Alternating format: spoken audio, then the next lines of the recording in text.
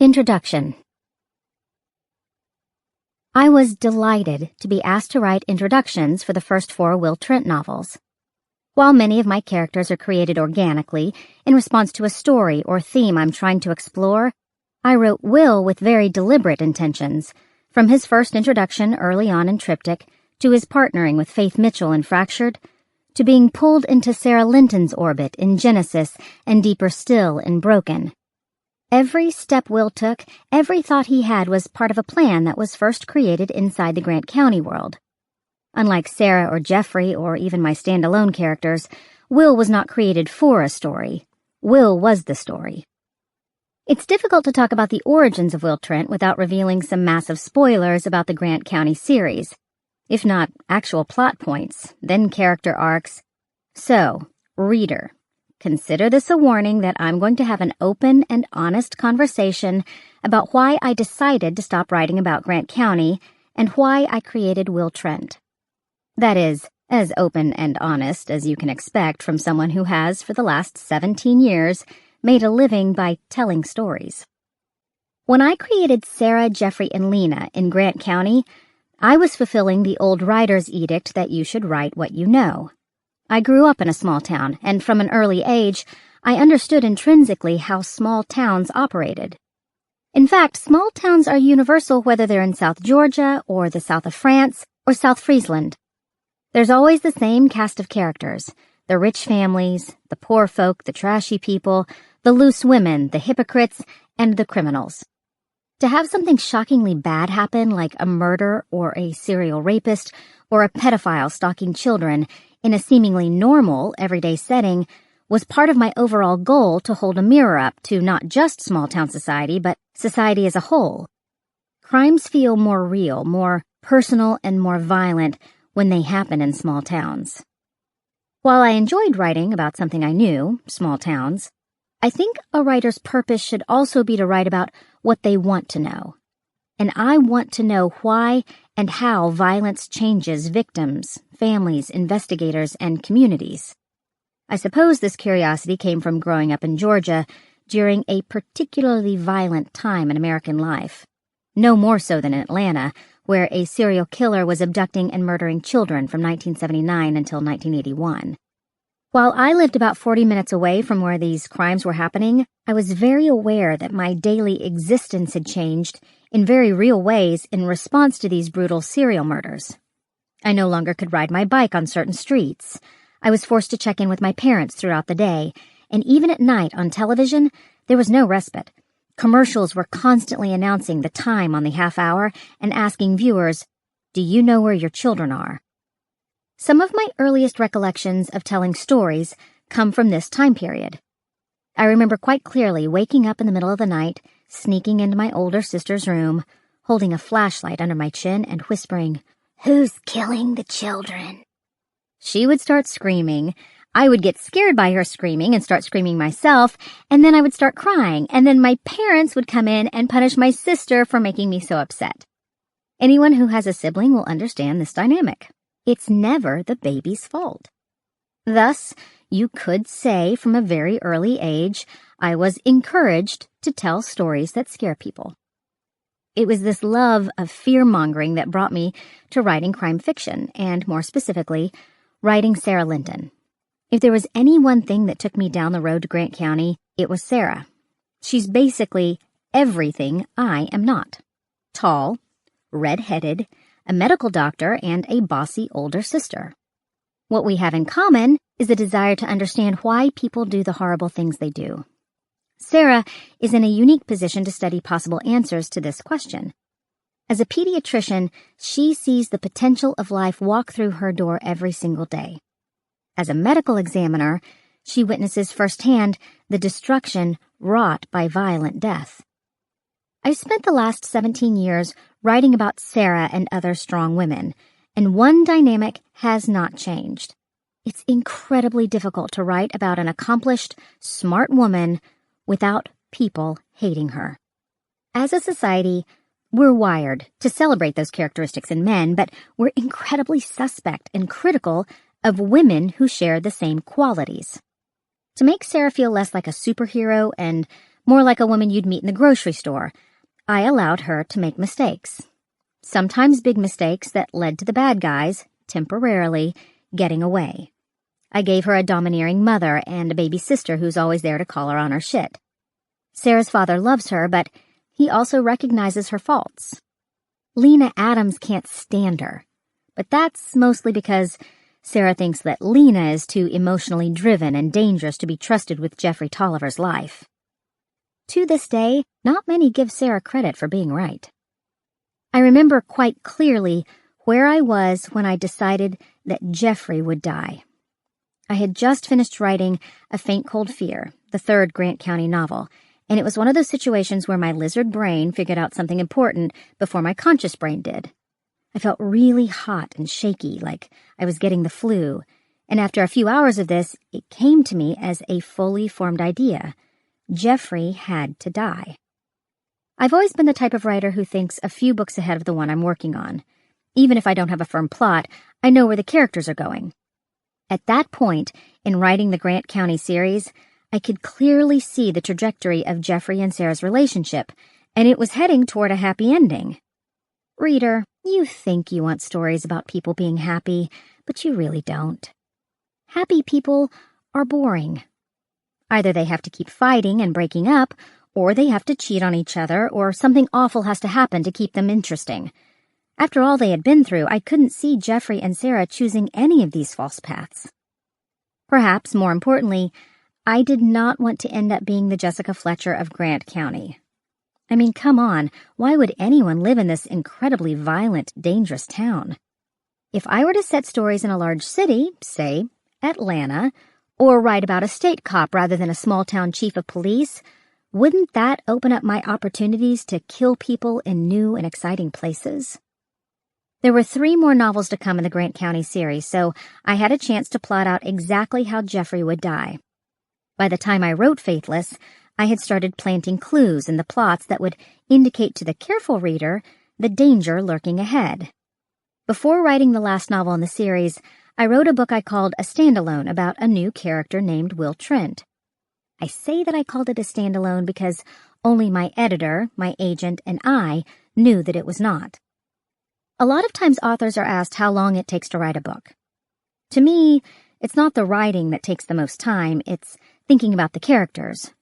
Will Trent was a character I thought about for 3 years. I liken his formation to a grain of sand turning into a pearl inside the oyster shell of my mind. I didn't want to just write another Jeffrey and set him in Atlanta. I wanted to think about Will as a fully formed man. What are his values? What kind of cop is he? What kind of man is he? Who are his friends? What is his situation like at work?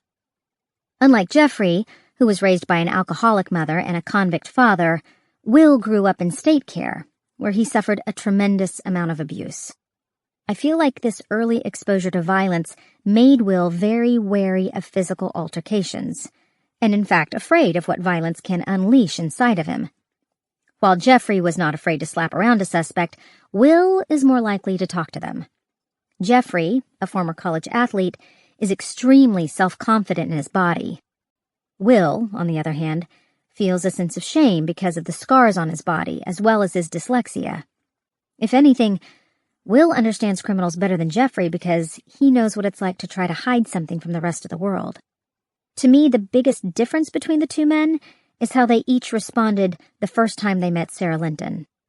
Jeffrey saw another beautiful woman to conquer. Will saw a smart, attractive doctor who was completely out of his league. Every character has a deep, dark secret. In fact, both Will and Sarah have some events in their pasts that readers don't yet know about, and might not ever know. Will is a man who is constantly struggling against his past. He's well aware of the statistics. Young men who grew up in state care have a more than 60% chance of ending up in prison later in life. I think Will's brush with the wrong side of the law was a wake-up call for him. The fact that Amanda Wagner, whose involvement in Will's life is a slowly unwrapped mystery, has been the great Oz behind the curtain, is only part of the story. Will is stubborn and has a long history of agreeing with the women in his life, then doing whatever the hell he wants, but I think his moral compass, his desire to be a good person, is the reason why readers continue to root for him. If there is one defining trait that Will shares with Jeffrey, it is that each man experienced a moment in his life where he had to make a decision between letting his past dictate his future or dictating his future for himself. Jeffrey chose to stop being a cheating carouser and become the sort of man who deserves to be with Sarah. Will chose to be a good man because the only other option was being the kind of man Angie Pulaski admired. As with Jeffrey, Will's act of self-determination is fundamental to who he is as a man, as a cop, as a partner and friend, and as the person with whom Sarah Linton eventually falls in love. Saturday. Chapter 1. Faith Mitchell dumped the contents of her purse onto the passenger seat of her Mini, trying to find something to eat. Except for a furry piece of gum and a peanut of dubious origin, there was nothing remotely edible. She thought about the box of nutrition bars in her kitchen pantry, and her stomach made a noise that sounded like a rusty hinge groaning open. The computer seminar she'd attended this morning was supposed to last 3 hours, but that had stretched into 4.5 thanks to the jackass in the front row who kept asking pointless questions. The Georgia Bureau of Investigation trained its agents more often than any other agency in the region. Statistics and data on criminal activities were constantly being drummed into their heads. They had to be up to date on all of the latest technology. They had to qualify at the range twice a year. They ran mock raids and active shooter simulations that were so intense that for weeks after, Faith couldn't go to the bathroom in the middle of the night without checking shadows and doorways. Usually, she appreciated the agency's thoroughness. Today, all she could think about was her 4-month-old baby and the promise Faith had made to her mother that she would be back no later than noon. The clock on the dash read 10 after 1 o'clock when she started the car. Faith mumbled a curse as she pulled out of the parking lot in front of the Panthersville Road headquarters. She used Bluetooth to dial her mother's number. The car speakers gave back a staticky silence. Faith hung up and dialed again. This time, she got a busy signal. Faith tapped her finger on the steering wheel as she listened to the bleating.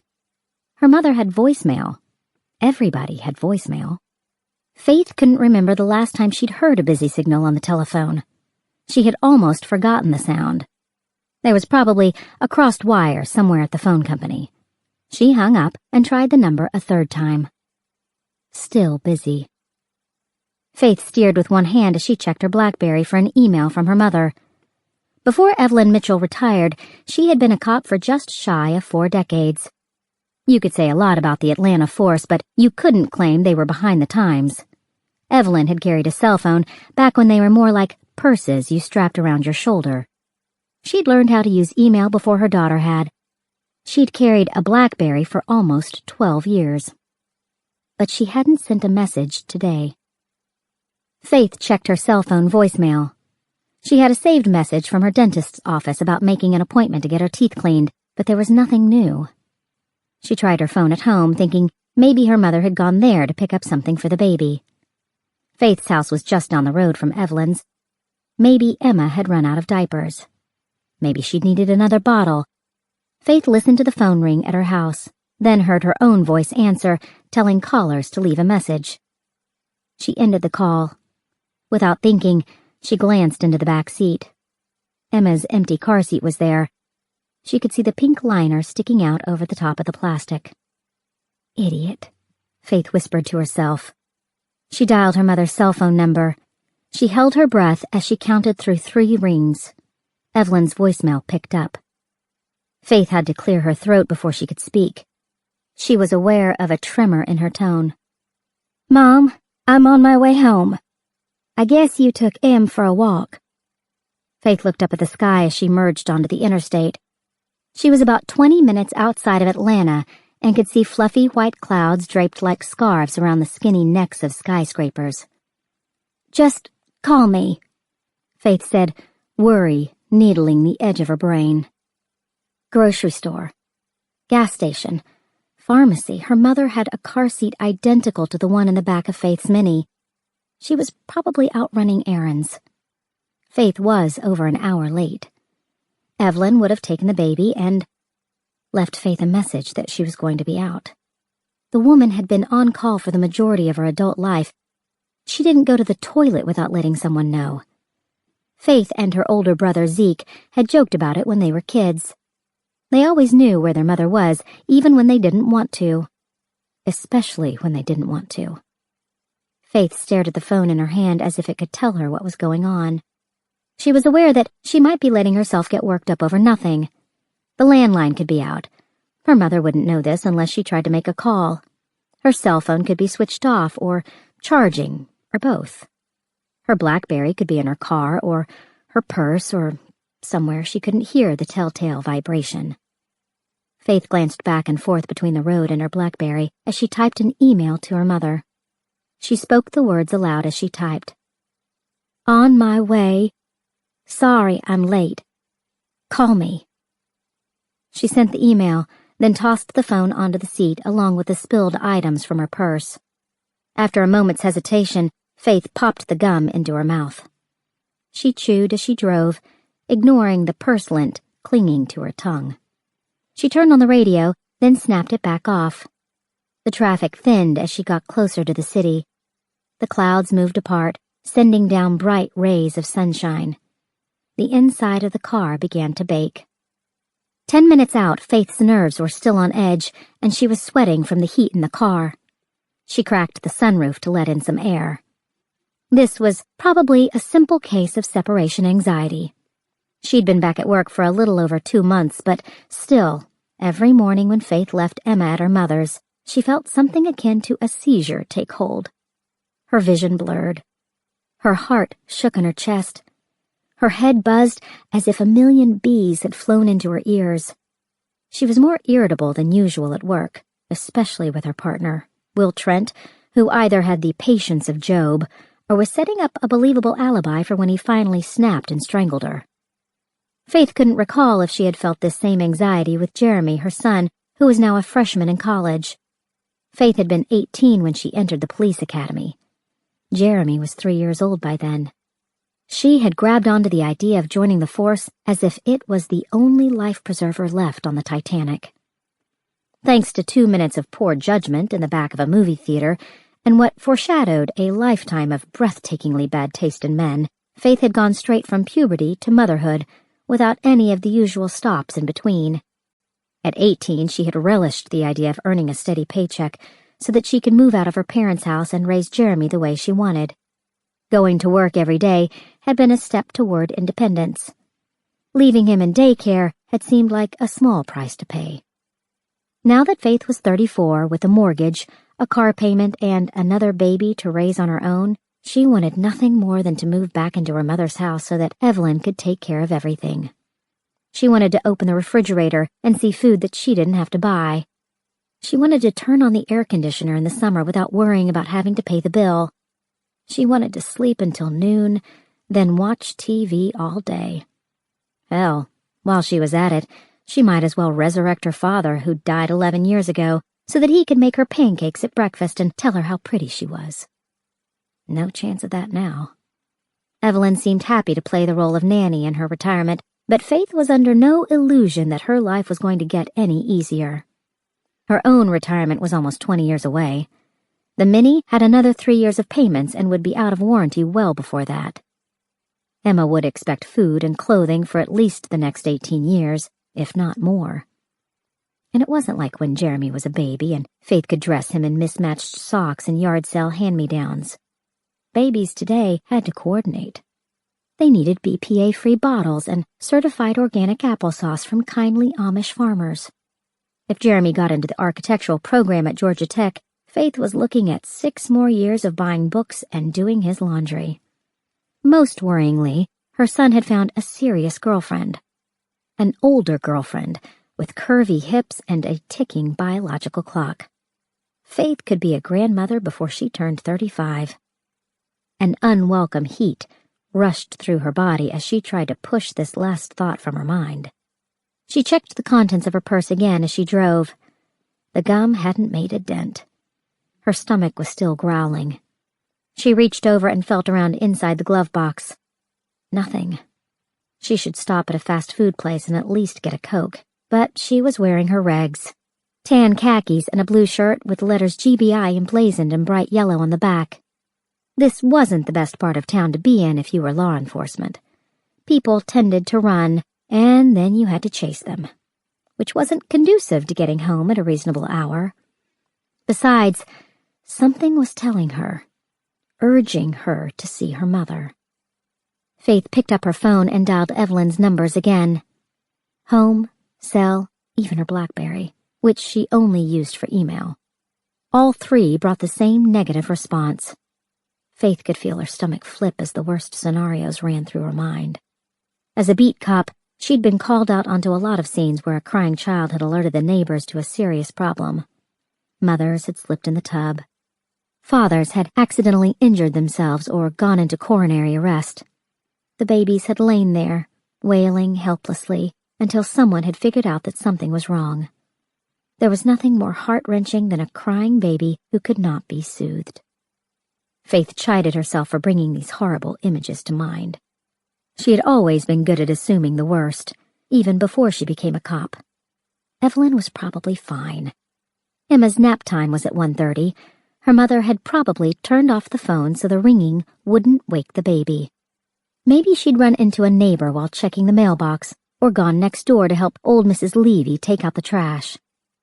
Still, Faith's hand slipped on the wheel as she exited onto Boulevard. She was sweating despite the mild March weather. This couldn't just be about the baby, or her mother, or even Jeremy's unconscionably fertile girlfriend. Faith had been diagnosed with diabetes less than a year ago. She was religious about measuring her blood sugar, eating the right things, making sure she had snacks on hand. Except for today. That probably explained why her thinking had gone sideways. She just needed to eat something, preferably in view of her mother and child. Faith checked the glove box again to make sure it was really empty. She had a distant memory of giving Will her last nutrition bar yesterday while they were waiting outside the courthouse. It was that, or watch him inhale a sticky bun from the vending machine. He had complained about the taste, but eaten the whole bar anyway. And now she was paying for it. She blew through a yellow light, speeding as much as she dared down a semi-residential street. The road narrowed at Ponce de Leon. Faith passed a row of fast food restaurants and an organic grocery store. She edged up the speedometer, accelerating into the twists and turns bordering Piedmont Park. The flash of a traffic camera bounced off her rearview mirror as she sailed through another yellow light. She tapped on the brakes for a straggling jaywalker. 2 more grocery stores blurred by, then came the final red light, which was mercifully green. Evelyn still lived in the same house Faith and her older brother had grown up in. The single-story ranch was located in an area of Atlanta called Sherwood Forest, which was nestled between Ansley Park, one of the wealthiest neighborhoods in the city, and Interstate 85, which offered the constant roar of traffic, depending on which way the wind was blowing. The wind was blowing just fine today, and when Faith rolled down her window to let in more fresh air, she heard the familiar drone that had marked most every day of her childhood. As a lifelong resident of Sherwood Forest, Faith had a deep-seated hatred for the men who had planned the neighborhood. The subdivision had been developed after World War II, the brick ranch houses filled by returning soldiers who took advantage of low VA loans. The street planners had unabashedly embraced the Sherwood concept.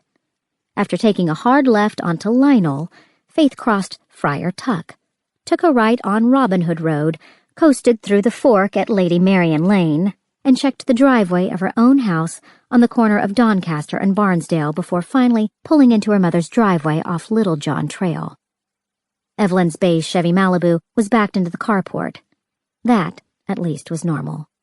Faith had never seen her mother pull nose first into a parking space. It came from her days in uniform. You always made sure your car was ready to leave as soon as a call came in. Faith didn't have time to reflect on her mother's routines. She rolled into the driveway and parked the Mini nose to nose with the Malibu. Her legs ached as she stood. Every muscle in her body had been tensed for the last 20 minutes. She could hear loud music blaring from the house. Heavy metal. Not her mother's usual Beatles. Faith put her hand on the hood of the Malibu as she walked toward the kitchen door. The engine was cold. Maybe Evelyn had been in the shower when Faith called. Maybe she hadn't checked her email or cell phone. Maybe she had cut herself. There was a bloody handprint on the door. Faith felt herself do a double take. The bloody print showed a left hand. It was about 18 inches above the knob. The door had been pulled closed but hadn't latched. A streak of sunlight cut through the jamb, probably from the window over the kitchen sink. Faith still couldn't process what she was seeing. She held up her own hand to the print, a child pressing her fingers to her mother's. Evelyn's hand was smaller, slender fingers. The tip of her ring finger hadn't touched the door. There was a clot of blood where it should have been. Suddenly the music stopped mid-thump. In the silence, Faith heard a familiar gurgling noise, a revving up that announced the coming of a full-on wail. The sound echoed in the carport, so that for a moment, Faith thought it was coming from her own mouth. Then it came again, and she turned around knowing that it was Emma. Almost every other house in Sherwood Forest had been razed or remodeled, but the Mitchell home was much the same as when it had first been built. The layout was simple: 3 bedrooms, a family room, a dining room, and a kitchen with a door leading to the open carport. Bill Mitchell, Faith's father, had built a tool shed on the opposite side of the carport. It was a sturdy building. Her father had never done anything halfway. With a metal door that bolted shut and safety glass in its one window. Faith was 10 before she realized that the building was too fortified for something as simple as tool storage. With the tenderness that only an older brother can muster, Zeke had filled her in on the shed's true purpose. "It's where Mom keeps her gun, you dumbass." Faith ran past the car and tried to open the shed door. It was locked. She looked through the window. The metal wires in the safety glass formed a spiderweb in front of her eyes. She could see the potting table and bags of soil stacked neatly underneath. Tools hung on their proper hooks. Lawn equipment was stowed neatly in place. A black metal safe with a combination lock was bolted to the floor under the table. The door was open. Evelyn's cherry-handled Smith & Wesson revolver was missing. So was the carton of ammunition that was usually beside it. The gurgling noise came again, louder this time. A pile of blankets on the floor pulsed up and down like a heartbeat. Evelyn used them to cover her plants during unexpected freezes. They were usually folded on the top shelf, but now were wadded up in the corner beside the safe. Faith saw a tuft of pink sticking up behind the gray blankets, then the bend of a plastic headrest that could only be Emma's car seat. The blanket moved again. A tiny foot kicked out, a soft yellow cotton sock with white lace trim around the ankle. Then a little pink fist punched through. Then she saw Emma's face. Emma smiled at Faith, her top lip forming a soft triangle. She gurgled again, this time with delight. "Oh, God." Faith uselessly pulled at the locked door. Her hand shook as she felt around the top edge of the jamb trying to find the key. Dust rained down.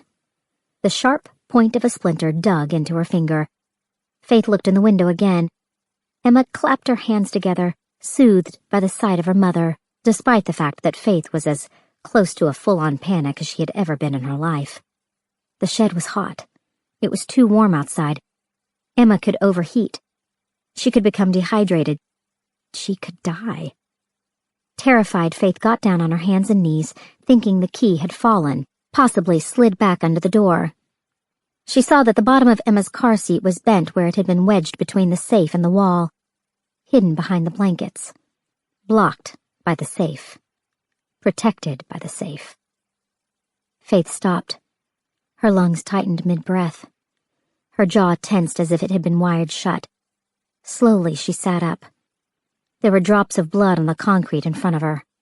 Her eyes followed the trail going to the kitchen door, to the bloody handprint. Emma was locked in the shed. Evelyn's gun was missing. There was a blood trail to the house. Faith stood facing the unlatched kitchen door.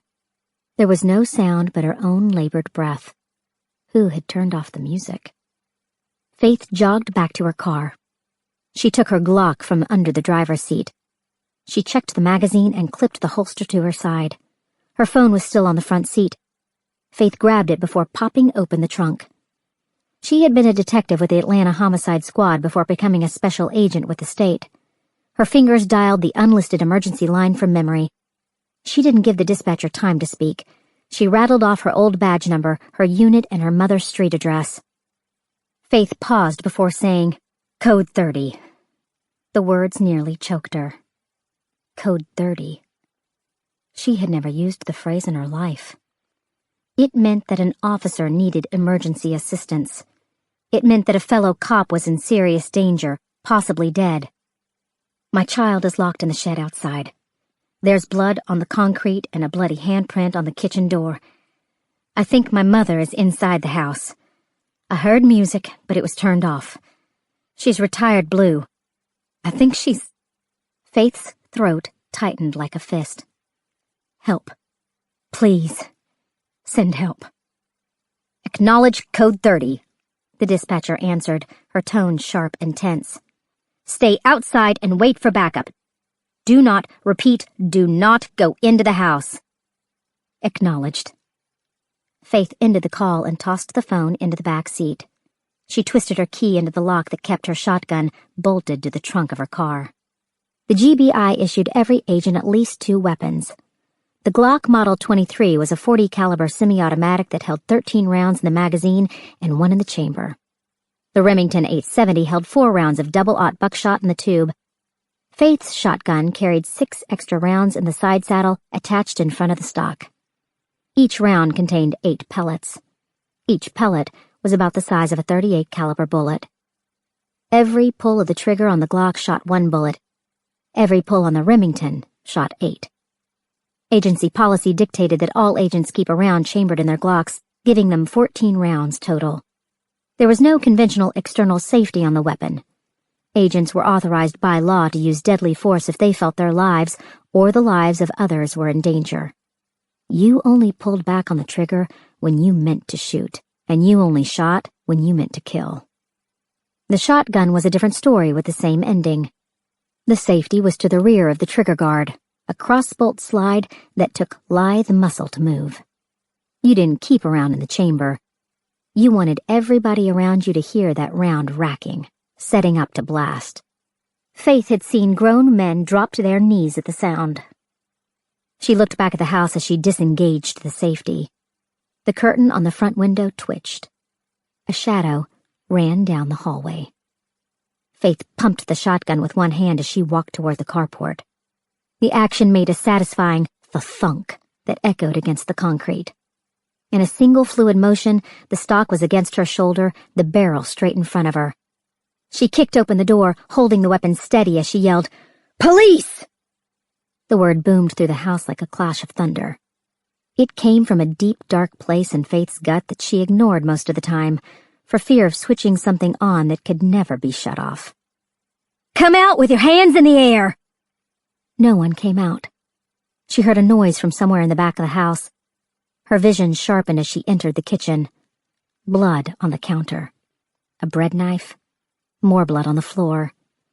Drawers and cabinets gaping open. The phone on the wall hung like a twisted noose. Evelyn's BlackBerry and cell phone were smashed to pieces on the floor. Faith kept the shotgun in front of her, finger resting just to the side of the trigger so that she didn't make any mistakes. She should have been thinking about her mother. Or Emma. But there was only one phrase that kept going through her mind. People and doorways. When you cleared a house, these were the biggest threats to your safety. You had to know where the people were, whether they were good guys or not, and you had to know what was coming at you from every door. Faith pivoted to the side, pointing the shotgun into the laundry room. She saw a man lying face down on the floor, black hair, skin a yellow wax. His arms wrapped around his body like a child playing a spinning game.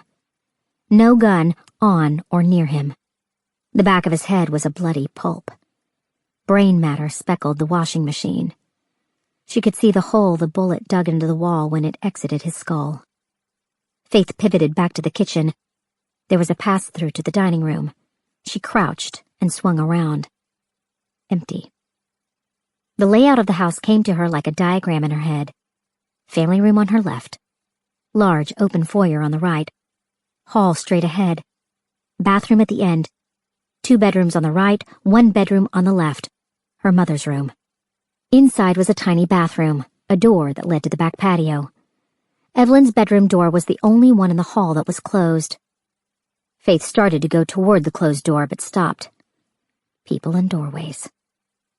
Her mind saw the words engraved in stone. Do not proceed toward your downward threat until you are sure everything behind you is clear. Faith crouched as she turned left, entering the family room.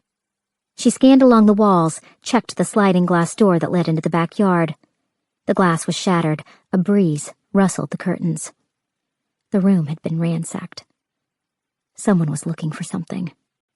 Drawers were broken, cushions gutted. From her vantage point, Faith could see behind the couch that the wing-back chair was clear of extra feet. She kept her head swiveling back and forth between the room and the hall until she was sure she could move on. The first door was to her old bedroom.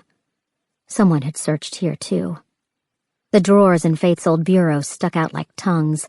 The mattress was ripped open.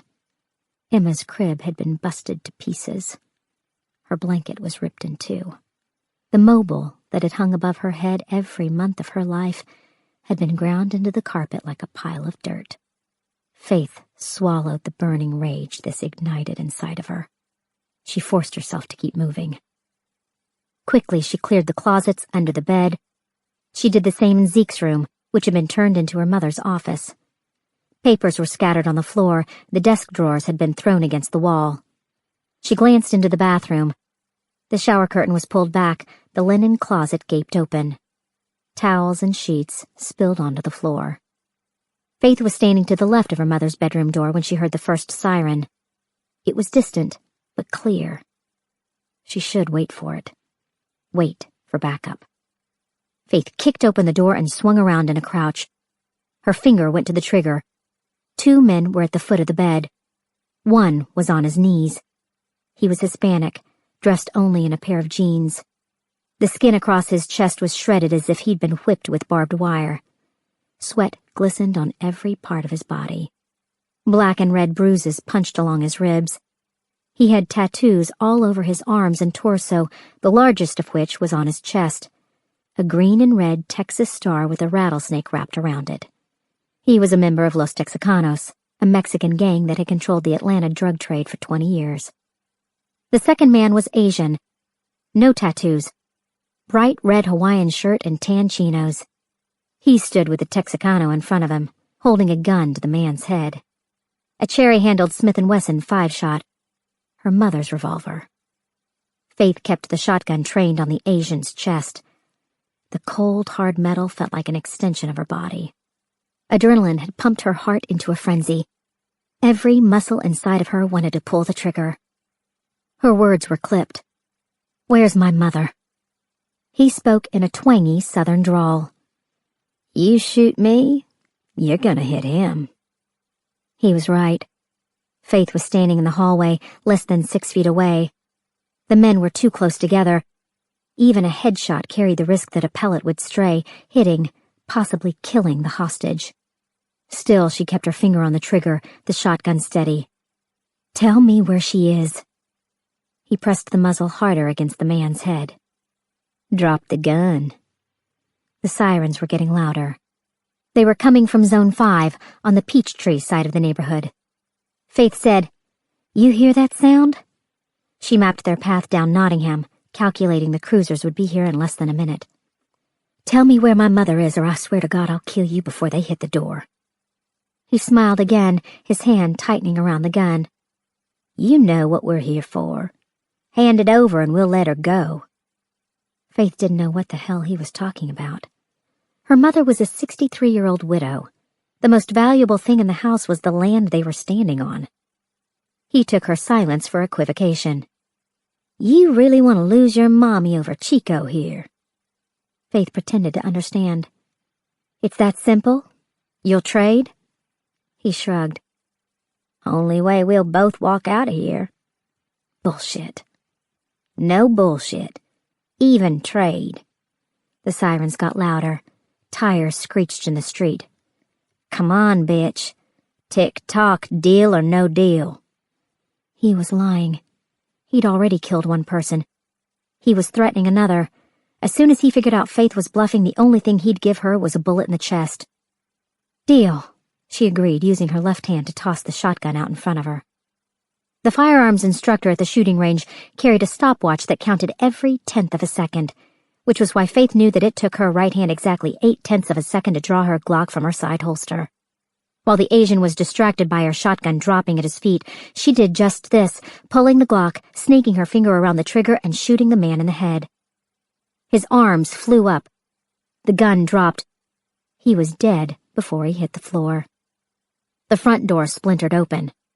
Faith turned toward the foyer as an entry team in full raid gear flooded into the house, and then she turned back toward the bedroom and realized the Mexican was gone. The patio door was open. Faith ran outside as the Mexican vaulted over the chain-link fence. The S&W was in his hand. Mrs. Johnson's grandchildren were playing in her backyard. They screamed when they saw the armed man heading toward them. He was 20 feet away. 15. He raised the gun toward the girls and fired a shot over their heads. Brick siding sprayed onto the ground. They were too scared to scream anymore, to move, to save themselves. Faith stopped at the fence, lined up her Glock, and squeezed the trigger. The man jerked as if a string had been pulled through his chest.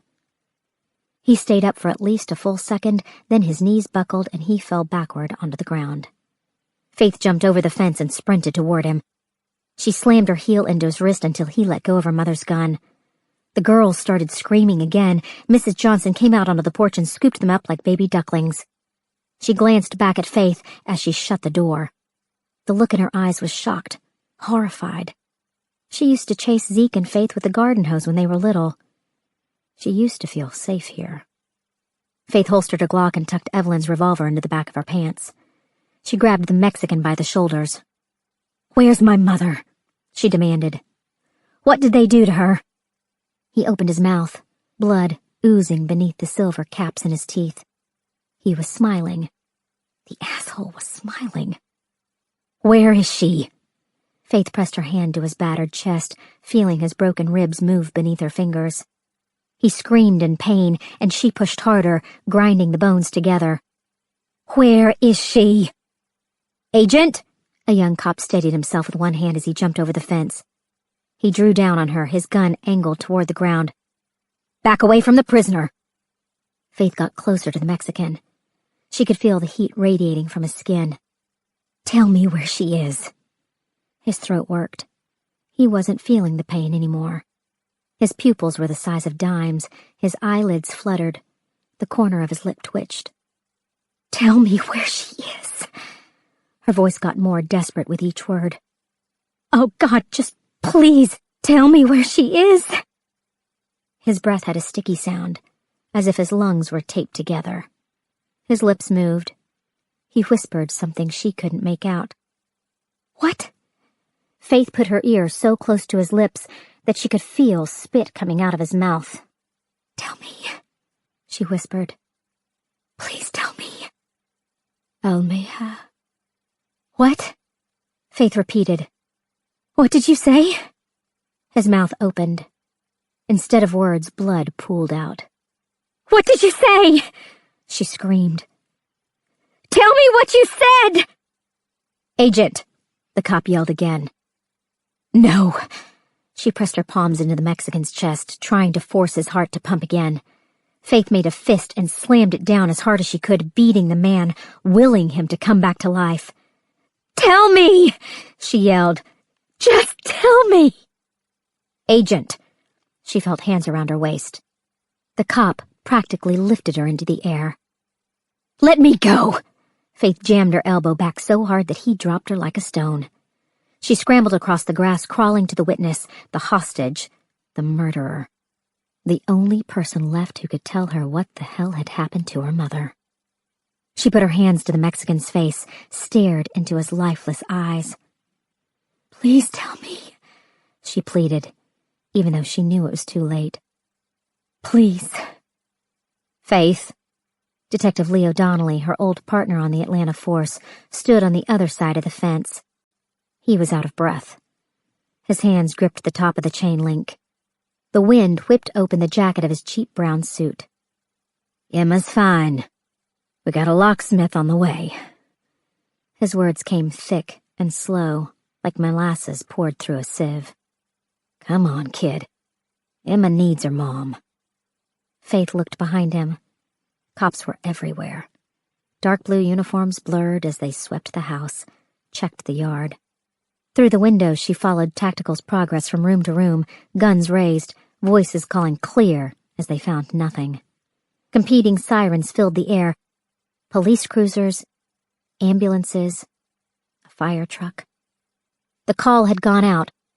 Code 30. Officer needs emergency assistance. 3 men shot to death. Her baby locked in a shed. Her mother missing. Faith sat back on her heels. She put her head in her shaking hands and willed herself not to cry. Chapter 2. "So, he tells me he was changing the oil in his car and it was hot in the garage, so he took off his pants." "Uh-huh," Sarah Linton managed, trying to feign interest as she picked at her salad. "And I say, look it, bud, I'm a doctor. I'm not here to judge.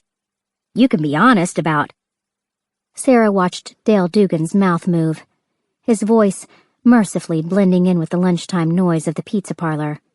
Soft music playing, people laughing, plates sliding around the kitchen. His story was not particularly riveting or even new. Sarah was a pediatric attending doctor in the emergency department at Atlanta's Grady Hospital. She'd had her own practice for 12 years before that, all the while working part-time as the county coroner for a small but active college town. There was not an implement, tool, household product, or glass figurine she had not at some point or another seen lodged inside a human body. Still, Dale continued. "Then the nurse comes in with the x-ray." "Uh-oh," she said, trying to inject some curiosity into her tone. Dale smiled at her. There was some cheese lodged between his central and lateral incisors. Sarah tried not to judge. Dale Dugan was a nice man. He wasn't handsome, but he was okay looking, with the sort of features many women found attractive once they learned he'd graduated from medical school. Sarah was not as easily swayed. And she was starving, because she'd been told by the friend who'd set her up on this ridiculous blind date that she should order a salad instead of a pizza because it looked better. So, I hold up the x-ray and what do I see? Socket wrench, she thought, just before he finally reached the punchline. A socket wrench! Can you believe it? No! She forced a laugh that sounded like the sort of thing that came out of a wind-up toy. And he still kept saying he slipped. She tisked her tongue. Quite a fall. I know, right? He smiled at her again before taking a healthy bite of pizza. Sarah chewed some lettuce. The digital clock over Dale's head showed 2:12 and a handful of seconds.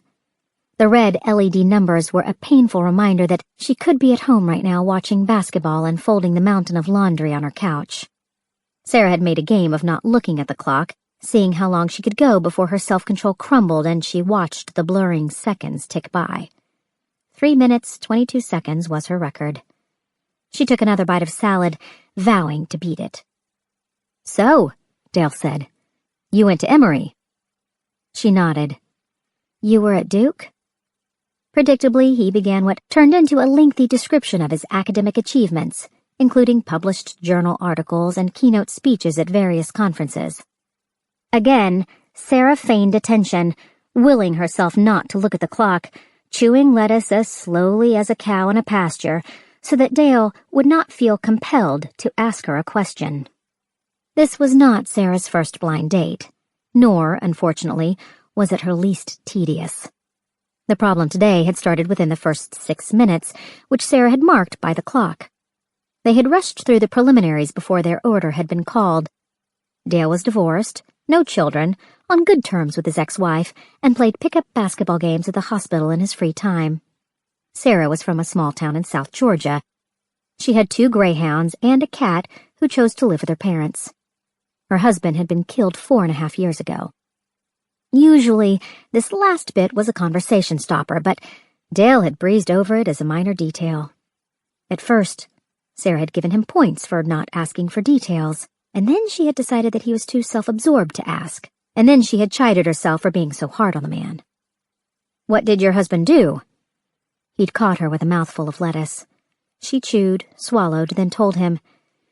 "He was a police officer, the chief of police for the county." "That's unusual." Her expression must have been off because he said, unusual because he's not a doctor. Wasn't a doctor. Not white collar, I guess." White collar? She heard the accusatory tone in her voice but couldn't stop herself. "My father's a plumber. My sister and I worked with him for—" Whoa. He held up his hands in surrender. "That came out wrong. There's something noble about working with your hands, right?" Sarah didn't know what kind of medicine Dr. Dale was practicing, but she tended to use her hands every day. Oblivious, his voice took on a solemn tone. "I have a lot of respect for cops. And service people. Soldiers, He nervously wiped his mouth with his napkin. "Dangerous job. Is that how he died?" She nodded, glancing at the clock. 3 minutes 19 seconds. She'd just missed her record. He took his phone out of his pocket and looked at the display. "Sorry, I'm on call. I wanted to make sure there's service." At least he hadn't pretended the phone was on silent ring, though Sarah was sure that was coming. "I'm sorry for being so defensive. It's difficult to talk about." "I'm sorry for your loss." His tone had a practiced cadence Sarah recognized from the ER. "I'm sure it was hard." She bit at the tip of her tongue. Sarah couldn't think of a polite way to respond, and by the time she thought to change the subject to the weather, so much time had passed that the conversation felt even more awkward. Finally, she said, "Well, anyway, why don't we—" "Excuse me," he interrupted. "I need to go to the bathroom." He got up so quickly that his chair nearly fell over. Sarah watched him scamper toward the back. Maybe it was her imagination, but she thought he hesitated in front of the fire exit. Idiot. She dropped her fork onto her salad plate. She checked the clock again for the time. It was 2:15. She could wrap this up by 2:30 if Dale ever came back from the toilet. Sarah had walked here from her apartment, so there wouldn't be that protracted, awful silence as Dale drove her home. The bill had been paid when they ordered the food at the cash register.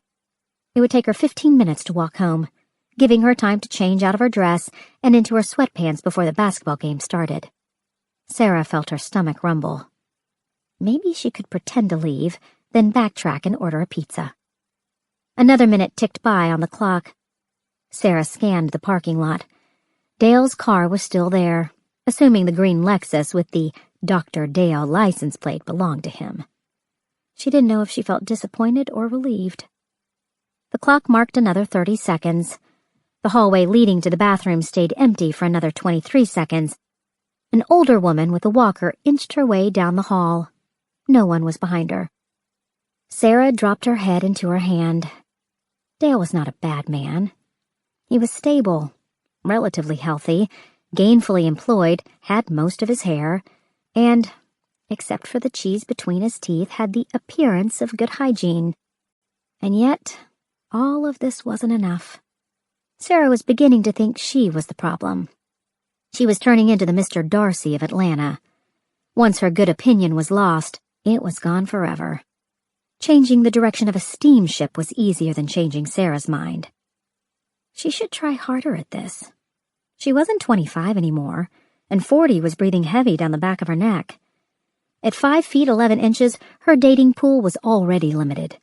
Her auburn red hair and fair skin were not to every man's taste. She worked long hours.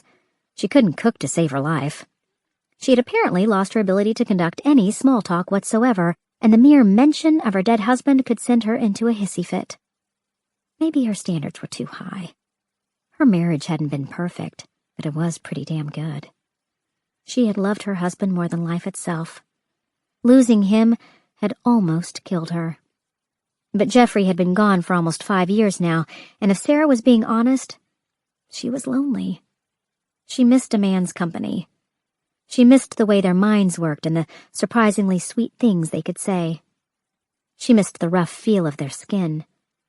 She missed the other things, too. Unfortunately, the last time a man had made her eyes roll back in her head, she'd been fighting boredom, not writhing in ecstasy. Sarah had to face the fact that she was extremely, awfully, horribly bad at dating. There hadn't been much time to practice.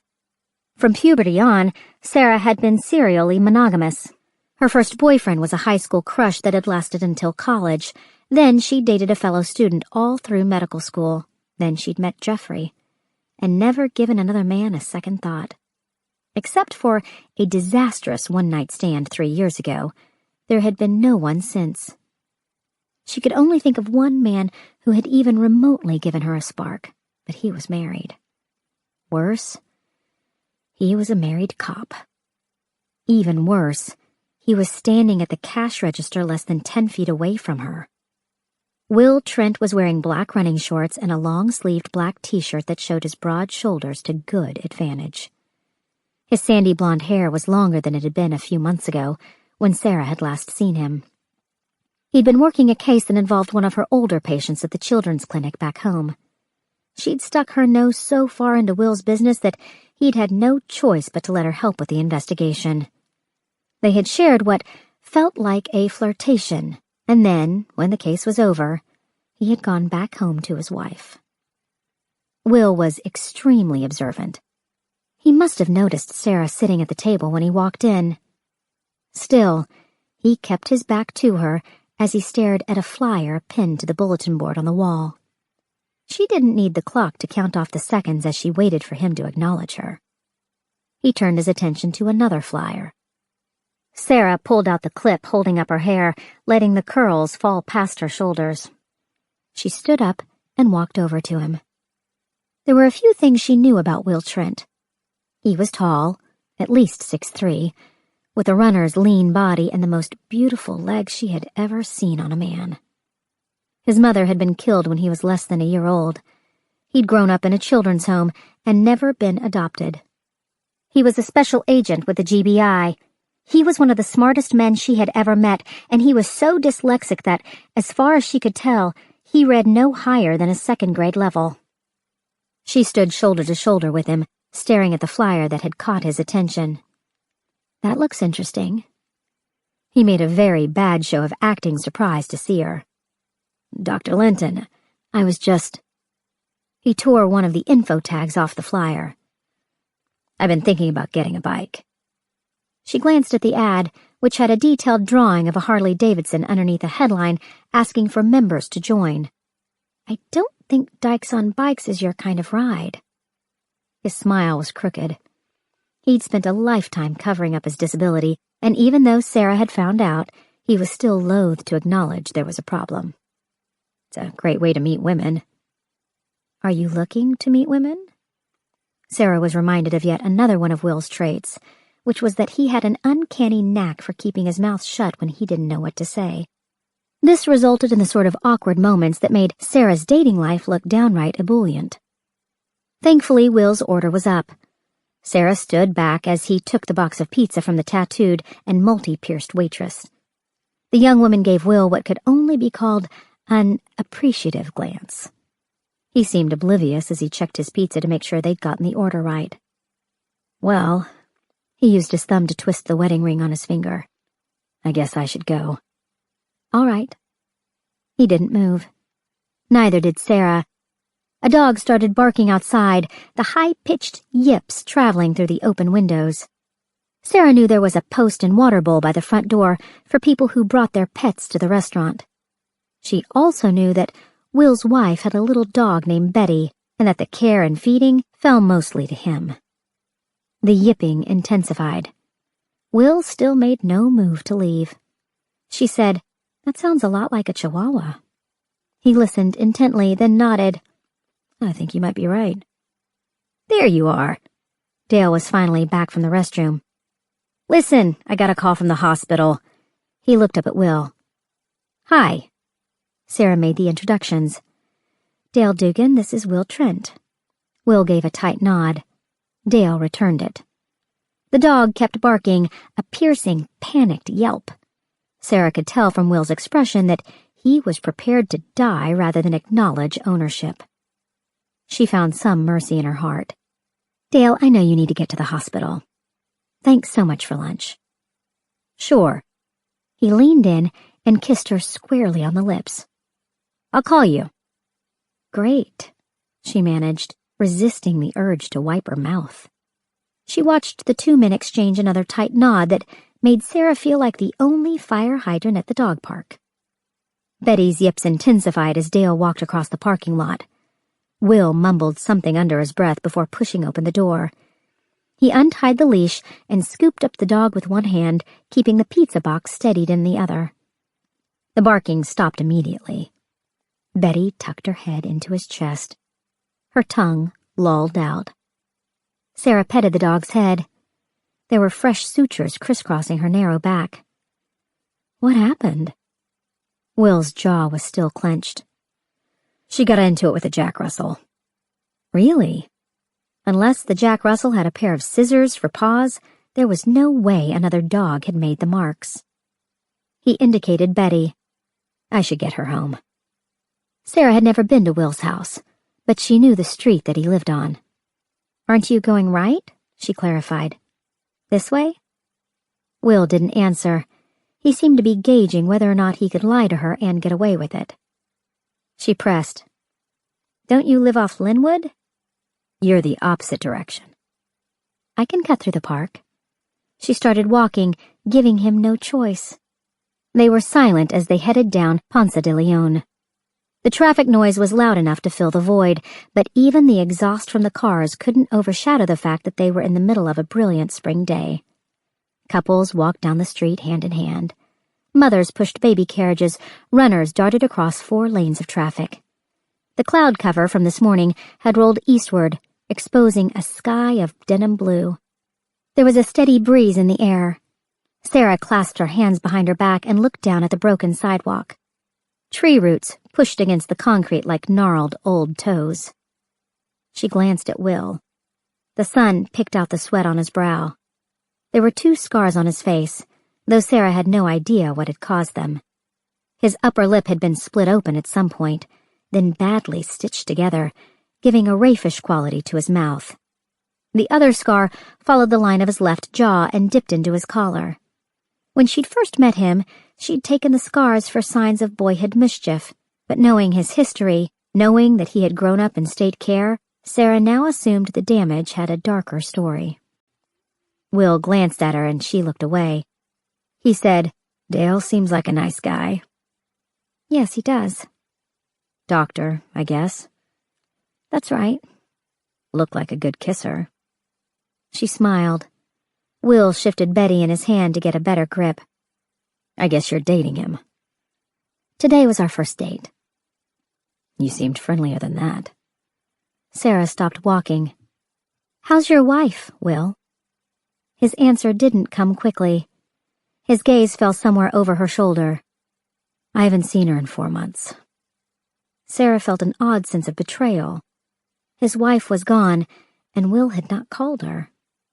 "You're separated?" He stepped aside so that a runner could pass. "No." "Is she missing?" "Not exactly." A MARTA bus lurched up to the curb, its engine filling the air with a protracted grumble. Sarah had met Angie Trent almost a year ago. Her Mediterranean looks and curvaceous figure were exactly the sort of things mothers were thinking of when they warned their sons about loose women. The bus pulled away. Sarah asked, "Where is she?" Will let out a long breath. "She leaves me a lot. That's what she does. She leaves, and then she comes back. And then she stays some, and then she leaves again." "Where does she go?" "I have no idea." "You've never asked her?" "No." Sarah didn't pretend to understand. "Why not?" He glanced out into the street, watching the traffic zoom by. "It's complicated." She reached out and put her hand on his arm. "Explain it to me." He stared at her, looking ridiculous with the tiny dog in one hand and a pizza box in the other. Sarah narrowed the space between them, moving her hand to his shoulder. She could feel hard muscle beneath his shirt, the heat from his skin. In the bright light of the sun, his eyes looked impossibly blue. He had delicate eyelashes, blonde and soft. There was a stubbly spot along his jaw that he'd missed shaving. She was a few inches shorter than him. She stood on her tiptoes to look him straight in the eye. She said, "Talk to me." He was silent, his eyes tracing back and forth across her face, lingering on her mouth, before meeting her gaze again. Finally, he said, "I like your hair down." Sarah was robbed of a response by a black SUV slamming on its brakes in the middle of the street. It skidded to a halt about 20 yards away, then jerked into reverse. The wheels squealed against the asphalt. The smell of burned rubber filled the air. The SUV stopped directly in front of them. The window rolled down. Will's boss, Amanda Wagner, yelled, "Get in!" They were both too stunned to move. Car horns blared. Fists were waving. Sarah felt like she was caught in the middle of an action movie. "Now!" Amanda ordered. "Can you?" Will began, but Sarah was already taking Betty the box of pizza. He fished into his sock and handed her a house key. "She needs to be locked in the spare room so she doesn't—" "Will!" Amanda's tone didn't leave room for equivocation. Sarah took the key. The metal was warm from his body. "Go." Will didn't have to be told twice. He jumped into the car, his foot skipping along the road as Amanda pulled away from the curb. More horns blared. A four-door sedan fishtailed. Sarah could see a teenager in the back seat, the girl's hands pressed against the window. Her mouth gaped open in terror. Another car was coming from behind, speeding but swerved at the last moment. Sarah locked eyes with the young girl, then the sedan straightened and drove away. Betty was shaking, and Sarah wasn't much better off. She tried to soothe the dog as she walked toward Will's street, holding it close, pressing her lips to its head. Both of their hearts were pounding wildly. Sarah wasn't sure what was making it worse. Thinking about what might have happened between her and Will, or the bad accident Amanda Wagner had nearly caused. She'd have to watch the news when she got home to find out what was going on. Surely, wherever Will was going, the news vans would follow. Amanda was a deputy director with the GBI. She didn't ride around looking for her agents on a whim. Sarah imagined Faith, Will's partner, was probably doing her own mad rush to the crime scene right now. She had forgotten to ask for his house number, but thankfully, Betty's collar had a tag with the details. Even without that, she easily spotted Will's black Porsche parked in a driveway toward the end of the street. The car was an older model that had been fully restored. Will must have washed it today. The tires were gleaming, and her reflection bounced off the long nose of the hood as she walked past. She smiled at his house, which she'd never seen before. He lived in a red brick bungalow with an attached garage. The front door was painted black. The trim was a buttery yellow. The lawn was well tended with sharp edges and sculpted shrubs. A colorful flower bed circled the mimosa tree in the front yard. Sarah wondered if Angie Trent had a green thumb. Pansies were hardy plants, but they had to be watered. From the sound of it, Mrs. Trent wasn't the type to stick around for that kind of thing. Sarah wasn't sure how she felt about that, or even if she understood it. Still, she heard her mother's nagging voice in the back of her head. An absent wife is still a wife. Betty started to squirm as Sarah walked up the front path. She tightened her grip. That was all she needed to make the day worse. Lose the dog that belonged to the wife of the man she'd just been longing to kiss in the middle of the street. Sarah shook her head as she climbed the front steps. She had no business thinking about Will this way. She should be glad Amanda Wagner had interrupted them. Early on in their marriage, Jeffrey had cheated on Sarah. It had nearly ripped them in two, and putting their relationship back together had taken years of hard work. For better or worse, Will had made his choice. And this wasn't a fly-by-night romance either. He had grown up with Angie. They had met in the children's home when they were kids. They had almost 25 years of history together. Sarah didn't belong between them. She wasn't going to make another woman feel the same pain she had, no matter how dismal her other options. The key easily slid into the front lock. A cool breeze met her as she walked through the doorway. She set Betty on the floor and took off her leash. Freed, the dog made a beeline for the back of the house. Sarah couldn't control her curiosity as she looked around the front rooms. Will's taste definitely ran toward the masculine. If his wife had contributed to the decorating, it certainly didn't show. A pinball machine was given pride of place in the center of the dining room, just under a glass chandelier. Will was obviously working on the machine. The electronic guts were neatly laid out by an open toolbox on the floor. The smell of machine oil filled the air.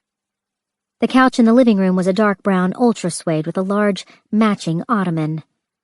The walls were muted beige. A sleek, black recliner was turned toward a 50-inch plasma television with various electronic boxes stacked neatly underneath.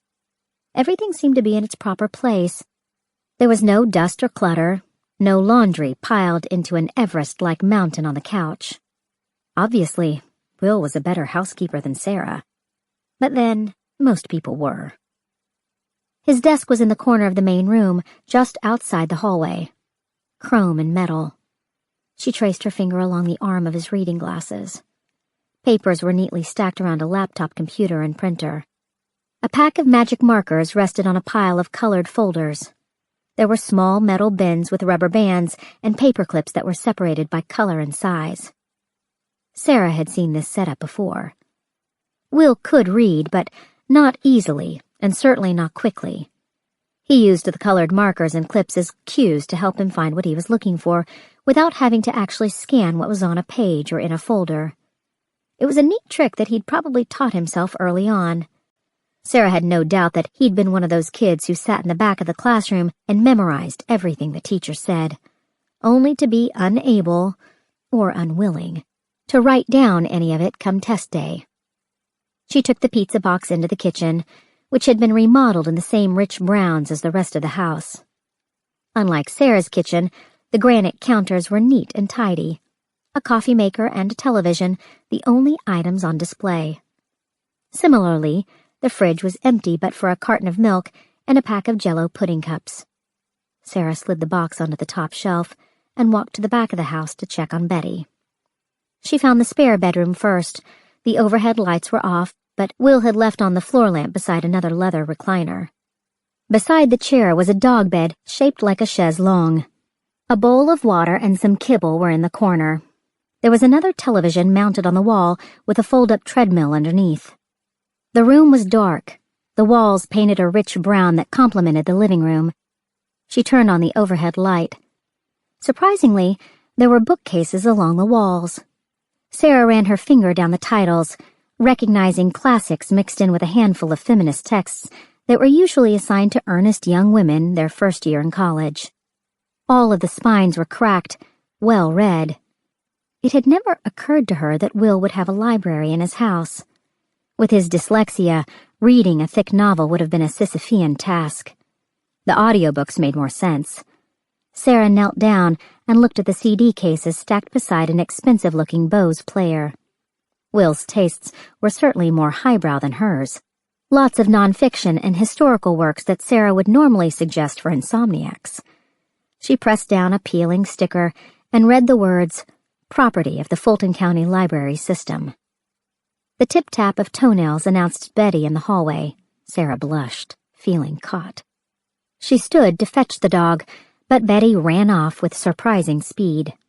Sarah followed her past the bathroom and into the second room, Will's bedroom. The bed was made, a dark blue blanket covering matching sheets. There was just one pillow leaning against the wall where the headboard should have been. One bedside table. One lamp. Unlike the rest of the house, there was a utilitarian feel to the room. Sarah didn't want to dwell on why the lack of romantic setting gave her relief. The walls were white. No art hung on the walls. Will's watch and wallet were on top of the chest of drawers beside yet another television. A pair of jeans and a t-shirt were laid out on the bench at the foot of the bed. There was a pair of folded black socks. His boots were under the bench. Sarah picked up the shirt. Cotton, long-sleeved, black, like the one Will had been wearing. The dog jumped on the bed, pushed down the pillow, and settled like a bird in a nest. Sarah folded the shirt and put it back by the jeans. This was bordering on stalker behavior. At least she hadn't smelled the shirt or rummaged through his drawers. She scooped up Betty, thinking she should shut the dog in the spare room and get out of here. She was doing just that when the phone started to ring. The answering machine picked up. She heard Will's voice back in the bedroom. "Sarah, if you're there, please pick up." She went back to his room and picked up the phone. "I was just about to leave." His voice sounded tense. She could hear a baby crying in the background, people shouting. "I need you to come here right now. To Faith's, her mother's house. It's important." Sarah felt a rush of adrenaline sharpen her senses. "Is she all right?" "No," he answered bluntly. "May I give you the address?" Without thinking, she opened the bedside drawer, assuming she'd find a piece of paper and a pen. Instead, she saw a magazine like her father used to keep in the back of his toolbox in the garage. "Sarah?" The drawer wouldn't close. "Let me get something to write on. Hold on." Will seemed to be the only person in America who didn't have a cordless phone. Sarah left the receiver on the bed, found some pen and paper on his desk, and came back. "All right." Will waited for someone to stop shouting. He kept his voice low as he gave Sarah the address. "It's in Sherwood Forest on the backside of Ansley. Do you know it?" Ansley was only 5 minutes away. "I can figure it out." "Take my car. The keys are on a hook by the back door in the kitchen. Can you drive a stick?" "Yes." "The news people are already here. Find the first cop you see. Tell them you're there at my request and they'll let you back. Don't talk to anyone else, okay?" "Okay." She hung up the phone and pushed the bedside drawer shut with both hands. Betty was back on the pillow. Sarah picked her up again. She started to leave, then thought better of it. Will was in shorts the last time she'd seen him. He'd probably worn his jeans. She put his watch and wallet in the back pocket. There was no telling where he kept his gun, but Sarah wasn't going to go looking through his things any more than she already had. "Can I help you?" Sarah felt a rush of horror burn through her body. Angie Trent was leaning against the bedroom door, palm resting casually against the jamb. Her dark, curly hair cascaded around her shoulders. Her makeup was perfect. Her nails were perfect. Her tight skirt and revealing top would have easily won her the cover shot on the magazine in Will's drawer. I... Sarah hadn't stuttered since she was 12. "We've met before, right? You work at the hospital." "Yes." Sarah stood away from the bed. "Will got called out on an emergency. He asked me to bring your dog." "My dog?" Sarah felt the vibrations of a growl building in Betty's chest. Angie's mouth twisted in distaste. "What happened to it?" Sarah felt like a fool just standing there. She tucked Will's jeans under her arm. "I'll put her in the spare room and go." "Sure." Angie was blocking the door. She took her time letting Sarah pass, then followed Sarah to the spare room, watched her put Betty on the dog bed, and pull the door to. Sarah started to leave out the front door, but then she remembered she needed Will's keys. She fought to keep her voice from shaking. "He told me to bring his car." Angie crossed her arms. Her ring finger was bare, but she had a silver band around her thumb. "Of course he did." Sarah went back into the kitchen. Her face was so red she was sweating. There was a duffel bag by the table that hadn't been there before. Will's car keys were hanging on a hook by the back door, just as he'd said. She grabbed them and went back into the den, aware that Angie stood in the hallway watching her every move. Sarah walked as quickly as she could toward the front door, her heart in her throat, but Angie Trent wasn't going to make it that easy for her. "How long have you been fucking him?" Sarah shook her head. This couldn't be happening. "I asked you how long you've been fucking my husband." Sarah stared at the back of the door, too ashamed to look at her. "This is a misunderstanding, I promise you. I found you in my house, in my bedroom that I share with my husband. What's your explanation?" "I'm dying to hear it." "I told you You got a thing for cops? Is that it?" Sarah felt her heart stop mid-beat. "Your dead husband was a cop, right? You get some kind of thrill out of that?" Angie gave a derisive laugh. You'll never leave me, honey. You'd better find yourself another dick to play with. Sarah couldn't answer. The situation was too awful for words. She fumbled for the doorknob. He cut himself from me. Did he tell you that? She willed her hand to steady so she could open the door. I have to go now. I'm sorry. I watched him slice the razor blade into his arm. Sarah's hand wouldn't move. Her mind tried in vain to process what she was hearing. I've never seen so much blood in my life.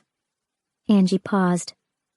You could at least look at me when I'm talking to you. She didn't want to, but Sarah made herself turn around.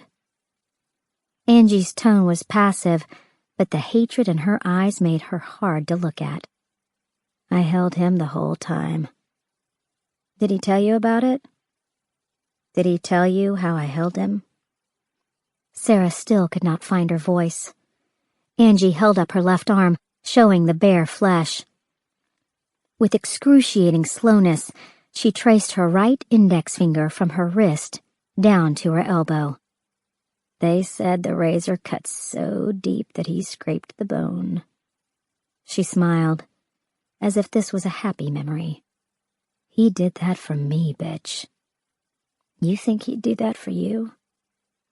Now that Sarah was looking at her, she couldn't stop.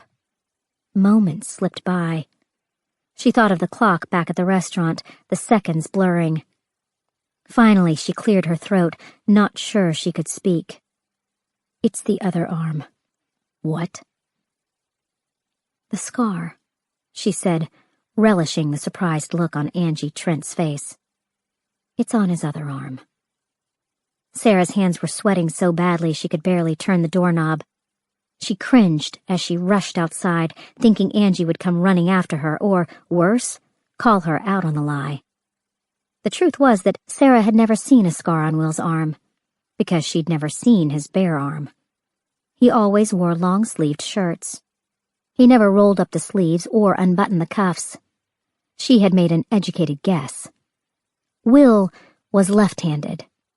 If he'd tried to kill himself while his hateful wife was cheering him on, he'd sliced open his right arm, not his left. Chapter 3. Will picked at the collar of his shirt. The mobile command vehicle was scorching hot, filled with so many uniforms and suits that there was hardly room to breathe. The noise was equally unbearable. Phones were ringing. Blackberries chirped. Computer monitors played live feeds from all 3 of the local news stations. Adding to the cacophony was Amanda Wagner, who had been yelling at the 3 zone commanders on scene for the last 15 minutes. The Atlanta chief of police was on his way. So was the director of the GBI. The jurisdictional pissing contest was only going to intensify. Meanwhile, no one was really working the case. Will pushed open the door. Sunlight sliced through the dark interior. Amanda stopped yelling for a few seconds, then revved back up as Will closed the door. He took a deep breath of fresh air, scanning the scene from the top of the metal steps. Instead of the usual rapid activity that followed a shocking crime, everyone was milling around waiting for orders. Detectives sat in their unmarked cars checking their email. 6 cruisers blocked each end of the street. Neighbors gawked from the front porches. The Atlanta PD crime scene unit van was here. The GBI crime scene unit van was here. The fire truck was still angled in front of the Mitchell house. The EMTs were smoking on the back bumper of their ambulance. Various uniformed officers leaned against emergency vehicles, shooting the breeze, pretending not to care about what was going on in the command center. Still, they all managed to glare at Will as he stepped down onto the street. Scowls went around. Arms were crossed. A curse was muttered. Someone spat on the sidewalk. Will didn't have many friends in the Atlanta Police Department. The sound of chopping blades filled the air. Will looked up. 2 newscopters hovered just above the crime scene. They wouldn't be alone for long. Every 10 minutes, a black SWAT MD-500 swept by. An infrared camera was mounted on the nose of the mosquito-like helicopter. The camera could see through dense forests and rooftops, picking out warm-blooded bodies, directing searchers to the bad guys. It was an amazing device, but completely useless in the residential area, where at any given moment there were thousands of people milling around not committing crimes. At best, they were probably picking up the glowing red forms of people sitting on their couches watching their televisions, which, in turn, showed the SWAT copter hovering overhead. Will checked the crowd for Sarah, wishing she would show up. If he'd been thinking at all when Amanda pulled up on the street, he would have told Sarah to come with them. He should have anticipated Faith would need help. She was his partner. Will was supposed to take care of her, to have her back. Now it might be too late. He wasn't sure how Amanda had heard about the shooting so quickly, but they were on scene within 15 minutes of the last shot being fired. The locksmith was just opening the shed door when they rolled up. Faith had been pacing back and forth like a caged animal while she waited for her child to be freed, and she kept pacing, long after Emma was in her arms. As soon as she saw Will, Faith started babbling, talking about her backyard neighbor, Mrs. Johnson, her brother Zeke, the shed her father had built when she was little, and a million other things that made absolutely no sense the way she was stringing them together. At first, Will thought that Faith was in shock. But shocked people don't pace around squawking like lunatics. Their blood pressure drops so quickly, they generally can't stand. They pant like dogs. They stare blankly at the space in front of them. They talk slowly, not so fast you can barely understand them. Something else was at play, but Will didn't know if it was some kind of mental break or Faith's diabetes or what. Making it worse, by that point there were 20 cops standing around who knew exactly what a person was supposed to look like when an awful thing happened. Faith didn't fit the profile. She wasn't crying. She wasn't shaking. She wasn't angry. She was just crazy, totally out of her mind. Nothing she said had a bit of reason. She couldn't tell them what had happened. She couldn't walk them through the scene and explain the bloodshed. She was worse than useless, because the answers to all their questions were locked up inside of her head. And that was when one of the cops had mumbled something about her being under the influence. And then someone else volunteered to get the breathalyzer out of his car. Quickly, Amanda had intervened. She dragged Faith across the front lawn, banged on the neighbor's door. Not Mrs. Johnson, who had a dead man in her backyard, but an old woman named Mrs. Levy, and practically ordered her to give Faith a place to collect herself. By then, the mobile command center had pulled up. Amanda had gone straight into the back of the vehicle and started demanding this case be turned over to the GBI immediately. She knew that she wouldn't win the territorial fight with the zone commanders. By law, the GBI could not simply waltz in and take over a case. The local medical examiner, district attorney, or police chief generally asked the state for assistance, and usually that only happened when they'd failed to make a case on their own or didn't want to spend the money or manpower tracking down leads. The only person who could yank this case from Atlanta was the governor, and any politician in the state could tell you that crossing the capital city was a very bad idea. Amanda's screaming tactics were for show. She didn't yell when she was angry. Her voice got low, more like a rumble, and you had to strain your ears to hear the insults flying out of her mouth. She was trying to buy them time, trying to buy Faith time. In the eyes of the Atlanta PD brass, Faith wasn't a cop anymore. She was a witness. She was a suspect. She was a person of interest, and they wanted to talk to her about the men she had killed and why her mother had been kidnapped. The Atlanta police weren't a bunch of yokels. They were one of the best forces in the country, but for Amanda yelling at them, they would have had Faith at the station by now, drilling her like they were working a terrorist at Gitmo. Will couldn't blame them. Sherwood Forest was not the kind of neighborhood where you'd expect to find a shootout in the middle of a beautiful Saturday afternoon. Ansley Park was a stone's throw away.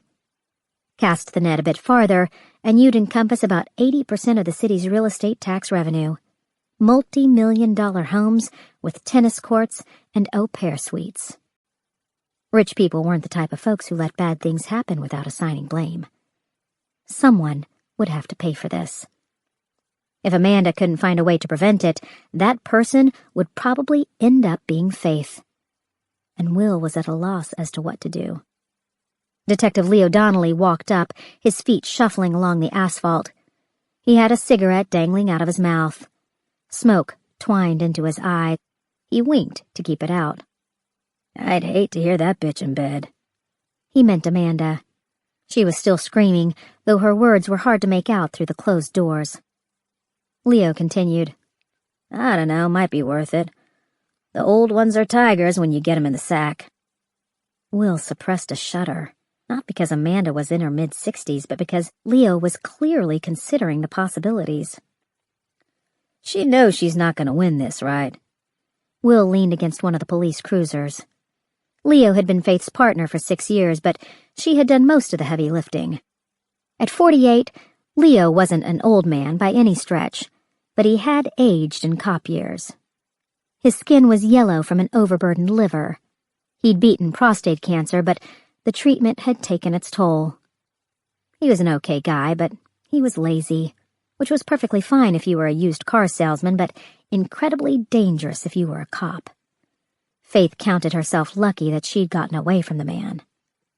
Leo said, "Haven't seen a clusterfuck like this since the last time I worked a case with you." Will took in the scene. The hum of the command center's generator mixing with the metallic whir coming from the television vans. The cops standing around with their hands resting on their belts. The firemen shooting the breeze with each other. The complete and total lack of activity. He decided he should talk to Leo.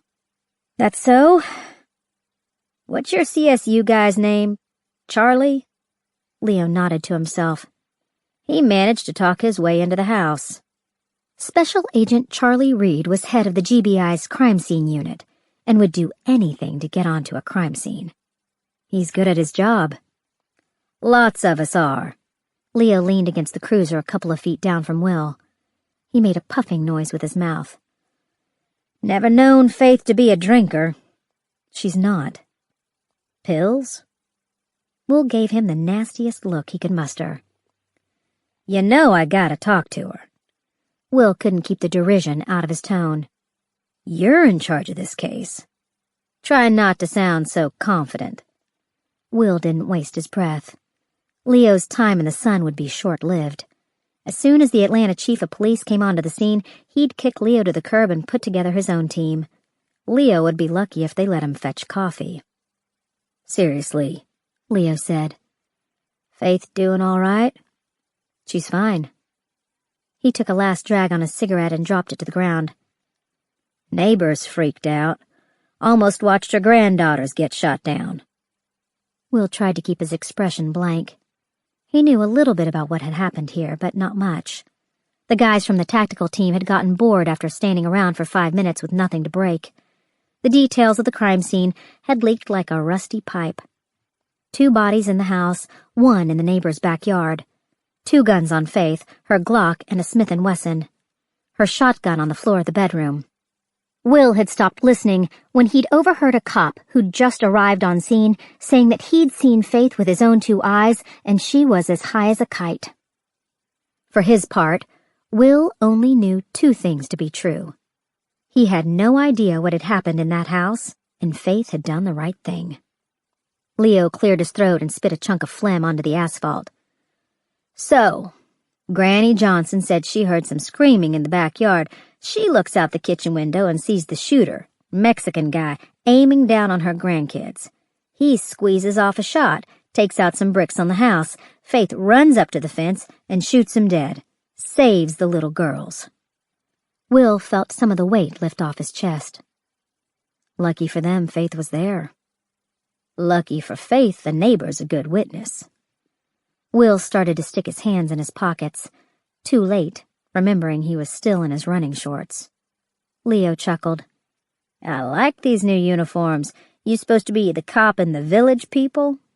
Will crossed his arms over his chest. "Los Texicanos," Leo said. "The guy in the backyard, he's affiliated, got tats all over his chest and arms." "What about the other 2?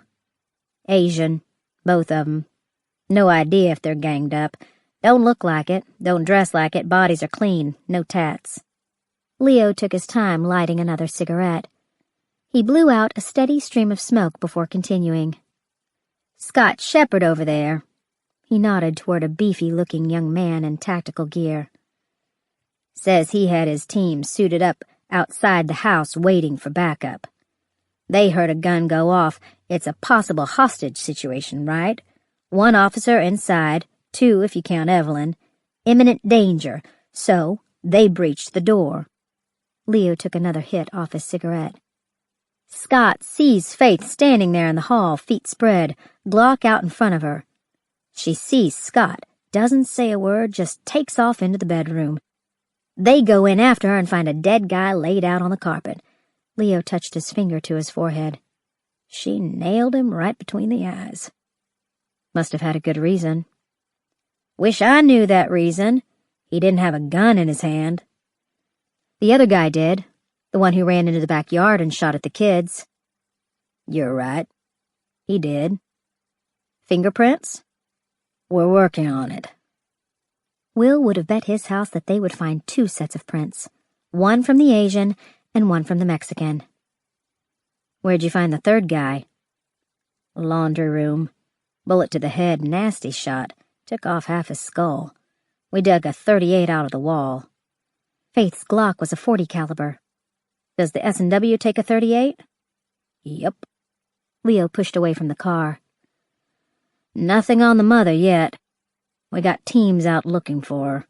She ran the drug squad, but I think you already know that, Ratatouille. Will forced his jaw not to clench. About the only thing Leo was really good at was pushing buttons.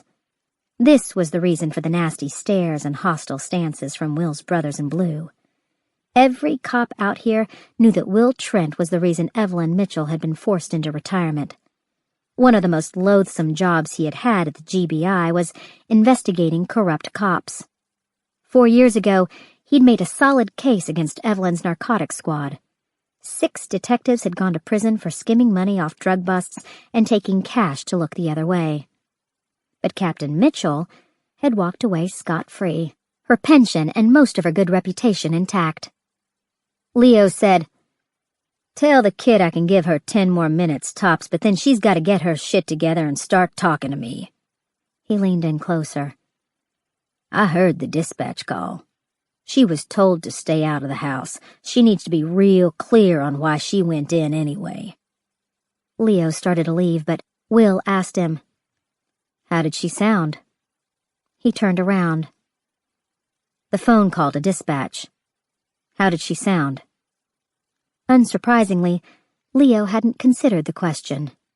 He did now, and quickly started nodding his head.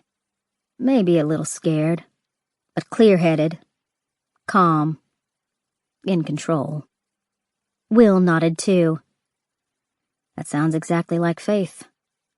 Leo flashed a grin, but Will couldn't tell if he was relieved or just playing his usual role of smartass. I meant that about the shorts man. Leo slapped him on the arm. You should try to get those pretty legs of yours on TV. Leo waved to the reporters standing at the yellow tape line. They pressed forward as one, thinking he was going to give them a statement. There was a collective groan as he walked away. The cops holding the line pushed them back just because they could. Will knew they couldn't care less about crowd control. Their eyes kept going to the command center like they expected an announcement from on high. The cops were just as eager as the reporters to find out what had happened. Maybe more so. Captain Evelyn Mitchell had served with the Atlanta force for 39 years.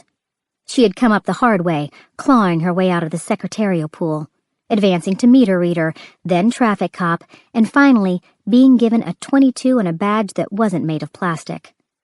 She was part of a group known for being first. First women driving solo. First women detectives. Evelyn was the first female lieutenant on the Atlanta force, then the first female captain. No matter the reasons for her retirement, she had more medals and commendations than all of the cops on scene combined. Will had learned a long time ago that police officers were blindly loyal. He'd also learned that there was a distinct pecking order to that loyalty. It was like a pyramid. with every cop in the world at the bottom and your partner at the top. Faith had been with the Atlanta Police Department since she joined up, but she'd moved to the GBI 2 years ago, partnering with Will, who wasn't exactly the most popular guy in class.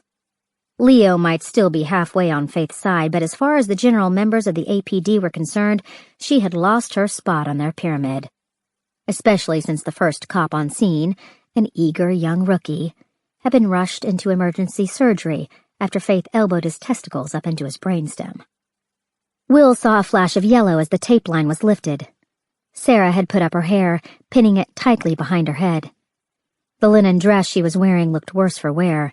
She had a folded pair of jeans under her arm. At first Will thought she looked confused, but the closer she got, the more he thought she looked annoyed, maybe even angry.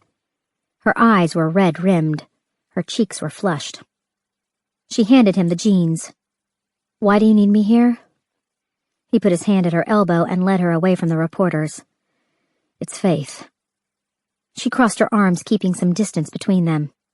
"If she needs medical attention, you should take her to the hospital." "We can't do that." Will tried not to focus on the coldness in her voice. "She's at the neighbor's house. We don't have much time." "I heard what happened on the radio. We think there's a drug connection. Keep that to yourself." Will stopped walking. He waited for her to look at him.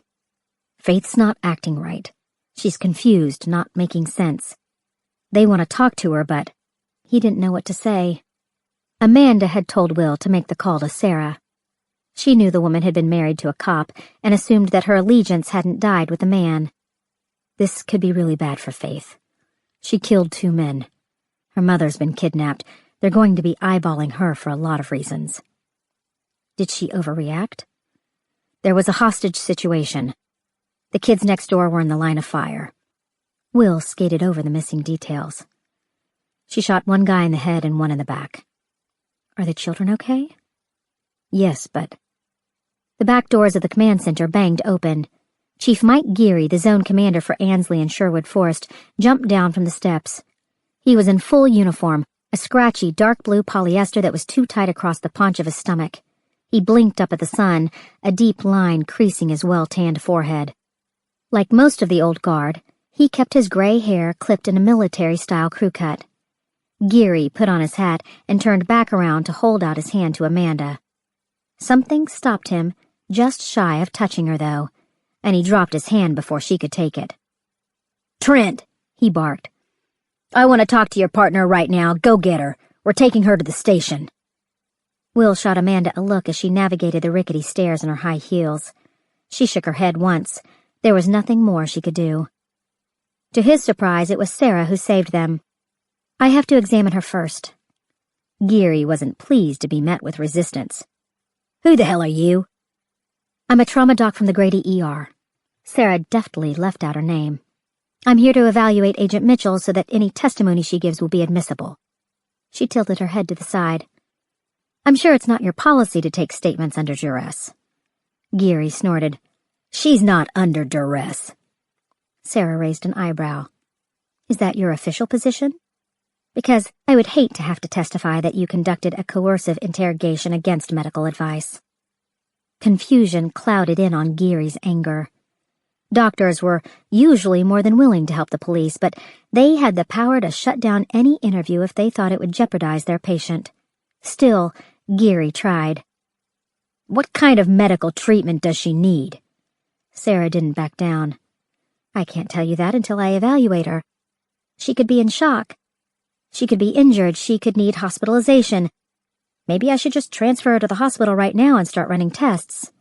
Sarah turned around to call to the EMTs. "Wait!" Geary hissed out a curse, telling Amanda, "Your bullshit stalling tactics are being noted, Deputy Director."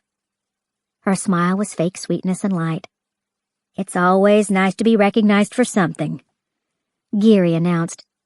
"I want her blood drawn and taken to an independent lab for a full talk screen. You think you can do that, Doctor?" Sarah nodded. "Of course." Will put his hand back under Sarah's arm and led her toward the neighbor's house. As soon as they were out of earshot, he said, "Thank you." Again, she pulled away from him as they walked up the driveway. By the time they reached the front porch, she was several feet ahead, though the distance between them felt more like a chasm. This wasn't the Sarah from half an hour ago. Maybe it was the crime scene, though Will had seen her on a crime scene before. Sarah had been a coroner at one time. She was far from out of her element. Will didn't know what to do about the change. He had spent a lifetime gauging the moods of other people, but getting a read on this particular woman was beyond his abilities. The door opened, and Mrs. Levy peered at them from behind her thick glasses. She was wearing a yellow house dress that was frayed at the collar.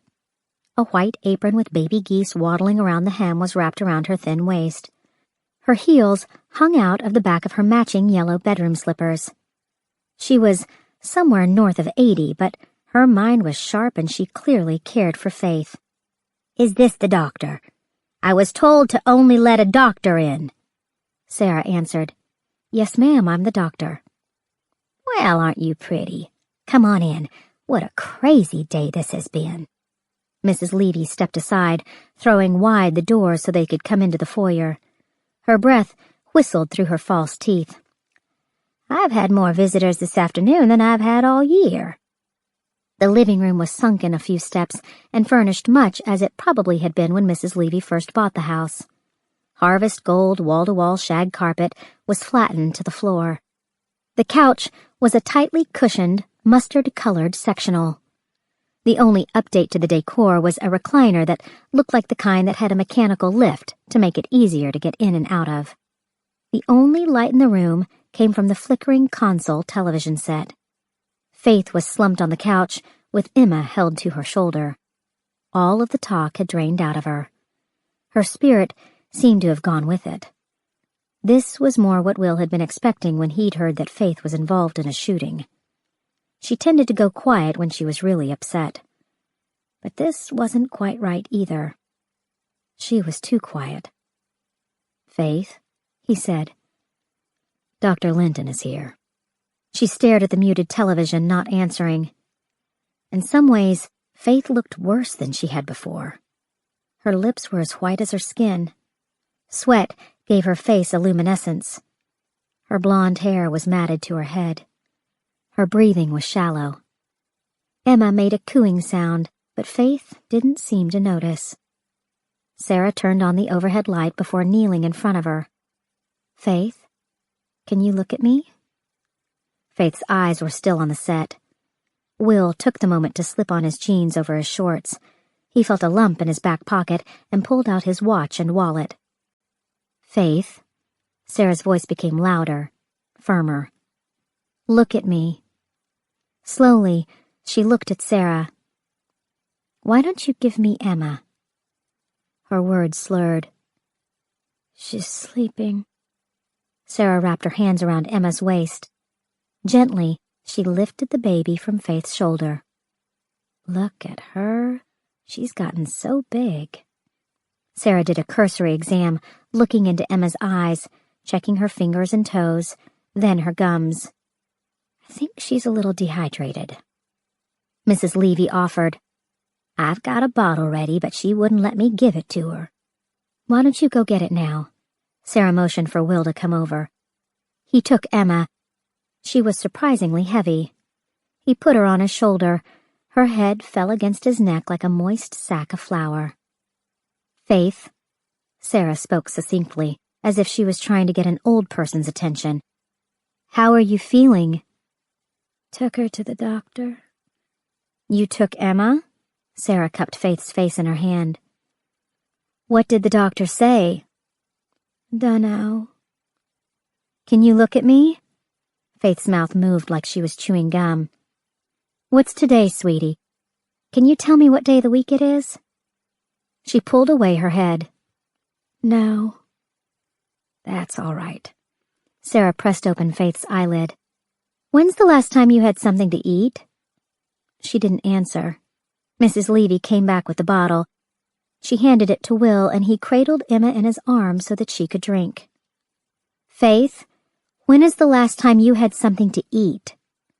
Faith tried to push Sarah away. When that didn't work, she pushed harder. Sarah kept talking, holding down Faith's hands. "Was it this morning? Did you eat breakfast this morning? Go away. Sarah turned to Mrs. Levy. You're not diabetic, are you? No, dear, but my husband was. Passed away almost 20 years ago, bless his soul. Sarah told Will, she's having an insulin reaction. Where's her purse? Mrs. Levy supplied. She didn't have it when they brought her here. Maybe she left it in the car. Again, Sarah directed her words to Will. She should have an emergency kit in her purse. It's plastic. It says glucagon on the side. She seemed to remember herself. It's oblong, about the size of a pen case. Bright red or orange. Get it for me now, please. Will took the baby with him, jogging toward the front door and out into the yard. The lots in Sherwood Forest were larger than most, but some of them were long and narrow rather than wide. Will could see directly into Evelyn Mitchell's bathroom from Mrs. Levy's carport. He could see a man standing in the long hallway. Will wondered, not for the first time, how the old woman hadn't heard the gunfight next door. She wouldn't be the first witness who didn't want to get involved, but Will was surprised by her reticence. It didn't occur to him until he was a few feet from the Mini that Faith's car was part of the crime scene. There were 2 cops standing on the other side of the car, 4 more in the carport. Will scanned the interior. He saw the plastic case Sarah had told him about mixed in with various lady items on the passenger seat. He told the cops, I need to get something out of the car. Tough shit, one of them shot back. Will indicated Emma, who was sucking on the bottle like she'd been on a 10-mile hike. She needs her teething thing, she's teething. The cop stared at him. Will wondered if he'd screwed up. He changed his share of diapers at the children's home, but he had no idea when babies got their teeth. Emma was 4 months old. All her food came from Faith or a bottle. As far as he could tell, she didn't need to chew anything.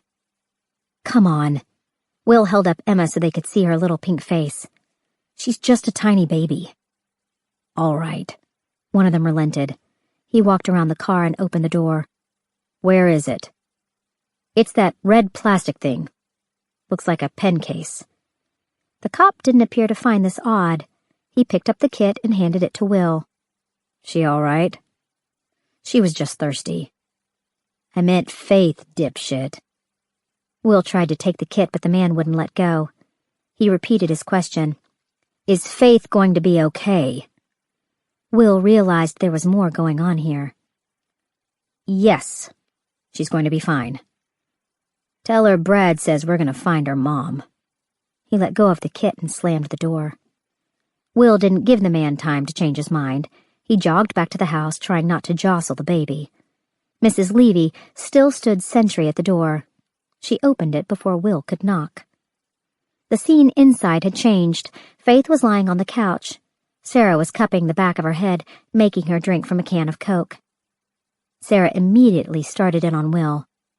You should have called in the medics first thing, she admonished. Her blood sugar is too low. She's stuporous and diaphoretic. Her heart is racing. This isn't something you play around with.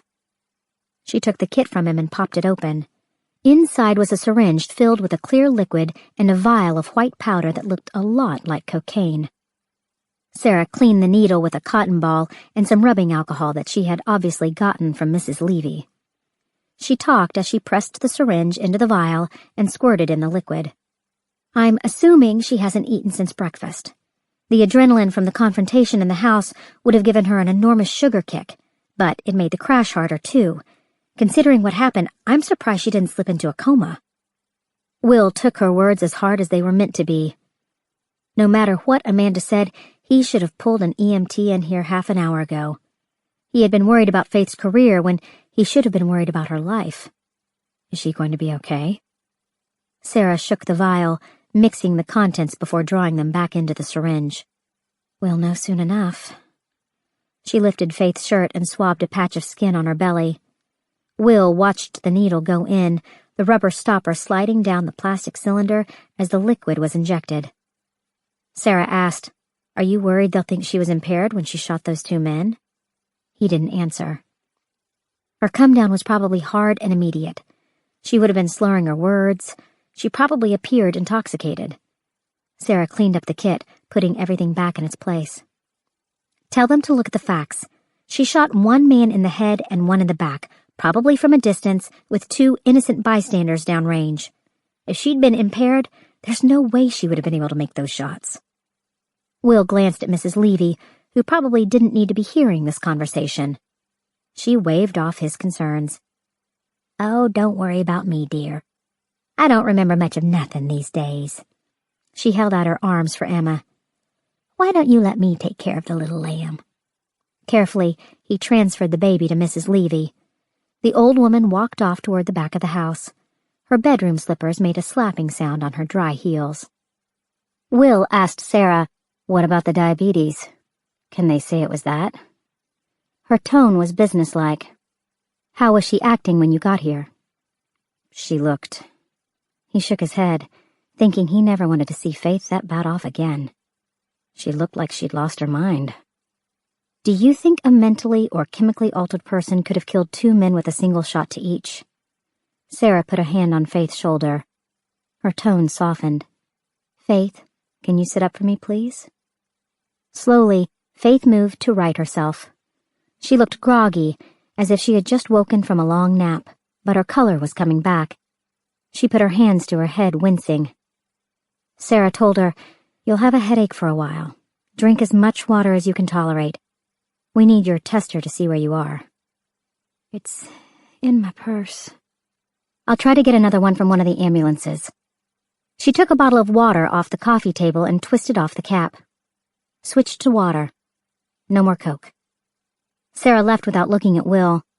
Her back felt like a wall of ice. He didn't know what to do with that, so he ignored it, sitting on the coffee table in front of Faith. She took a long drink of water before she spoke to him. "My head is killing me." The shock of what happened came back to her like a bolt of lightning. "Where's my mother?" She tried to stand, but Will kept her down. "Where is she?" "They're looking for her." "The little girls?" "They're fine. Please, just stay here for a second, okay?" She looked around, some of her wildness returning. "Where's Emma?" "She's with Mrs. Levy. She's asleep. I called Jeremy at the school." Her mouth opened. He could see her life coming back to her in spurts. "How did you tell him?" "I talked to Victor. He's still the dean of students. I knew you wouldn't want me to send a cop to Jeremy's classroom." Victor. Faith pressed her lips together. She had dated Victor Martinez for a while, but they had broken up almost a year ago. "Please tell me you didn't mention Emma." Will couldn't remember exactly what he'd told Victor, but he guessed Faith hadn't gotten around to telling the man that he had a daughter. "I'm sorry." "It doesn't matter." She put down the bottle of water, her shaking hand spilling some onto the carpet. "What else?" "We're trying to track down your brother. Dr. Zeke Mitchell was a surgeon in the Air Force, stationed somewhere in Germany. Amanda reached out to a friend at Dobbins Air Reserve. They're cutting through some of the red tape." "My phone." She seemed to realize where she'd left it. "Mama has his number by the phone in the kitchen." "I'll get it as soon as we're finished," Will promised. "Tell me what happened." She took a stuttered breath. He could see her struggle with the knowledge of what she had done. "I killed 2 people." Will held both her hands. Her skin was still cold and clammy. She had a slight tremor, but he didn't think it was from her blood sugar issues. "You saved 2 little girls, Faith." "The man in the bedroom." She stopped. "I don't understand what happened." "Are you confused again? Do you need me to get Dr. Linton?" "No." She shook her head for so long he thought maybe he should get Sarah anyway. "She's not bad, Will. My mom is not a dirty cop. We don't need to talk about—" "Yes, we do," Faith insisted. "Even if she was, which she's not, she's been retired for 5 years. She's not on the job anymore. She doesn't go to the fundraisers or the events. She doesn't talk to anybody from that old life. She plays cards on Fridays with some of the ladies in the neighborhood. She goes to church every Wednesday and Sunday. She watches Emma while I'm at work. Her car is 5 years old. She just made the last mortgage payment on the house. She's not mixed up in anything. There's no reason for anybody to think—" Her lips started to tremble. Tears threatened to fall. Will told her the concrete things he could point to. There's a mobile command center outside. All the highways are being watched. Evelyn's photo is on all the news stations. Every cruiser policing the metro area has her picture. We're lighting up all the snitches to see if they've heard anything. They've tapped and traced all your phones in case any ransom demands are made. Amanda pitched a fit, but they put one of their detectives in your house to monitor all mail and calls. Jeremy's at your house. They've got a plainclothes assigned to him. You'll get somebody too. Faith had worked kidnapping cases before. Do you really think there's going to be a ransom demand? It could happen. They were Texicanos. They were looking for something, that's why they took her. Will asked, what were they looking for? I don't know. The house was turned upside down. The Asian said he'd trade my mother for whatever they were looking for. The Asian said he'd trade? Yes, he had a gun on the Texicano, the one in the backyard. Hold on. They were doing this the wrong way. Work with me, Faith. Treat your memory like a crime scene. Start from the beginning. You had that in-service this morning, right? Computer training? She started to nod. I was late getting home by almost 2 hours. She laid out every detail from her morning until now. How she had tried to call her mother, how she'd heard music playing in the house when she got out of her car. Faith hadn't realized that something was wrong until well after the music stopped. Will let her run through the story, the torn-up house, the dead mound she'd found, and the 2 that she had killed herself. When she was finished, he played it all back in his head, seeing Faith standing in the carport by the shed, going back to her car. Despite her recent medical issues, her memory seemed crystal clear now. She had called dispatch, and then she had gotten her gun. Will felt this detail picking at a spot in his brain. Faith knew that Will was home today. They had talked about it yesterday afternoon. She was complaining about having to go do computer training, and he told her he was going to wash his car and take care of the yard. Will lived 2.3 miles away from where they were sitting. He could have gotten here in under 5 minutes. But Faith hadn't called him. What is it? She asked. Did I miss something? He cleared his throat. What was the song that was playing when you pulled up? AC/DC, she said. Back in Black. The detail seemed strange. Is that what your mom usually listens to? She shook her head. She was obviously still in shock, her mind reeling from what had happened. He wrapped his hands around her hands, trying to get her to concentrate. Think this through, all right? He waited for her to look at him. There are 2 dead men in the house. Both are Asian. The guy in the backyard is Mexican, Los Texicanos. She focused herself. The Asian in the bedroom. He was wearing this loud Hawaiian shirt. He sounded Southside. She meant his accent. He had a gun on the Texicano. He was threatening to kill him. Did he say anything else? I shot him. Her lips started to tremble again. Will had never seen Faith cry, and he didn't want to now. The guy in the shirt had a gun pointed at someone's head, he reminded her. The Texicano was already beaten up, possibly tortured. You feared for his life. That's why you pulled the trigger. She nodded, though he could see the self-doubt brimming in her eyes. He said, after Hawaiian shirt went down, the Texicano ran out into the yard, right? Right. And you chased after him, and he raised his gun toward those little girls and fired, so you shot him too, right? Yes. You were protecting the hostage in the bedroom, and you were protecting those 2 girls in your neighbor's backyard, right? Yes, she said, her voice stronger. I was. She was getting back to her old self. Will allowed himself to feel a little bit of relief. He dropped her hands. You remember the directive, Faith. Deadly force is authorized when your life or the lives of others are at stake. You did your job today. You just have to articulate what you were thinking. People were in danger. You shoot to immediately stop the threat. You don't shoot to wound. I know. Why didn't you wait for backup? She didn't answer. The dispatcher told you to wait outside. You didn't wait outside." Faith still didn't answer. Will sat back on the table, hands between his knees. Maybe she didn't trust him. They had never talked openly about the case he'd built against her mother, but he knew Faith assumed that it was the detectives on the squad, not the captain in charge, who had messed up. As smart as she was still naive about the politics of the job.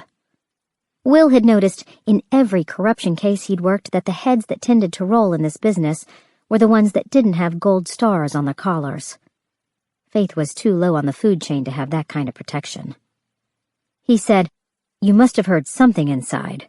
A yell? A gunshot?" "No." "Did you see something?" "I saw the curtain move, but that was after—" "Good, that's good." He leaned forward again. "You saw someone inside. You thought your mother might be in there. You sensed an immediate danger to her life and went in to secure the scene." "Will, listen to me, Faith. I've asked a lot of cops these same questions, and I know what the answer is supposed to be. Are you listening to me?" She nodded. "You saw someone inside the house. You thought your mother might be in serious danger.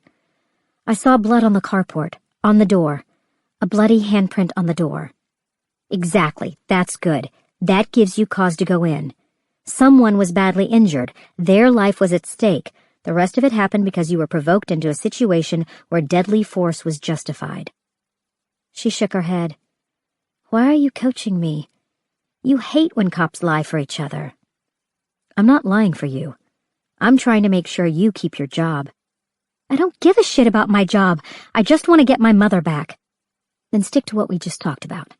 You won't do anybody any good sitting in a jail cell." He could read the shock in her eyes.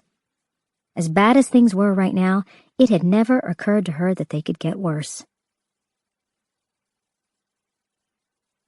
There was a loud knock at the door. Will started to get up, but Mrs. Levy beat him to it. She sashayed down the hall with her arms swinging. He guessed she'd put Emma in one of the beds, and hoped she'd thought to stack some pillows around her. Geary was the first to come in, then Amanda, then a couple of older-looking men. One black, one white. Both had bushy eyebrows, clean-shaven faces, and the kind of brass and ribbons on their chests that came from a glorious career of riding a desk. They were window dressing, here to make Geary look important. If he were a rap star, they would have been called a posse. Because he was a zone commander, they were called support staff. "Ma'am," Geary mumbled to Mrs. Levy as he took off his hat. His boys followed suit, tucking their hats under their arms, just like the boss. Geary walked toward Faith, but the old woman stopped him.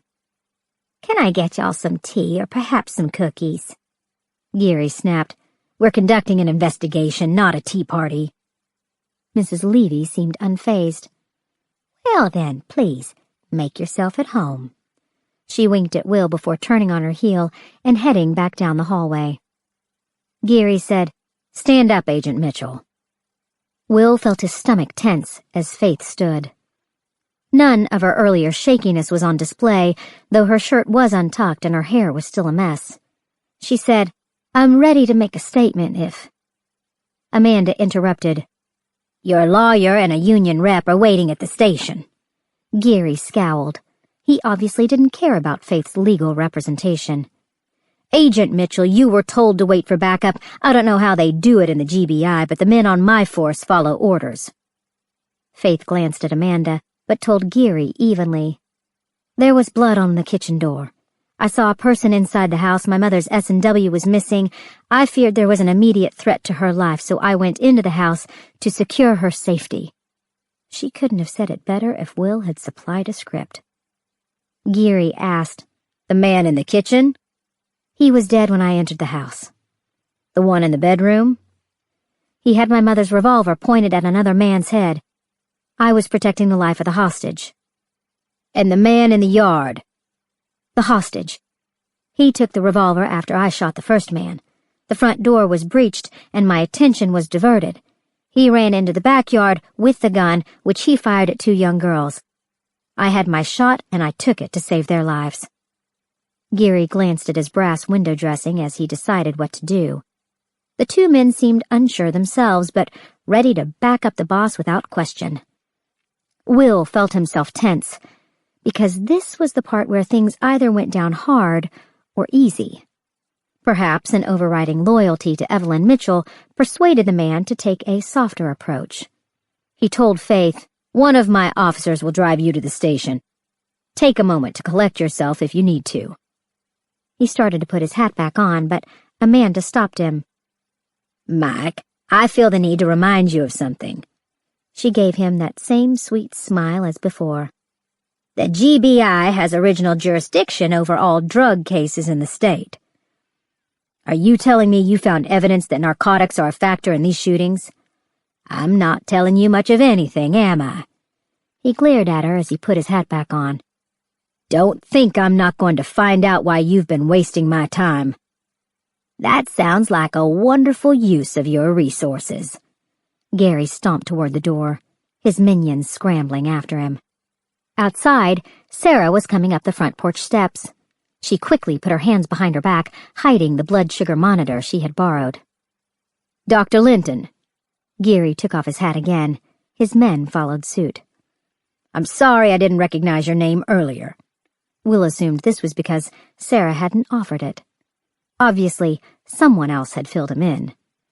"I knew your husband. He was a good cop. A good man." Sarah kept her hands behind her back, twisting the plastic monitor. Will recognized the look she gave the men. She didn't want to talk. For Gary, she managed a dry, "Thank you." "Please let me know if I can ever be of assistance." She nodded. Gary put on his hat, and the gesture was mimicked like a wave at a football game. Faith spoke as soon as the door was closed.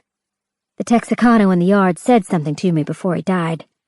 Her mouth moved as she tried to remember what she'd heard. "Alma, or Almay." "Almeja?" Amanda asked, giving the word an exotic sound. Faith nodded. "That's right. Do you know what it means?" Sarah opened her mouth to speak, but before she could get a word out, Amanda provided, "It's Spanish slang for money. It means clams. Do you think they were looking for cash?" Faith shook her head and shrugged at the same time. "I don't know. They never really said. I mean, it makes sense. Los Texicanos means drugs. Drugs mean money. Mom worked in narcotics. Maybe they think she..." Faith glanced at Will. He could practically read her mind. After his investigation, a lot of people thought that Evelyn Mitchell was just the kind of cop who had stacks of cash lying around her house. Sarah took advantage of their silence. "I should go." She handed Faith the blood sugar monitor. "You need to follow your schedule religiously. Stress is going to make it harder. Call your doctor and talk about your dosage, whatever adjustments you need to make, what signs you need to look for. Are you still seeing Dr. Wallace?" Faith nodded. "I'll call her service on my way home and tell her what happened, but you need to be on the phone with her as soon as possible. This is a stressful time, but you have to stay on your routine, understood?" "Thank you." Faith had never been easy with gratitude, but her words were more heartfelt than anything Will had ever heard come from her mouth. Will asked Sarah, "Are you going to do a talk screen for Gary?" She directed her words to Amanda. "Faith works for you, not APD. They need a warrant to draw her blood, and I'm guessing you don't want to go to the trouble."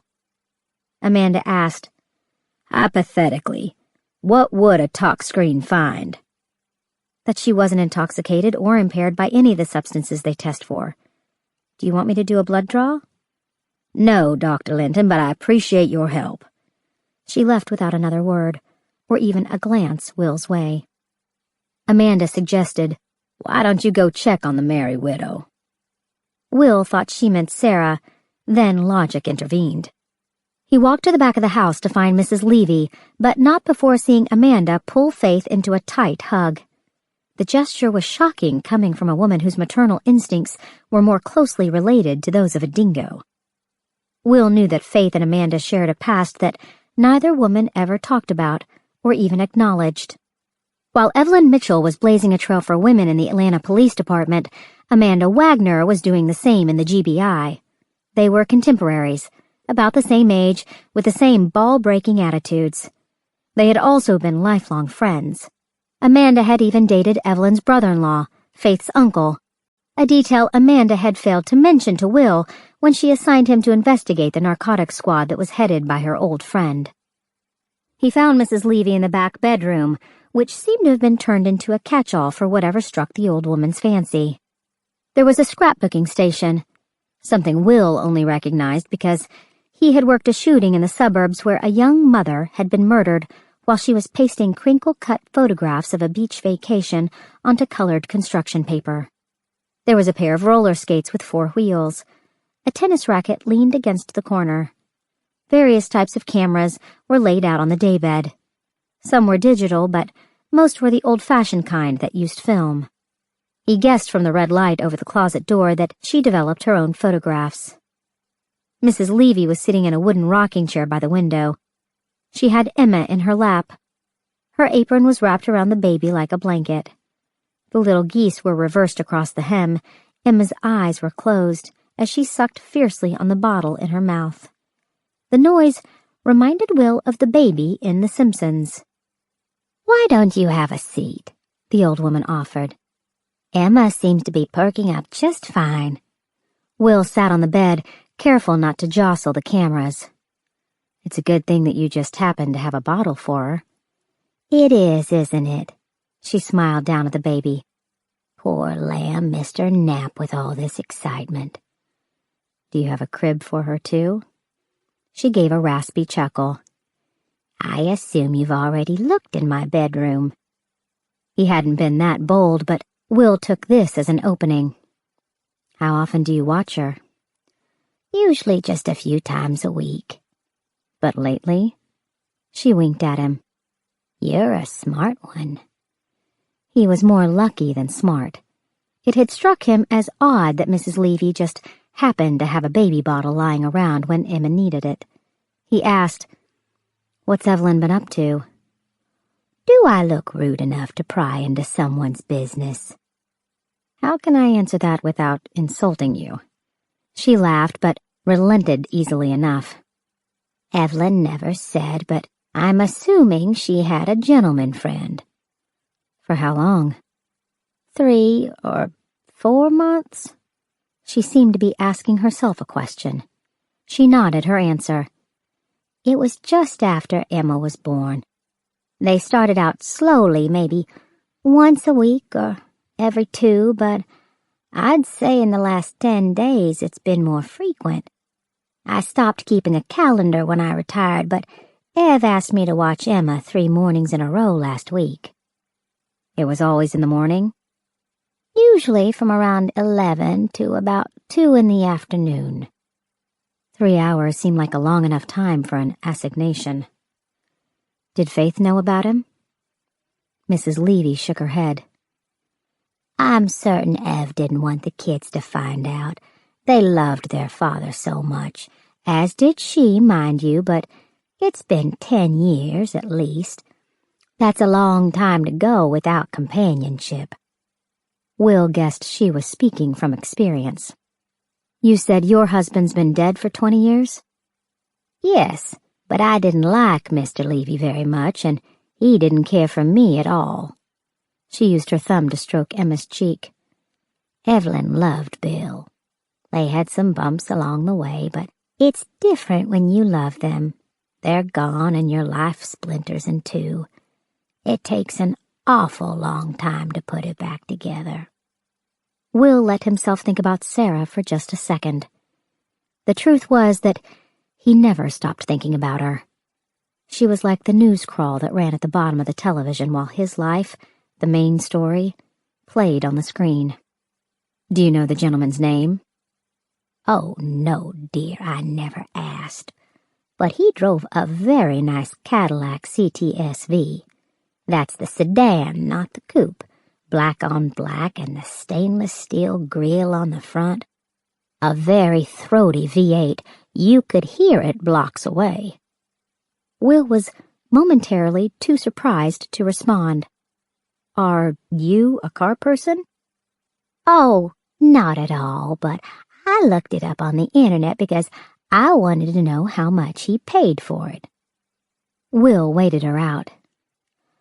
"I'm guessing around $75,000, the old woman confided. Mr. Levy and I bought this house for less than half that." "Did Evelyn ever tell you his name?" "She never acknowledged it. Despite what you men want to think, we ladies don't sit around talking about y'all all the time." Will allowed a smile. "What did he look like?" "Well, bald," she said, as if this was to be expected. "A bit paunchy around the middle. He wore jeans most of the time. His shirts were often wrinkled, and he kept the sleeves rolled up, which I found rather perplexing because Evelyn always liked a sharply dressed man." "What age do you think he is?" "Without the hair, it's hard to tell. I'd put him around Evelyn's age." "Early 60s. "Oh." She seemed surprised. "I thought Evelyn was in her 40s, but I suppose that doesn't make sense with Faith being in her 30s. And the baby's not a baby anymore, is he?" She lowered her voice as if she was afraid someone would hear. "I guess it's coming up on 20 years now, but that's not the kind of pregnancy you forget. There was that bit of a scandal when she started to show. Such a pity how folks behaved. We've all had our bit of fun now and then, but as I told Evelyn at the time, a woman can run faster with her skirt up than a man can with his pants down." Will hadn't considered Faith's teenage predicament, beyond thinking it unusual she had kept the child, but it had probably rocked the neighborhood to have a pregnant 14-year-old in their refined midst. It was almost commonplace now, but back then, a girl in Faith's predicament was generally suddenly called away to tend a never-before-mentioned frail aunt or given what was euphemistically called an appendectomy. A handful of less fortunate ones ended up in the children's home with kids like Will.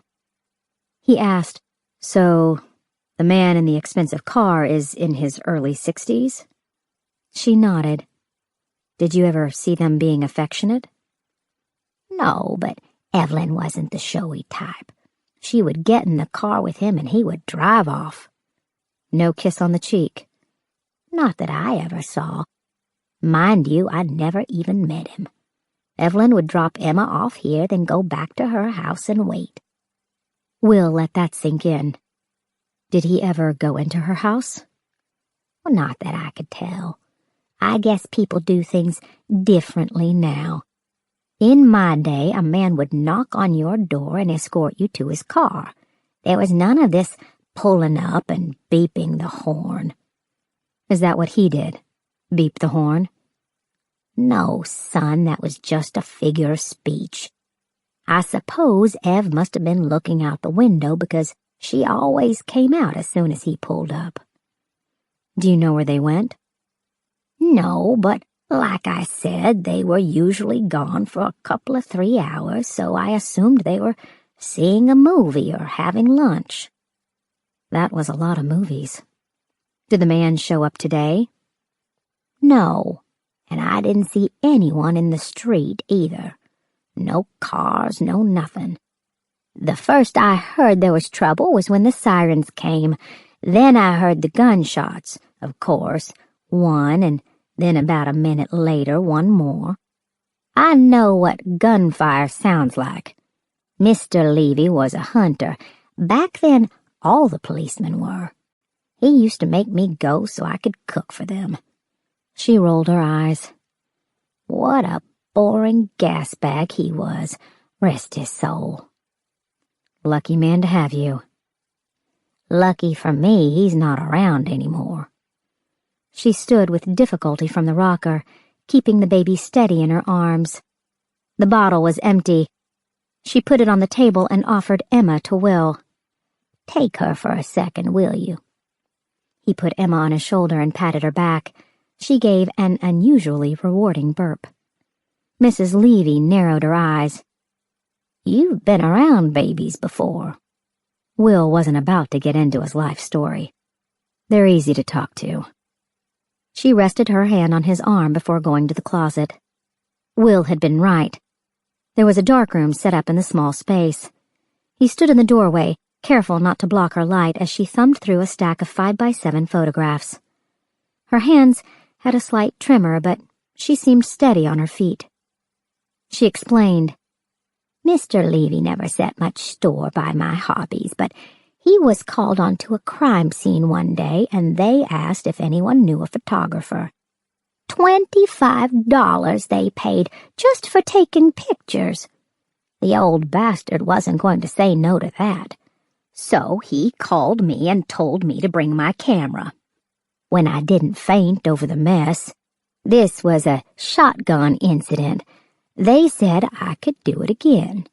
She nodded toward the bed. That Brownie 616 helped keep this roof over our heads. He knew she meant the box camera. It looked worn, but well-loved. I moved into surveillance work later on. Mr. Levy had drunk himself off the job by then, and, of course, I'm a woman, so it took some time for them to understand I wasn't there for flirting and screwing. Will felt his face start to redden. Was this with the Atlanta Police Department?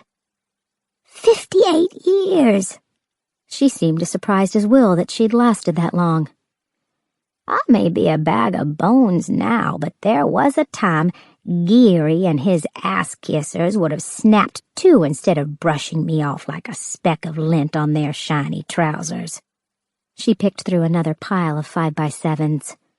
Will saw black and white shots of birds and various household pets, all taken from a vantage point that implied they were being spied upon rather than admired. This little so-and-so's been digging in my flower bed. She showed Will a picture of a gray and white cat with dirt on its nose. The lighting was harsh in the black and white print. The only thing missing was a board over his chest with his name and inmate number. Here. Finally, she found what she was looking for. This is him, Evelyn's gentleman friend. Will looked over her hunched shoulder. The photo was grainy, obviously taken from behind the blinds covering the front window. The lens pressed open thin plastic slats. A tall, older man leaned against a black Cadillac. His palms rested on the hood, forearms twisted out. The car was parked in the street, its front tires turned against the curb. Will parked his car the same way. Atlanta was a city of hills, resting on the Piedmont of the Appalachian Mountains. If you drove a car with a manual transmission, you always banked the wheels against the curb to keep the car from rolling. What is it? Faith stood in the doorway. Will passed her the baby, but she seemed more concerned with the photograph. Did you see something? I was showing him snippers. Mrs. Levy had somehow pulled a sleight of hand. The photo of the man was gone, and in its place was the flower garden digging cat. Emma shifted in Faith's arms, obviously picking up on her mother's troubled mood.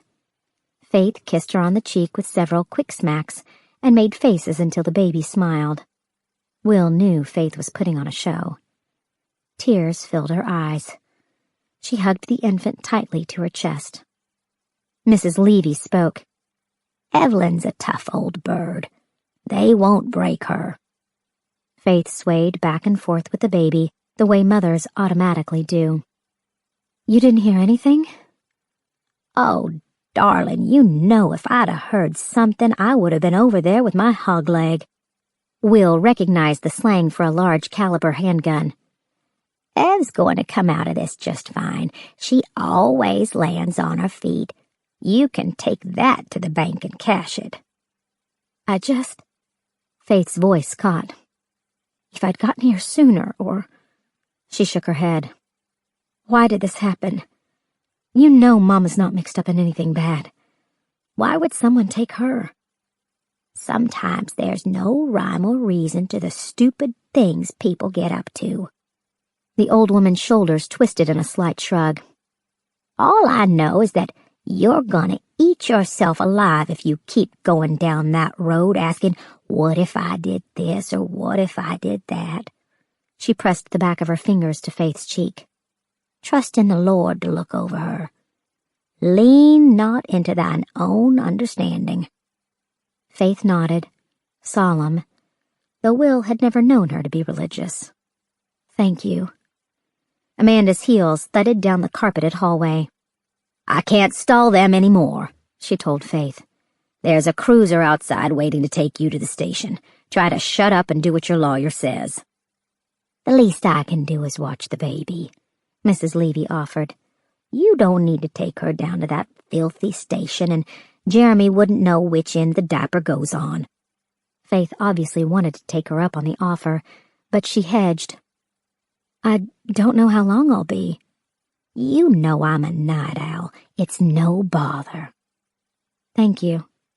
Faith reluctantly handed the baby to the old woman. She smoothed down Emma's crop of fine brown hair and kissed the top of her head.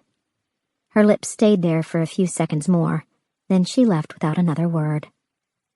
As soon as the front door closed, Amanda cut to the chase. "What?"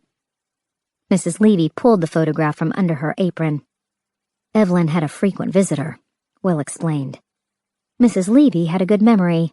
The man was bald, his jeans were baggy, his shirt was wrinkled, the sleeves rolled up.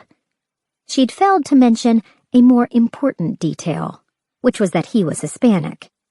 The tattoo on his arm was blurry, but Will easily recognized the symbol on his forearm that identified him as Los Texicanos. Amanda folded the picture in half before sticking it into the pocket of her suit jacket. She asked Mrs. Levy, "Have the uniforms talked to you yet?" "I'm sure they'll get around to the little old ladies eventually."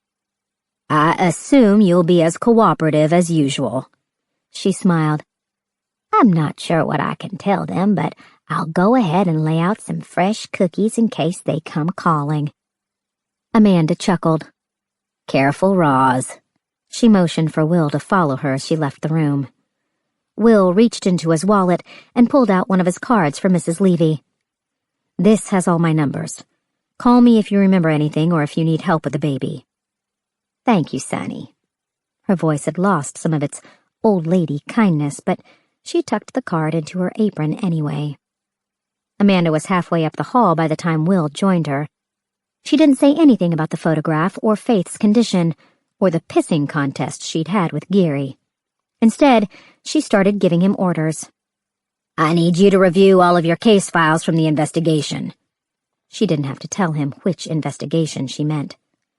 "Comb through every witness statement, every CI report, every jailhouse snitch's last hurrah. I don't care how small it is, I want to know about it." Amanda stopped. He knew she was thinking about his reading issues. He kept his voice steady. "It's not a problem." She wouldn't let him off that easy. "Pull up your panties, Will. If you need help, speak up now so I can deal with it." "Do you want me to start now? The boxes are at my house." "No. We've got an errand to run first." She stood in the foyer, her hands on her hips. She was a trim woman, and Will often forgot how short she was until he saw her straining her neck to look up at him. "I managed to pry some information loose while Geary was throwing his tantrum. The Texicano in the backyard has helpfully identified himself as Ricardo, vis-a-vis the large tattoo on his back. We don't have a full ID on him yet. He's mid-20s, approximately 5'9" and 170 pounds. The Asian in the bedroom is around 40 years of age, slightly shorter and thinner than his Hispanic friend. I would guess he's not from this part of town. He might have been brought in just for this." Will remembered. Faith said he had a southern drawl. "That should help narrow things down." He was also wearing a loud Hawaiian shirt that's not very gangsterish. "We'll add that to his list of crimes." She glanced down the hallway, then looked back at Will. "Now the Asian in the laundry room is an odd story too, which we know courtesy of the wallet he carried in his back pocket. Hironobu Kwan, age 19. He's a freshman at Georgia State. He's also the son of a local school teacher, Miriam Kwan." "He's not affiliated?" "Not that we can find. APD swooped up Mama Kwan before we could get to her. We'll have to find her tomorrow morning to see what she knows." She pointed her finger at Will. "Softly, softly. We're still not officially on the case. It's just you and me until I can find a way in." He said, "Faith seems to think the Texicanos were looking for something." Will tried to gauge Amanda's expression. Usually it hovered somewhere between amused and annoyed, but now it was completely blank. Ricardo was beaten to a pulp. He had a gun pointed at his head. He wasn't looking for anything except to save his life. It's the Asians we should be talking to first. That seems entirely logical. It points to a larger problem, he continued. The Texicanos I can understand, but what would the Asians want with Evelyn? What's their play? That's the million-dollar question. He put a finer point on it. Evelyn headed the drug squad. Los Texicanos control the drug trade in Atlanta. They have for the last 20 years. They certainly have. Will felt the familiar sting of his head hitting a brick wall. This was the same runaround Amanda always gave him when she had information that she wasn't going to share. Somehow, this time was worse, because she wasn't just screwing with his head. She was covering for her old friend. He tried. You said that the guy in the Hawaiian shirt was probably brought in for this. What's this? Kidnapping? Finding whatever Evelyn had hidden in her house? I don't think anyone is finding what they're looking for today.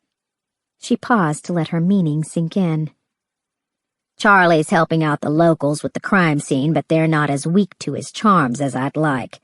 His access has been very limited and closely supervised. They say they'll share lab results. I'm iffy on their ME. The Fulton County medical examiner. Has he shown up? He's still combing through that apartment fire in Peoplestown. Budget cuts had left the medical examiner's office devastated. If there was more than one serious crime happening within the city limits, that usually meant the detectives were in for a long wait. I'd love to get Pete on this. She was referring to the GBI's medical examiner. Will asked, "Can't he make some phone calls?" Unlikely, she admitted. Pete's not exactly covered up in friends. You know how strange he is. He makes you look normal. What about Sarah? She'll keep her mouth shut. I'm aware of that, Will. I saw your do-si-do in the street. I meant, do you think she knows anyone in the ME's office? Will shrugged. Ask her, Amanda ordered. Will doubted Sarah would welcome the call, but he nodded his agreement anyway. What about Evelyn's credit card statements? Phone records? I've ordered them pulled. Does she have GPS in her car? On her phones? She didn't really answer him. We're going through some backdoor channels. As I said, this isn't exactly above board. But what you told Geary is right. We've got original jurisdiction over drug cases. Just because Evelyn was in charge of the narcotics division doesn't mean this is drug-related. From what I've gathered, they found no indication of drugs in the house or on any of the dead men. And Ricardo, the dead Texicano of the drug-related Texicanos? Odd coincidence. How about the living, breathing, drug-related Texicano who drives a black Cadillac that Evelyn Mitchell has no qualms about getting into and going for a ride? She feigned surprise. You think he's affiliated? I saw the tattoo in the photograph. Evelyn's been seeing a Texicano for at least 4 months. Will tried to moderate his tone. He's older. He must be higher up in the organization. Mrs. Levy says the visits have stepped up over the last 10 days. They've been going somewhere together in his car, usually out by 11 and back by 2. Again, Amanda ignored his point and made her own. You busted 6 detectives on Evelyn's squad. 2 of them were paroled for good behavior last year, both transferred out of state, 1 to California, 1 to Tennessee, which is where they were this afternoon when Evelyn was taken. 2 are in medium security at Valdosta State, 4 years away from release and no good behavior in sight. 1 is dead, drug overdose, which is what I call the thinking man's karma. The last one is waiting to get his dance card punched at DNC. The Georgia Diagnostic and Classification Prison. Death row. Will reluctantly asked, Who'd he kill? A guard and an inmate. Strangled a convicted rapist with a towel. No loss there, but then he beat the guard to death with his bare hands. Claimed it was self-defense. Against the guard. You sound like the prosecutor on his case. Will tried again. And Evelyn? What about her? I investigated her, too. You did? We're not going to talk about the elephant in the room? Elephant? For Christ's sakes, Will, we've got the entire goddamn circus in here. She opened the front door. The sun cut through the dark house like a knife. Amanda slipped on her sunglasses as they walked across the lawn toward the crime scene. A pair of uniformed cops were making their way toward Mrs. Levy's house. They each glowered at Will and gave Amanda a curt nod. She mumbled to Will, "About time they got going," as if she hadn't been the cause of the delay. He waited until the men started banging on the front door. "I guess you know Mrs. Levy from your days with the APD. GBI. I investigated her for murdering her husband." Amanda seemed to enjoy Will's horrified expression. "Never could prove it, but I'm sure she poisoned him." "Cookies?" he guessed. "That was my working theory." An appreciative smile curved her lips as she picked her way across the grass. "Roz is a wily old coot. Seen more crime scenes than all of us rolled together, and I'm sure she took notes the entire time. I wouldn't trust half of what she told you. Remember, the devil can cite scripture for his purpose." Amanda had a point, or at least Shakespeare did. Still, Will reminded her, "Mrs. Levy's the one who told me about the Texicano visiting Evelyn. She took the picture of him." "She did, didn't she?" Will felt the question hit him like a slap to the back of his head. Considering Mrs. Levy's artistic talent lent itself more to unflattering mugshots of household pets, it seemed strange that she just happened to have handy a photograph of the Texicano standing beside his black Cadillac. She was a sharp old lady. She'd been spying for a reason. We should go back and talk to her. "Do you really think she's going to tell us anything useful?" Will silently conceded the point. Mrs. Levy seemed to like her games, and with Evelyn missing, they didn't really have time to play them. Does Evelyn know she killed her husband? Of course she does. And she still let her watch Emma? They had reached Faith's Mini. Amanda cupped her hands to the glass and peered inside. "She killed a 64-year-old abusive alcoholic, not a 4-month-old baby." Will guessed somewhere in the world this kind of logic made sense. Amanda headed toward the house. Charlie Reed was in the carport talking to a bunch of other crime scene unit techs. Some were smoking. One was leaning against a tan Malibu that was parked nose out to Faith's Mini. They were all dressed in white Tyvek clean suits that made them look like various sizes of soiled marshmallows. Charlie's handlebar mustache was the only thing that distinguished him from the clean-shaven men. He saw Amanda and broke away from the group. She said, "Take me through it, Charlie." Charlie glanced back at a portly, dark man whose odd build made the Tyvek suit unflatteringly tight in all the critical areas. The man took a last puff on his cigarette and handed it to one of his co-workers. He introduced himself to Amanda in a clipped, British-sounding accent. "Dr. Wagner, I am Dr. Abidi Mittal." She indicated Will. "This is Dr. Trent, my associate."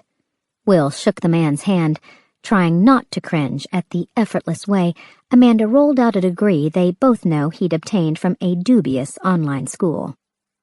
Mittal offered, "As a courtesy, I am prepared to show you around the crime scene." Amanda gave a cutting glance to Charlie, as if he had any say in the matter. "Thank you," Will said, because he knew no one else would. Mittal handed each of them a pair of white booties for their shoes. Amanda grabbed Will's arm to steady herself as she slipped off her heels and covered her stocking feet. Will was left to hop around on his own. Even without his shoes, his feet were too big, and he ended up looking like Mrs. Levy with her heels hanging off the back of her slippers. "Shall we start in here?" Mittal didn't wait for them to acknowledge his invitation. He led them around the back of the Malibu and into the house through the open kitchen door. Instinctively, Will ducked his head as he walked into the low-ceilinged room. Charlie bumped into him and mumbled an apology. The kitchen was small for 4 people, horseshoe-shaped with the open end facing the laundry room. Will caught the distinct odor of rusty iron that blood gave off when it congealed. Faith was right. The intruders had been looking for something. The house was a mess. Silverware was scattered on the floor, drawers had been thrown around, holes were knocked in the walls. A cell phone and an older-looking BlackBerry were crushed on the floor. The wall phone had been smashed off the hook. Except for the black fingerprint powder and the yellow plastic markers the forensics team had used, nothing had been altered from what Faith said she'd first seen when she entered the house. Even the dead body was still in the laundry room. Faith must have been terrified, not knowing what was coming around the corner. Terrified that her mother was injured. Or worse. Will should have been here. He should have been the kind of partner Faith knew she could call no matter what. Mittal said, "I've yet to write my report, but I'm prepared to share my working theory." Amanda rolled her hand in a circle to move things along. "Tell me what you've got." Mittal's lips pursed at the commanding tone. "I assume that Captain Mitchell was preparing lunch when the crime commenced." There were bags of cold cuts on the counter beside a knife and cutting board where Evelyn had obviously been slicing tomatoes. An empty Wonder Bread sleeve was wadded up in the sink. The toaster had popped up long ago. 4 slices of bread. Evelyn had probably known Faith would need lunch when she got home. It was a normal enough scene. Even pleasant, but for the fact that every item on the counter was spattered or smeared with blood. The toaster, the bread, the cutting board. More blood had dripped down to the floor and pooled onto the tiles. 2 sets of red shoe prints crisscrossed the white porcelain. 1 small, 1 large. There had been a struggle. Mittal continued. Captain Mitchell was startled by a noise, possibly the sliding glass door breaking, which likely made her cut her finger with the knife she was using to slice the tomatoes. Amanda noted. "That's a lot of blood for a kitchen accident." Mittal obviously didn't want any editorial comments. He paused again before continuing. "The infant, Emma, would have been here." He pointed to the counter space beside the fridge, opposite the area where Evelyn had been preparing lunch. "We found a small drop of blood on the counter, here." He pointed to the spot beside an older model CD player. "There's a blood trail to and from the shed, so Captain Mitchell was most likely bleeding when she left the kitchen. Her handprint on the door supports this." Amanda nodded. "She hears a noise, so she hides the baby to keep her safe, then comes back in with her S&W. Charlie's words came out in a rush, as if he could no longer hold his tongue. "She must have wrapped a paper towel around the cut, but it bled through quickly. There's blood on the kitchen door and the wooden handle of the S&W. Will asked, "What about the car seat?" "It's clean. She must have carried it with her uninjured hand. We've got a blood trail back and forth across the carport where she carried Emma to the shed. It's Evelyn's blood. Abidi's people already typed it, so we can kind of puzzle it out from that." He glanced up at Mittal. "Sorry, Abby. I hope I'm not stepping on your toes." Mittal made an expansive gesture with his hands, indicating Charlie should continue. Will knew that this was Charlie's favorite part of the job. There was a swagger to his walk as he went to the open doorway and clasped his hands together near his face, as if he held a gun. "Evelyn comes back into the house, pivots, sees bad guy number 1 waiting in the laundry room, and shoots him in the head. The force spun him around like a pinwheel. That's the exit wound you see at the back of his head." Charlie turned back around, hands raised again in a classic Charlie's Angel pose, which was the best way to make sure you got shot in the chest. "Then bad guy number 2 comes, probably from over there." He pointed to the pass-through between the kitchen and dining room. "There's a struggle. Evelyn loses her gun, see there?" Will followed his pointing finger to a plastic marker on the floor. Now that Charlie had put the suggestion in his head, he could see the faint, bloody outline of a handgun. "Evelyn grabs the knife off the counter. Her blood is on the handle, but it's not on the blade." Amanda interrupted. "It's not just her blood on the knife." "No. According to her personnel file, Evelyn is typed as O positive. We've got B negative coating the blade, and here by the fridge." They all looked down at a dozen large, round drops of blood on the floor. Mittal provided, "It's a passive spatter. No arteries were compromised or there would be a spray pattern. All the samples were sent to the lab for DNA analysis. I imagine we're looking at a week for results." A smile played at Amanda's lips as she stared at the blood. "Good girl, Ev." There was a sound of triumph in her voice. "Any of the dead guys B negative?" Charlie glanced at Mittal again. The man nodded his acquiescence. "The Asian in the ugly shirt was O positive, which is a fairly common type across races. It's Evelyn's type, it's my type. The other, the guy we're calling Ricardo because of his tattoo, was B negative. But here's the kicker. He doesn't have any stab wounds. I mean, he bled at some point. He was obviously tortured, but the blood we're looking at here is a larger volume than anything." Amanda interrupted. "So, we've got someone out there with a stab wound whose blood type is B negative. Is that rare?" "Less than 2% of the U.S. Caucasian population is B negative," Charlie told them.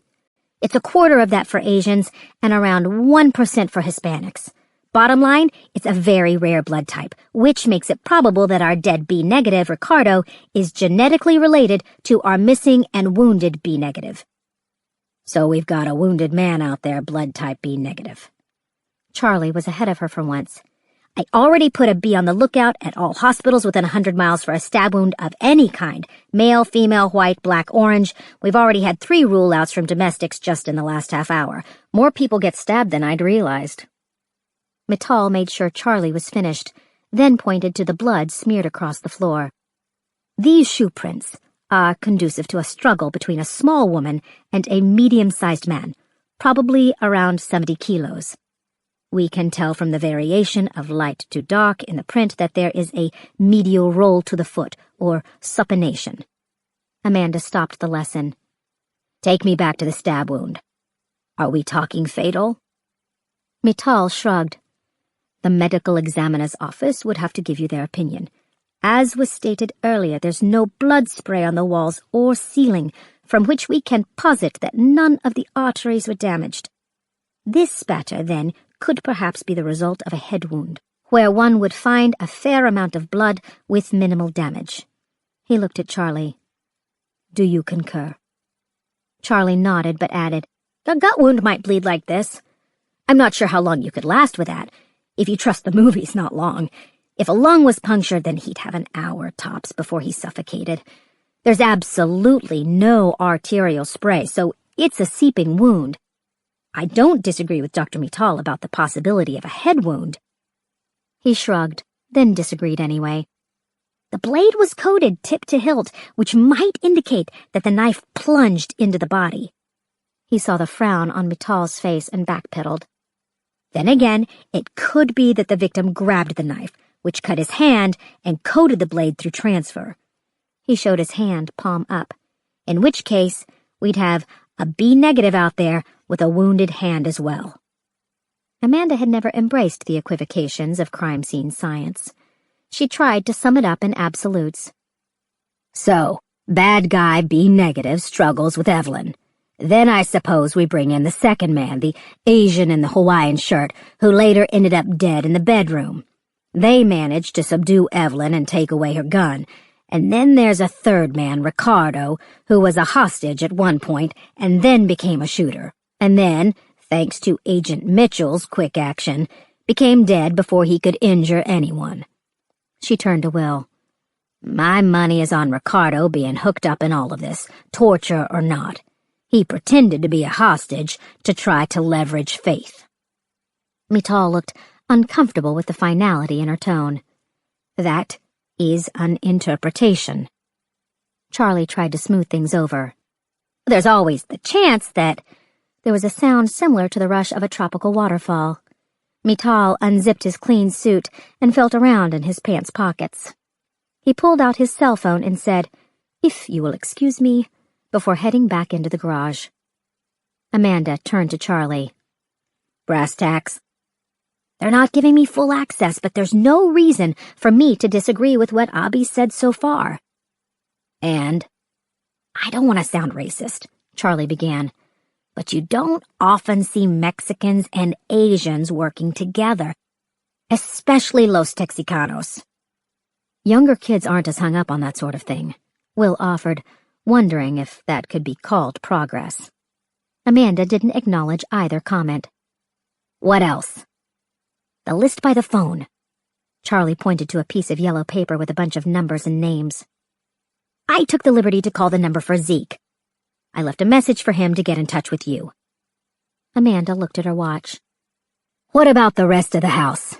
Did forensics find anything? Not that they've told me. Abby's not being overtly rude, but he's not going out of his way to volunteer anything either. Charlie paused before adding, It seems obvious whatever the bad guys were looking for wasn't found, otherwise they would have cleared out the minute Faith pulled up. And we'd be planning Evelyn's funeral. Amanda didn't dwell on the fact.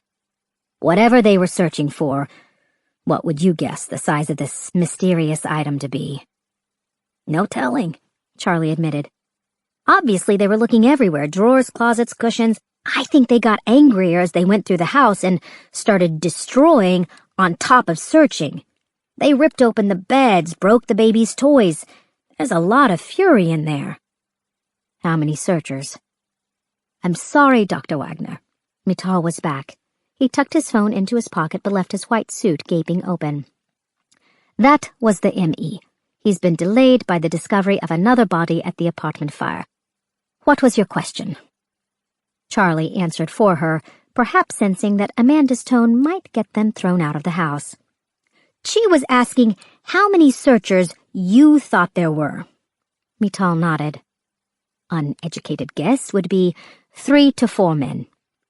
Will saw the disgusted look on Amanda's face. It had to be more than 3. Otherwise, all the suspects were dead and Evelyn Mitchell had kidnapped herself. Mittal continued. They did not wear gloves. Perhaps they thought Captain Mitchell would relent without a struggle. Amanda snorted a laugh, and Mittal gave another one of his patented pauses. There are fingerprints on most surfaces, which, of course, we will share with the GBI. Charlie said, I've already called the lab. We've got 2 techs coming in to digitize them and put them in the database. From there, it's only a matter of time before we know if they're in the system. Amanda indicated the kitchen. Once Evelyn was neutralized, they would have started their search in here. They were looking through drawers, so it's something that would fit in a drawer. She looked up at Charlie, then Mittal. Any tire tracks? Footprints? Nothing of consequence. Mittal walked her over to the kitchen window and started pointing out things in the backyard that had been checked. Will studied the broken CDs on the floor. Beatles, Sinatra. No AC/DC. The player was white plastic, smudged with black fingerprint powder. Will used his thumbnail to press the eject button. The tray was empty. Amanda's voice came back to him. Where did they keep Evelyn while they were tearing up the house? Mittal started toward the living room. Will took up the rear as Charlie and Amanda followed the doctor through the path of debris. The setup was similar to Mrs. Levy's house, minus the sunken aspect of the living room. Opposite the couch and a wingback chair were a wall of bookshelves and a small plasma screen television with a foot-sized crack in the center. Most of the books were strewn across the floor. The couch and chairs had been gutted, their frames broken. There was a stereo on the shelf by the TV, the old record-playing kind, but the speakers were busted and the arm had been wrenched off the turntable. A small pile of vinyl records had obviously met the hard edge of someone's heel. There was a tonneau-style bentwood chair against the wall, the only thing in the room that seemed to have remained intact. The seat was thatched. The legs were scuffed. Mittal pointed to where chunks of veneer had been ripped off. It appears that duct tape was used. I found adhesive where Captain Mitchell's feet would have been. He lifted up the chair and moved it away from the wall. A yellow plastic number marker had been placed beside a dark stain. One can surmise from the blood drops on the carpet that Captain Mitchell's hands were hanging down.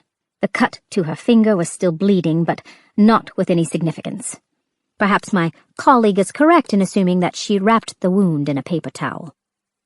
Amanda leaned down to look at the bloodstain, but Will was more interested in the chair. Evelyn's hands had been tied behind her back. He used his foot to tilt the chair forward so he could see the bottom of the thatched seat. There was a mark underneath, an arrowhead, drawn in blood. Will looked out into the room, trying to figure out what the arrow was pointing to. The couch directly across from the chair was gutted, as was the wingback chair to the side.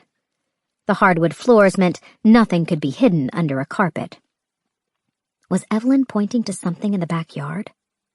He heard a hiss of air through teeth. Will glanced up to find Amanda giving him such a searing look that he dropped the chair back into place without his brain being aware of what his foot was doing. She gave a slight shake of her head, indicating he should keep his mouth shut about the find. Will glanced at Charlie. They had all three seen the arrow under the chair, while Mittal, oblivious, waxed poetic on the efficacy of fingerprinting on porous versus non-porous surfaces. Charlie opened his mouth to speak, but Amanda talked over him. "Dr. Mittal, in your opinion, was the glass door broken with a found object, such as a rock or lawn ornament?" She glared at Charlie, and Will thought if she was capable of shooting lasers from her eyes, they would have sealed Charlie's mouth shut. "I'm just wondering how well this attack was planned. Did they bring something to break the glass? Did they surround the house? If so, did they know the layout ahead of time?" Mittal frowned because these were questions none of them were capable of answering. "Dr. Wagner, these are not scenarios that can be forensically evaluated." "Well, let's just toss it around and see what sticks. Was a brick used to break the glass?" Charlie started shaking his head. Will recognized the internal conflict. Like it or not, this was Mittal's crime scene, and there was evidence under the chair, possibly important evidence, that the man had missed. Charlie was obviously torn. As with most things that had to do with Amanda, there was the right thing to do, and then there was the thing that she was ordering him to do. Each decision had its consequence. Mittal was shaking his head too, but only because Amanda wasn't making sense. "Dr. Wagner, we have searched every inch of this crime scene, and I'm telling you, we have not found any more items of substance than what I have already detailed." Will knew for a fact they hadn't checked every inch. He asked, "Has anyone checked the Malibu?" That took Charlie's mind off his troubles.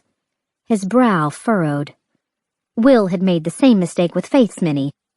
All of the violence had taken place inside the house, but the cars were still part of the crime scene. Amanda was the first to move.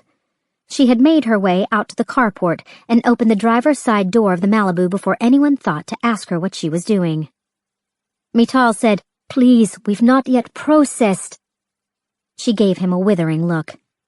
"Did you think to check the trunk?" His stunned silence was enough of an answer. Amanda popped the trunk. Will was standing just inside the kitchen doorway, which gave him a raised view of the scene. There were several plastic grocery bags in the trunk, their contents flattened down by the dead body on top of them. As in the kitchen, blood coated everything, soaking into the cereal box, dripping down the plastic wrap around the hamburger buns. The dead man was a big guy. His body was folded almost in two where he'd been bent to fit into the space. A deep gash in his bald head showed splintered bone and bits of brain. His jeans were wrinkled. His shirt sleeves were rolled up. There was a Los Texicanos tattoo on his forearm. Evelyn's gentleman friend. Chapter 4. The Georgia Diagnostic and Classification Prison was located in Jackson, about an hour south of Atlanta. The drive was usually a quick shot down I-75, but the Atlanta Motor Speedway was having some kind of exhibition event that slowed traffic to a crawl. Undeterred, Amanda kept hopping on and off the shoulder, jerking the wheel quickly to pass groups of sluggish cars. The SUV's tires made a strumming sound as they grazed the rumble strips, meant to deter drivers from leaving the roadway. Between the noise and the vibration, Will found himself fighting an unexpected wave of motion sickness. Finally, they made it through the worst of the traffic, At the Speedway exit, Amanda took one last dash onto the shoulder, then popped the SUV back onto the road. The tires skipped. The chassis shook. Will rolled down the window for some fresh air to help settle his stomach. The wind slapped his face so hard that he felt his skin ripple. Amanda pressed the button to roll the window back up, giving him the look she reserved for stupid people and children. They were going over 100 miles an hour. Will was lucky he hadn't been sucked out the window. She let out a long sigh as she stared back at the road. One hand rested in her lap, while the other was firmly wrapped around the steering wheel. She was wearing her usual power suit, a bright blue skirt and matching jacket with a light-colored blouse underneath. Her high-heel shoes exactly matched the color of her suit. Her fingernails were trim but manicured. Her hair was its usual helmet of salt and pepper gray. Most days, Amanda seemed to have more energy than all the men on her team. Now she looked tired, and Will could see the worry lines around her eyes were more pronounced. She said, "Tell me about Spivey." Will tried to click his brain back over to his old case against Captain Evelyn Mitchell's team. Boyd Spivey was the former lead detective on the narcotics squad who was currently biding his time on death row. Will had talked to the man only once before Spivey's lawyers advised him to keep his mouth shut. I don't find it hard to believe he'd beat someone to death with his fists. He was a big guy, taller than me, carried about 50 more pounds, all of it muscle. Gym rat? I'd guess steroids gave him a boost. How did that work for him? They made him uncontrollably angry, Will recalled. He's not as smart as he thinks, but I wasn't able to get him to confess, so maybe I'm not either. You still sent him to prison. He sent himself to prison. His house in the city was paid for. His house at the lake was paid for. All 3 of his kids were in private school. His wife worked 10 hours a week and drove a top-of-the-line Mercedes. His mistress drove a BMW. He kept his brand-new Porsche 911 parked in her driveway. Men and their cars, she mumbled. He doesn't sound very smart to me. He didn't think anyone would ask questions. Generally, they don't. Spivey was good at keeping his mouth shut. As I recall, all of them were. She was right. In a corruption case, the usual strategy was to find the weakest member and persuade him or her to turn on his or her fellow conspirators in exchange for a lighter sentence.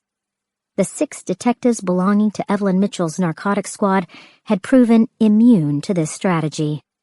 None of them would turn on the other, and all of them routinely insisted that Captain Mitchell had nothing to do with their alleged crimes. They went out of their way to protect their boss. It was both admirable and incredibly frustrating. Will said, Spivey worked on Evelyn's squad for 12 years, longer than any of them. She trusted him. Yes, Will agreed. 2 peas in a pod. Amanda cut him a sharp look. Careful. Will felt his jaw tighten so hard that the bone ached. He didn't see how ignoring the most important part of this case was going to get them anywhere. Amanda knew as well as Will that her friend was guilty as hell. Evelyn hadn't lived large, but like Spivey, she'd been stupid in her own way. Faith's father had been an insurance broker, solidly middle class with the usual kinds of debts that people had. Car payments, mortgage, credit cards. Yet, during Will's investigation, he'd found an out-of-state bank account in Bill Mitchell's name. At the time, the man had been dead for 6 years. Though the account balance always hovered around $10,000, the activity showed monthly deposits since his death that totaled up to almost $60,000. It was clearly a shell account, the kind of thing prosecutors called a smoking gun. With Bill dead, Evelyn was the only signatory. Money was taken out and deposited with her ATM card at an Atlanta branch of the bank. Her dead husband wasn't the one who was keeping the activity spread apart and the deposit shy of the limit that would throw up a red flag at Homeland Security. As far as Will knew, Evelyn Mitchell had never been asked about the account. He'd figured it would come out during her trial, but her trial had never happened. There had been a press conference announcing her retirement, and that was the end of the story. Until now. Amanda flipped down the visor to block the sun. Clipped to the underside were a couple of yellow claim tickets that looked like they were from a dry cleaner. The sun wasn't doing her any favors. She didn't look tired anymore. She looked haggard. She said, "Something's bothering you." He resisted uttering the biggest duh ever vocalized in the history of the world. "Not that," she said as if she could read his mind. "Faith didn't call you for help because she knew that she was going to do the wrong thing." Will looked out the window. "You would have made her wait for backup." He hated the relief her words brought. "She's always been headstrong." He felt the need to say, "She didn't do the wrong thing." "That's my boy." Will watched the trees along the highway blend into a sea of green. "Do you think there's going to be a ransom?" "I hope so." They both knew that a ransom pointed to a living hostage, or at least the opportunity to demand proof of life. He said, "This feels personal." "How so?" He shook his head. "The way the house was torn up. There's mad, and then there's furious. I don't imagine the old girl sat by quietly while they performed their search." Probably not. Evelyn Mitchell was no Amanda Wagner, but Will could easily see her taunting the men who were tearing up her house. You didn't get to be one of the first female captains on the Atlanta police force by being sweet. They were obviously looking for money. "Why do you say that?" "Clams. The last word Ricardo said to Faith before he died. You said it's slang for money. Ergo, they were looking for money." "In the silverware drawer." Another good point. Cash was nice, but it was cumbersome. A pile worth kidnapping an ex-Atlanta police captain for would fill several silverware drawers. He said the arrow was pointing into the backyard. "What arrow?" Will suppressed a groan. She wasn't usually this obvious. The arrow drawn in Evelyn's blood underneath the chair she was duct taped to. "I know you saw it. You hissed at me like an air compressor." "You really should work on your metaphors." She was silent for a beat, probably considering the most circuitous route to take him to nowhere. "You think Evelyn has buried treasure in her backyard?" He had to admit this was unlikely, especially considering the Mitchell backyard was on full display to the rest of the neighbors, most of whom were retired and seemed to have ample time to spy. Besides, Will couldn't picture Faith's mother out with a shovel and a flashlight in the middle of the night.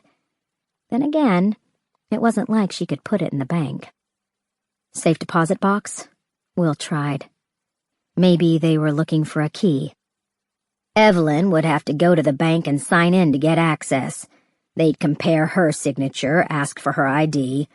Our kidnapper had to know her picture would be on every television station the minute he took her." Will silently conceded the point. Besides, the same rule applied. A large amount of cash took up space. Diamonds and gold were more for Hollywood movies. In real life, stolen jewels fetched pennies on the dollar. She asked, "What about the crime scene? Do you think Charlie got it right?" Will went on the defense. Mital did most of the talking. "Okay, you've covered Charlie's ass. Now answer my question." "The Los Texicanos in the trunk of the Malibu. Evelyn's gentleman friend. He throws it all out." She nodded. "He wasn't stabbed. He died from a shot to the head. Plus, he's B positive. That still leaves us with our B negative out there with a nasty wound." "That's not what I'm talking about." Will resisted the urge to add, "and you know it." Amanda wasn't just tying his hands behind his back. She was blindfolding him and sending him toward the edge of a cliff. Her refusal to talk about or even acknowledge Evelyn Mitchell's sordid past wasn't going to help Faith, and it sure as hell wasn't going to get her mother back in one piece. Evelyn had worked in narcotics. She was obviously in contact almost daily with a higher-up in Los Texicanos, the gang that ran the drug trade in and out of Atlanta.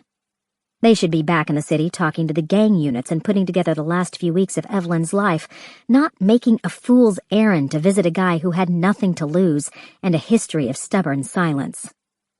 "Come on, Dr. Trent," Amanda chided. "Don't make me pull teeth."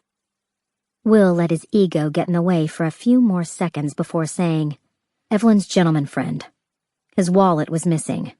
He didn't have any ID or money on him.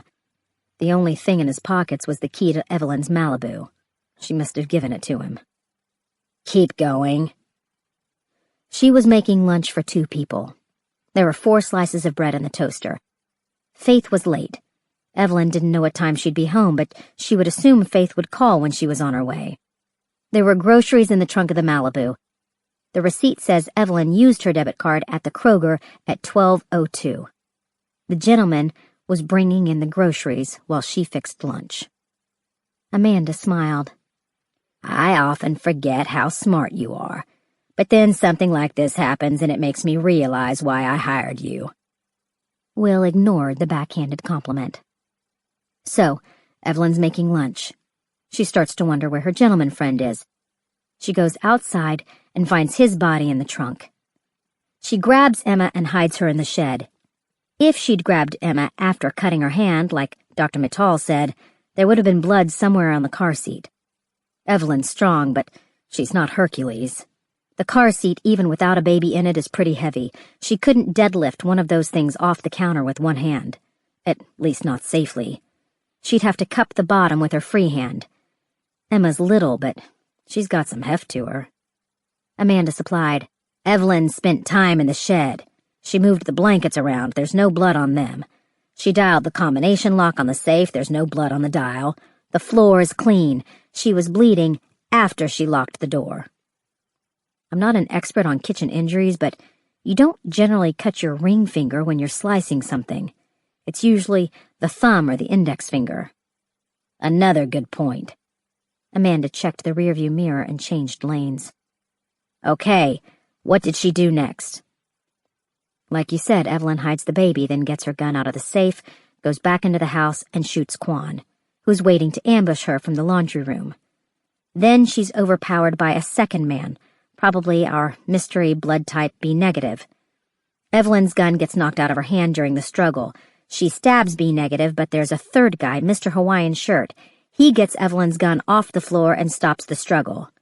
He asks her where the thing is that they're looking for. She tells them to go to hell. She's duct taped to the chair while they search the house. That sounds plausible. It sounded confusing. There were so many bad guys that Will was having a hard time keeping track of them. 2 Asians, 1 Hispanic, possibly 2, maybe a third man, race unknown. A house being searched for God only knew what, and a missing 63-year-old ex-cop who had her share of secrets. Then there was the even larger question that Will knew better than to ask. Why hadn't Evelyn called for help? By Will's count, she'd had at least 2 opportunities to make a call or run for help. When she first heard the noise, and after she shot Hironobu Kwan in the laundry room. And yet, she had stayed. "What are you thinking?" Will knew better than to give an honest answer. "I'm wondering how they got her out of the house without anyone seeing." Amanda reminded him, "You're assuming Roz Levy is being forthcoming." "Do you think she's involved in this?" "I think she's a wily old bitch who wouldn't piss on you if your hair was on fire." Will supposed the venom in her tone came from experience. Amanda said, "This wasn't spur of the moment. Some planning went into it. They didn't all walk there. There was a car somewhere, maybe a van. There's a dogleg alley jutting into Little John Trail. They would have gone out the back, exiting into Evelyn's backyard. You follow the fence line between the neighbors and you're there in 2 minutes. How many men do you think were there? We've got 3 dead on scene. There's the injured B negative and at least 1 able-bodied man. There's no way Evelyn would have gone to a second location without a fight. She would have risked being shot first. There had to be someone there who was strong enough to tie her up or subdue her." Will didn't add that they could have just as easily injured or killed her and removed the body. "We'll know for sure when we get the fingerprints. They all must have touched something. Abruptly, Amanda changed the subject. Have you and Faith ever talked about your case against your mother? Not really. I've never told her about the bank account because there's no reason. She assumes I was wrong. A lot of people do. My case was never made in court. Evelyn retired with full benefits. It's not a hard conclusion to jump to. She nodded as if she was giving her approval. The man in the trunk, the one you call Evelyn's gentleman friend, let's talk about him. If he was bringing in groceries, that implies they had a personal relationship. That's certainly possible. Will thought about the guy. He'd been shot in the back of the head. His wallet and ID were not the only things missing from his person. He didn't have a cell phone. He didn't have the thick gold watch he'd been wearing in the picture Mrs. Levy had taken. His clothes were nondescript, Nikes with Dr. Scholl's orthopedic inserts, J. Crew jeans, and a Banana Republic shirt that had cost a lot of money considering he hadn't bothered to iron it. There was a smattering of gray in the black goatee on his chin. The stubble on his shiny head indicated he was hiding male-pattern baldness rather than making a bold statement in style. Except for the Los Texacanos star on his forearm, he could have been a stockbroker having a midlife crisis. Amanda said, I've checked with narcotics. There have been some grumblings about the Asians making a play for the powder cocaine trade. It's been up for grabs since the BMF went down. The Black Mafia family. They had controlled coke sales from Atlanta to LA, with Detroit in between. That's a lot of money. The family was pulling down hundreds of millions of dollars a year. Los Texacanos was calling the shots. They've always been suppliers, not distributors. It's a smart way to play it. That's why they've survived all these years. Despite what Charlie thinks about race, they don't care if the dealer is black or brown or purple so long as the money's green. Will had never worked a major drug case. I don't know much about the organization. Los Texacanos started back in the mid-60s at the Atlanta Pen. The population demographic back then was almost the exact reverse of what it is now. 70% white, 30 black. Crack cocaine changed that overnight. It worked faster than forced busing. There were still only a handful of Mexicans in the joint, and they ganged up to keep from getting their throats cut. You know how it goes. Will nodded. Just about every gang in America had started as a group of minorities, be they Irish, Jewish, Italian, or other, banding together for survival. It generally took a couple of years before they started doing worse than was done to them. What's the structure? Pretty loose. No one's going to chart like MS-13. She was referring to what was often called the most dangerous gang in the world. Their organizational structure rivaled the military's, and their loyalty was so fierce that they'd never been successfully infiltrated. Amanda explained, in the early years, Los Texacanos was on the front page of the paper every single day, sometimes in both editions. Shootouts in the street, heroin, pot, numbers, prostitution, robbery. Their calling card was branding children. They didn't just go after the person who crossed them. They'd go after a daughter, son, niece, nephew. They'd cut open their faces, once across the forehead, then a vertical line down the nose to the chin. Without thinking, Will put his hand to the scar along his jaw. There was one point during the Atlanta child murders investigation when Los Texacanos was at the top of our list. This was early on, the fall of '79. I was the glorified assistant to the senior liaison for Fulton, Cobb, and Clayton. Evelyn was on the Atlanta task force, mostly fetching coffee until it was time to talk to the parents. Then it all fell to her. The general consensus was that the Texacanos were trying to send a broader message to the clientele. It seems ludicrous now, but at the time, we were hoping it was them. She switched on the blinker and changed lanes. You were around 4 then, so you won't remember, but it was a very tense time. The entire metro area was terrified. Sounds like it, he said, surprised she knew his age. It wasn't long after the child murders that one of the top Texacanos was taken down during an internal struggle. They're tight-knit. We never found out what happened or who took over, but we know the new guy was much more business-oriented. No more violence for the sake of violence. He prioritized the business, taking out the riskier component. His motto was to keep the coke flowing and the blood off the streets. Once they went underground, we were glad to ignore them. Who's in charge now? Ignacio Ortiz is the only name we have. He's the face of the gang. There are 2 others, but they keep an incredibly low profile, and you'll never find all 3 of them together in the same place. Before you ask, Ortiz is in Phillip State Prison serving his 3rd year of 7 without parole for attempted manslaughter.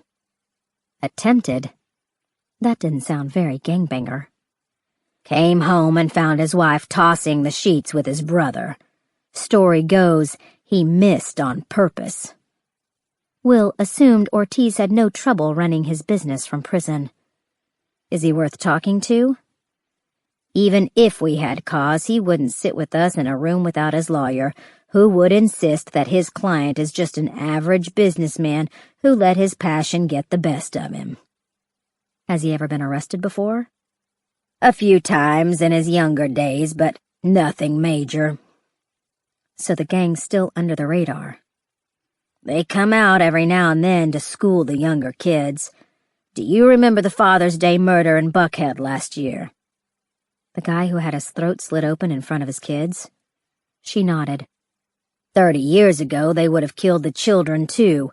One might say they've gotten softer in their old age.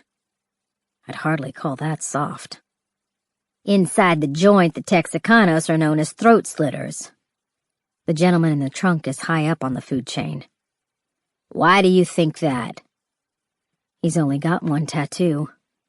Young gang members generally used their bodies as a canvas to illustrate their lives, etching tattoos of teardrops under their eyes for every murder, wrapping their elbows and shoulders in cobwebs to show that they'd done time. The tattoos were always rendered in blue ink culled from ballpoint pens, what was called joint ink, and they always told a story.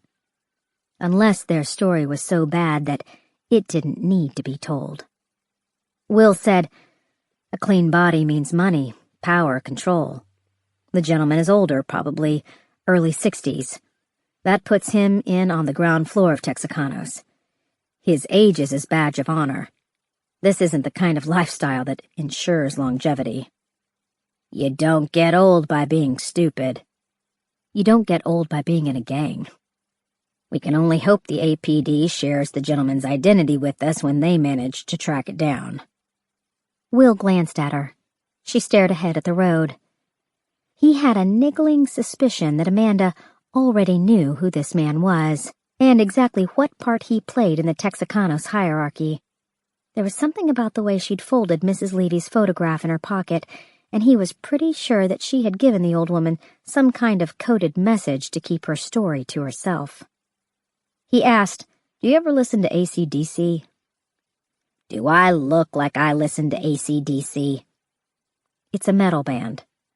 He didn't tell her they'd created one of the best-selling albums in the history of music. They've got a song called Back in Black.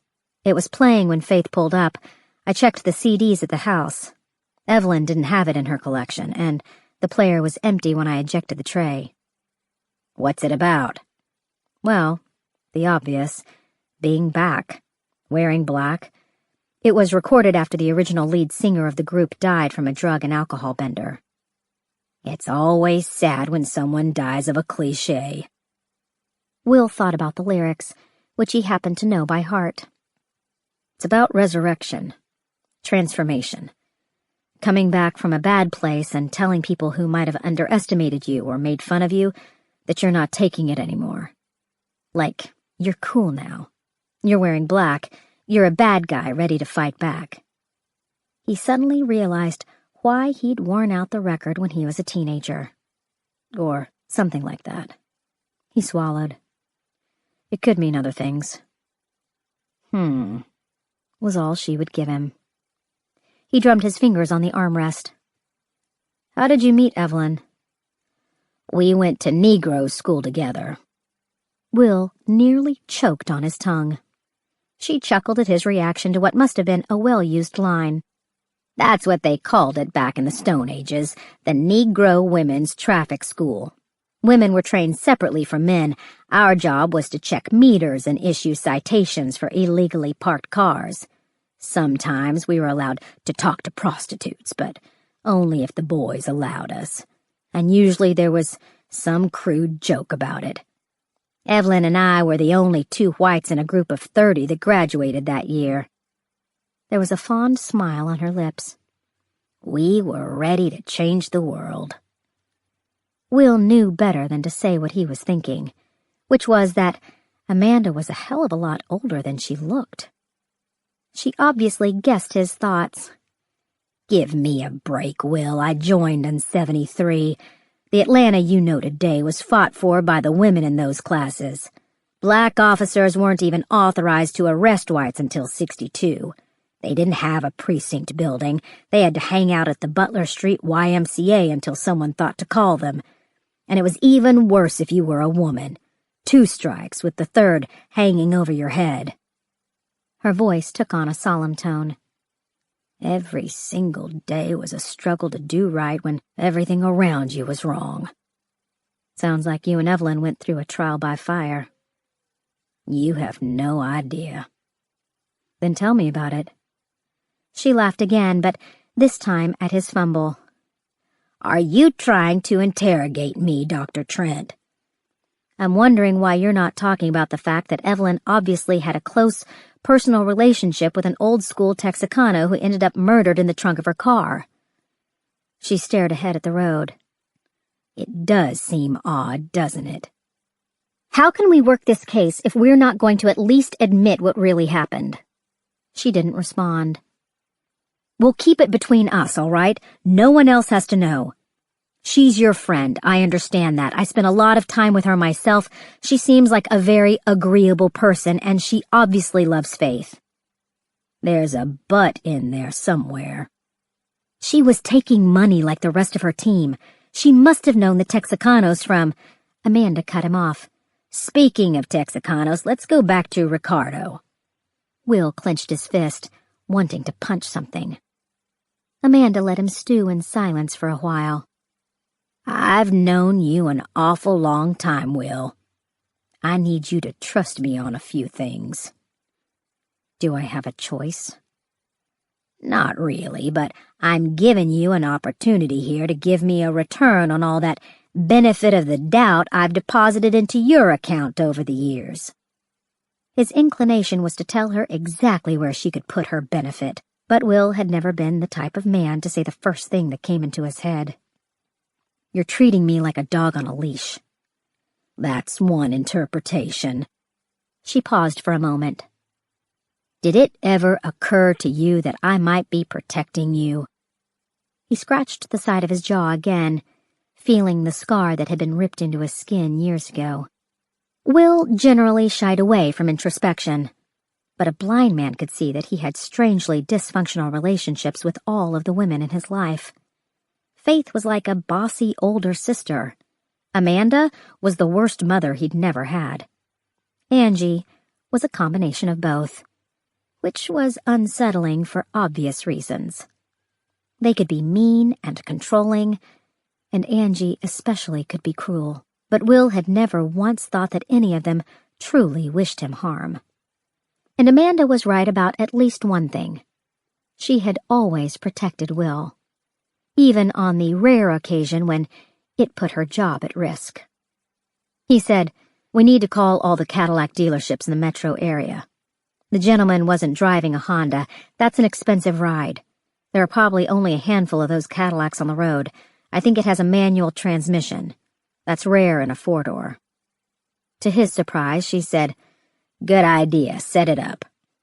Will reached into his pocket, remembering too late that he didn't have his phone. Or his gun and badge. Or his car, for that matter. Amanda tossed him her phone as she took the exit without so much as tapping the brake. "What's going on with you and Sarah Linton?" He flipped open her phone. "We're friends. I worked a case with her husband a few years ago." "That's nice." Those are some mighty big shoes to fill, friend. Will dialed information and asked for the number of the closest Cadillac dealership to Atlanta. As he followed Amanda past the corridor that led to the death chamber, Will had to admit, if only to himself, that he hated visiting prisons. Not just the DNC, but any prison. He could handle the constant threat of violence that made every inmate facility feel like a simmering pot that had been left too long on the stove.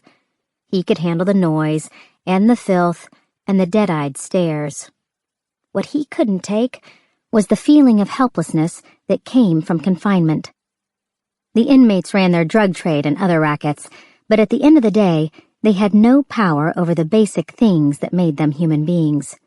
They couldn't take a shower when they wanted. They couldn't go to the bathroom without an audience. They could be strip-searched or cavity-searched at any time. They couldn't go for a walk or take a book from the library without permission. Their cells were constantly checked for contraband, which could be anything from a car magazine to a roll of dental floss. They ate on someone else's schedule. The lights were turned off and on by someone else's clock. By far the worst part was the constant handling they received. Guards were always touching them, wrenching their arms behind their backs, tapping their heads during count, pushing them forward or yanking them back. Nothing belonged to them, not even their own bodies. It was like the worst foster home on earth, only with more bars. The DNC was the largest prison in Georgia and, among other things, served as one of the main processing centers for all inmates entering the state penal system. There were 8 cell blocks with single and double bunk beds, in addition to 8 more dormitories that warehoused the overflow. As part of their intake, all state prisoners were subjected to a general medical exam, psych evaluation, behavioral testing, and a threat assessment to assign a security rating that determined whether they belonged in a minimum, medium, or maximum facility. If they were lucky, this diagnosing and classification process took around 6 weeks before they were assigned to another prison or moved to the permanent facilities at DNC. Until then, the inmates were on 23-hour lockdown, which meant that but for 1 hour a day they were confined to their cells. No cigarettes, coffee, or soda were allowed. They could buy only 1 newspaper a week. No books were allowed, not even the Bible. There were no TVs, no radios, no phones. There was a yard, but inmates were allowed out only 3 days a week, and that was, weather permitting, and only for whatever time was left on their 1 hour a day.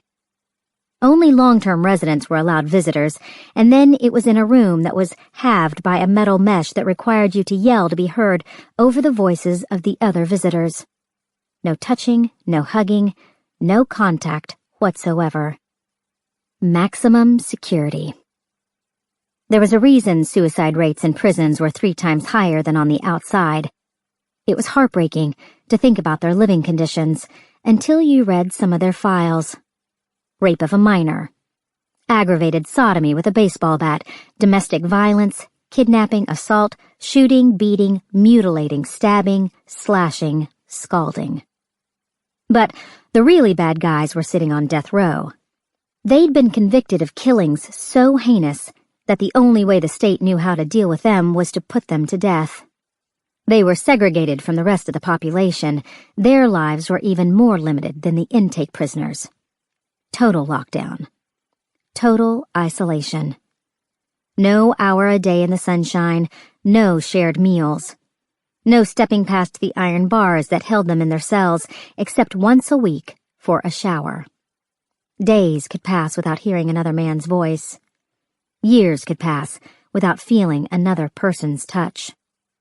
This was where Boyd Spivey was housed. This was where the former, highly decorated detective was living while he waited to die.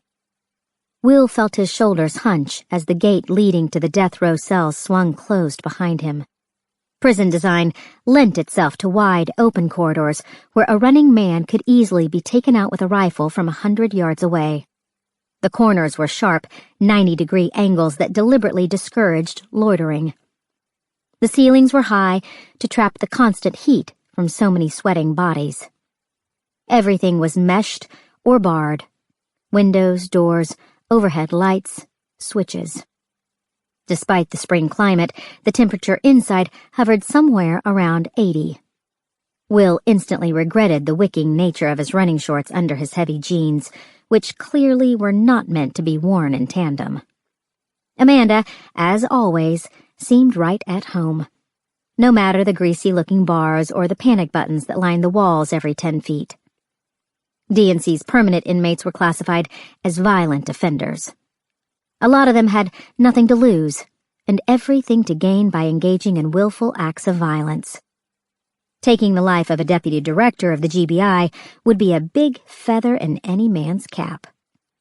Will didn't know how they felt about cops who took down other cops, but he didn't imagine that was too much of a distinction for inmates looking to raise their status.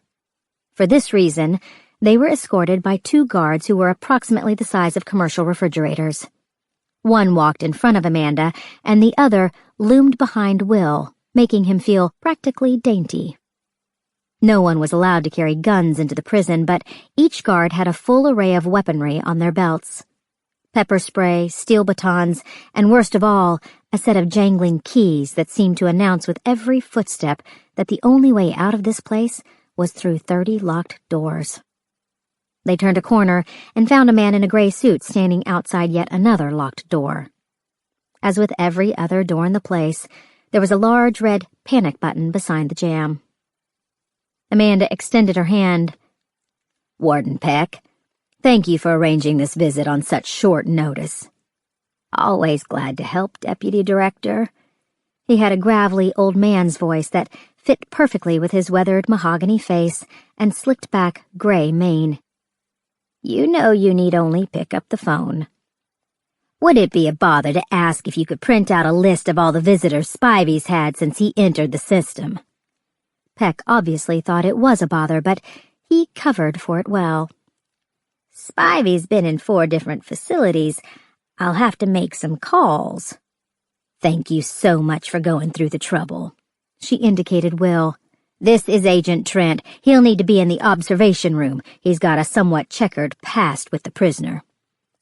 "That's fine. I should warn you that we got Mr. Spivey's death notice last week. He's to be executed on the 1st of September. Does he know?" Peck nodded gravely, and Will could see that he didn't like this part of his job. "It's my policy to give the inmates as much information as we can as soon as we can. The news has sobered Mr. Spivey considerably. They generally become quite docile during this time, but don't be lulled into complacency.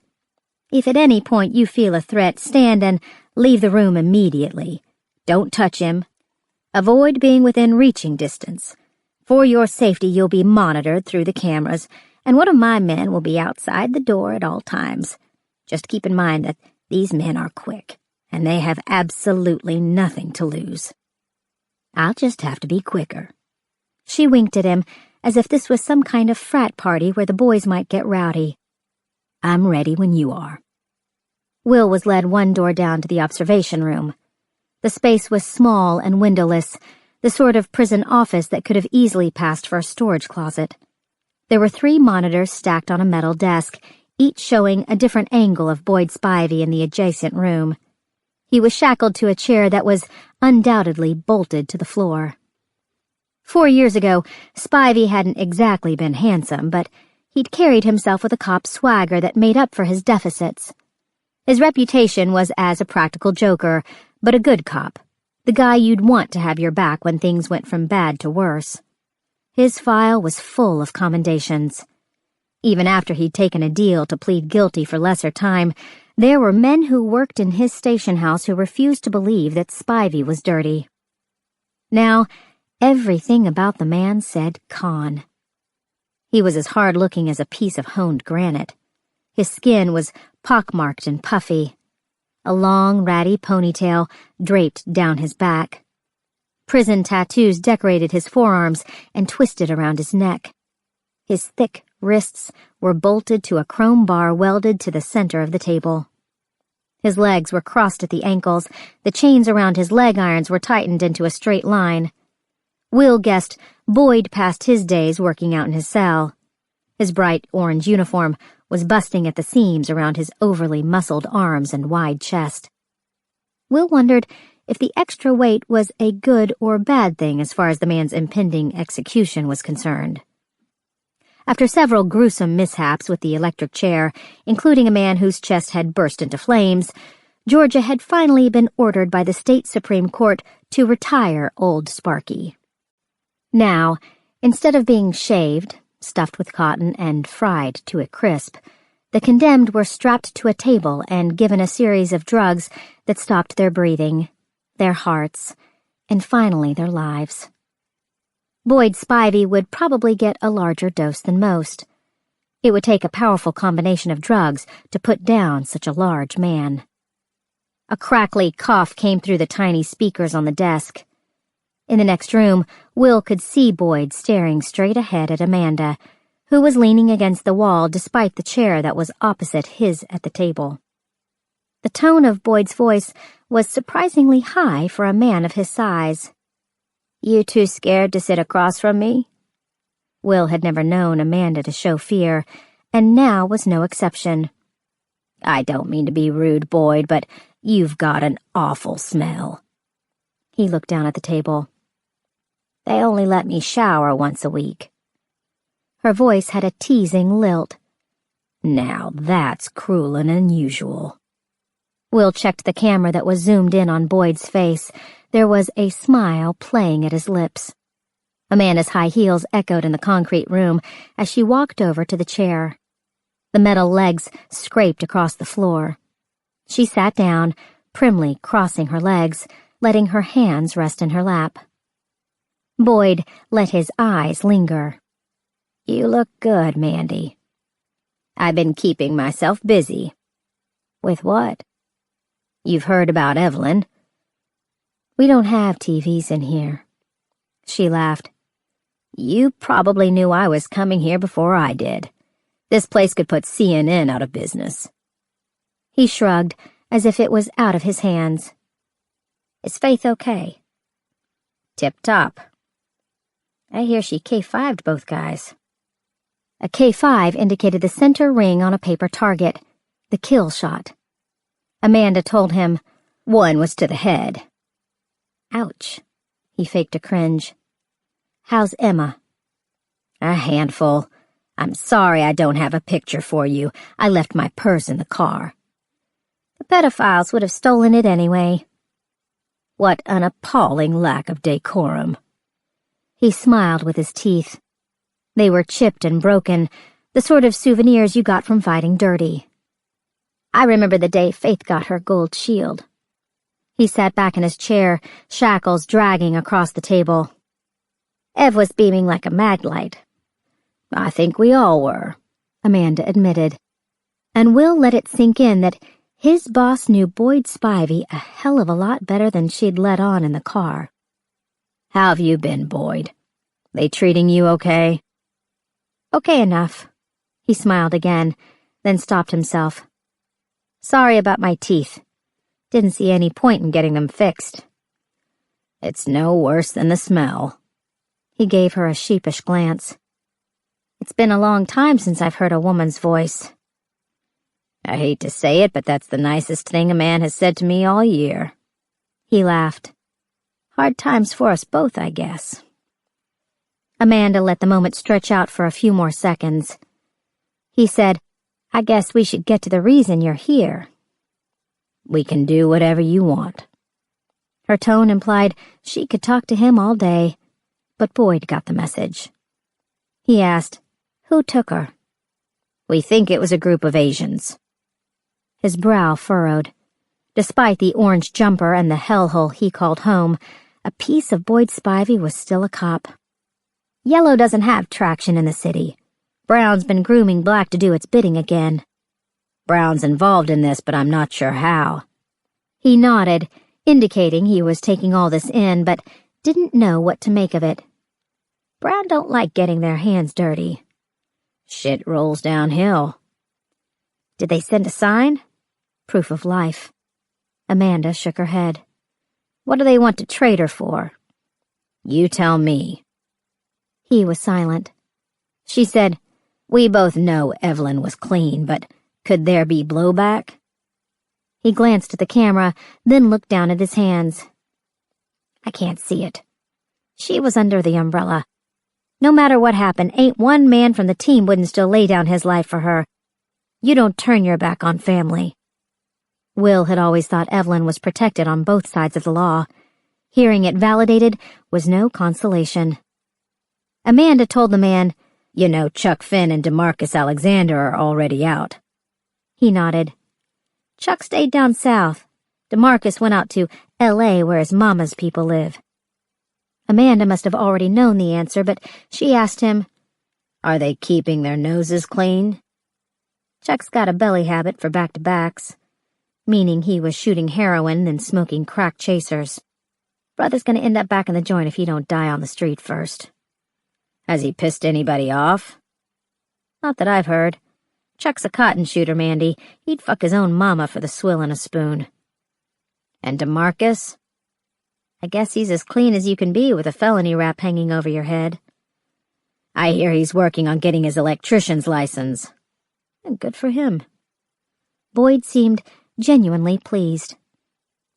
Have you talked to Hump and Hop? He meant Ben Humphrey and Adam Hopkins, his fellow detectives who were currently serving time at Valdosta State Prison. Amanda gauged her words. Should I talk to them? It'd be worth a try, but I doubt they're still keyed in. They got 4 years left, keeping their noses clean, and I don't guess they'd be too forthcoming with you considering your hand in their current incarceration. He shrugged. Me. I got nothing to lose. I heard you got your date. September 1st. The room went quiet, as if whatever air was left had been sucked out. Boyd cleared his throat. His Adam's apple bobbed in his neck. Gives you perspective on things. Amanda leaned forward. Like what? Like not seeing my kids grow up. Never having the chance to hold my grandbabies. His throat worked again. I loved being on the street, chasing down the bad guys. I had this dream the other night. We were in the raid van. Evelyn had that stupid song playing. You remember the one? Would I lie to you? Annie Lennox, stone cold. I could still hear it playing when I woke up. Pounding in my head, even though I ain't heard music in, 4 years? He shook his head sadly. It's like a drug, ain't it? You bust down that door, you clear out all the trash, and then you wake up the next day and do it again. He opened his hands as much as he could with the shackles. They paid us for that shit? Come on, we should have been paying them. She nodded, but Will was thinking about the fact that they had managed to pay themselves in myriad other ways. Boyd said, I was supposed to be a good man. But this place... He glanced around the room. It darkens your soul. If you'd stayed clean, you'd be out by now. He stared blankly at the wall behind her. They got it on tape. Me going after those guys. There was no humor in the smile that came to his lips. Just darkness and loss. I had it in my head that it went down different, but they played it at my trial. Tape don't lie, right? Right. He cleared his throat twice before he could speak. There was this guy beating that guard with his fists, wrapping a towel around the brother's neck, eyes glowing like something out of a freak show, screaming like a goddamn animal. It got me to thinking about my time on the streets. All those bad guys I took down, all those men I thought were monsters. And then I look at that guy on the tape. That monster taking down that guard, and I realize it's me. His voice was almost a whisper. That was me beating that man. That was me killing 2 guys. Over what? And that's when it hit me. I've turned into everything I fought against all those years. He sniffed. There were tears in his eyes. You become what you hate. Sometimes. Will couldn't tell if Boyd was feeling sorry for the men he'd killed or sorry for himself. Probably it was a combination of both. Everyone knew they were going to die eventually, but Boyd Spivey had the actual date and time. He knew the method. He knew when he would eat his last meal, take his last crap, say his last prayer. And then they would come for him, and he would have to stand up and walk on his own 2 feet toward the last place he would ever lay down his head. Boyd had to clear his throat again before he could speak. "I hear Yellow's been encroaching down the highway. You should talk to Ling Ling over in Cambodia." Will didn't recognize the name, but he knew that Cambodia was the term used to describe the stretch of Buford Highway inside the Chambly city limits. It was a mecca for Asian and Latino immigrants. "You can't go straight to Yellow. Not without an invitation. Tell Ling Ling Spivey said to keep it on the DL. The down low. Don't tell anyone. Watch your back. Sounds to me like this thing is getting out of hand." "Anything else?" Will saw Boyd's mouth move, but he couldn't make out the words. Will asked the guard, "Did you hear what he said?" The guard shook his head. "No idea. Looked like amen or something like that." Will checked Amanda's reaction. She was nodding. "All right." Boyd's tone indicated they were finished. His eyes followed Amanda as she got up from the chair. He asked, "You know what I miss the most?" "What's that?" "Standing when a lady enters the room." "You always had good manners." He smiled, showing his busted teeth. "Take care of yourself, Mandy. Make sure Evelyn gets back home to her babies." She walked around the table and stood a few feet from the prisoner. Will felt his stomach clench. The guard beside him tensed. There was nothing to worry about. Amanda put her hand to Boyd's cheek, and then she left the room. "Christ," the guard breathed. "Crazy bitch." "Watch it," Will warned the man. Amanda may have been a crazy bitch, but she was his crazy bitch. He opened the door and met her out in the hallway. The cameras hadn't been focused on her face, but Will could tell now that she had been sweating inside the tiny, airless room. Or maybe it had been Boyd who brought out that reaction in her. The 2 guards were back on point, standing on either side of Amanda and Will. Over her shoulder, he saw Boyd being duck-walked down the hall in his hand and leg shackles. There was only one guard with him, a small man whose hand barely wrapped around the prisoner's arm. Amanda turned around. She watched Boyd until he disappeared around the corner. She said, "It's guys like that who make me want to bring back old Sparky." The guards gave off deep belly laughs that echoed down the hallway. Amanda had been pretty soft on Spivey, and she had to let them know it was all for show. Her act in the tiny room had been pretty convincing. Will had been momentarily fooled, even though the one time he'd heard Amanda ask about the death penalty, her response had been to say that the only issue she had with it was that they didn't kill them fast enough. "Ma'am," one of the guards asked. He indicated the gate at the end of the hall. "Thank you." Amanda followed him toward the exit. She checked her watch, telling Will, "It's coming up on 4 o'clock. We've got at least an hour and a half back to Atlanta if we're lucky. Valdosta is 2.5 hours south of here, but it'll be closer to 4 with traffic. We'll never make it in time for a visit. I can pull some strings, but I don't know the new warden, and even if I did, I doubt he'd be foolish enough to yank 2 men out of maximum security that late at night."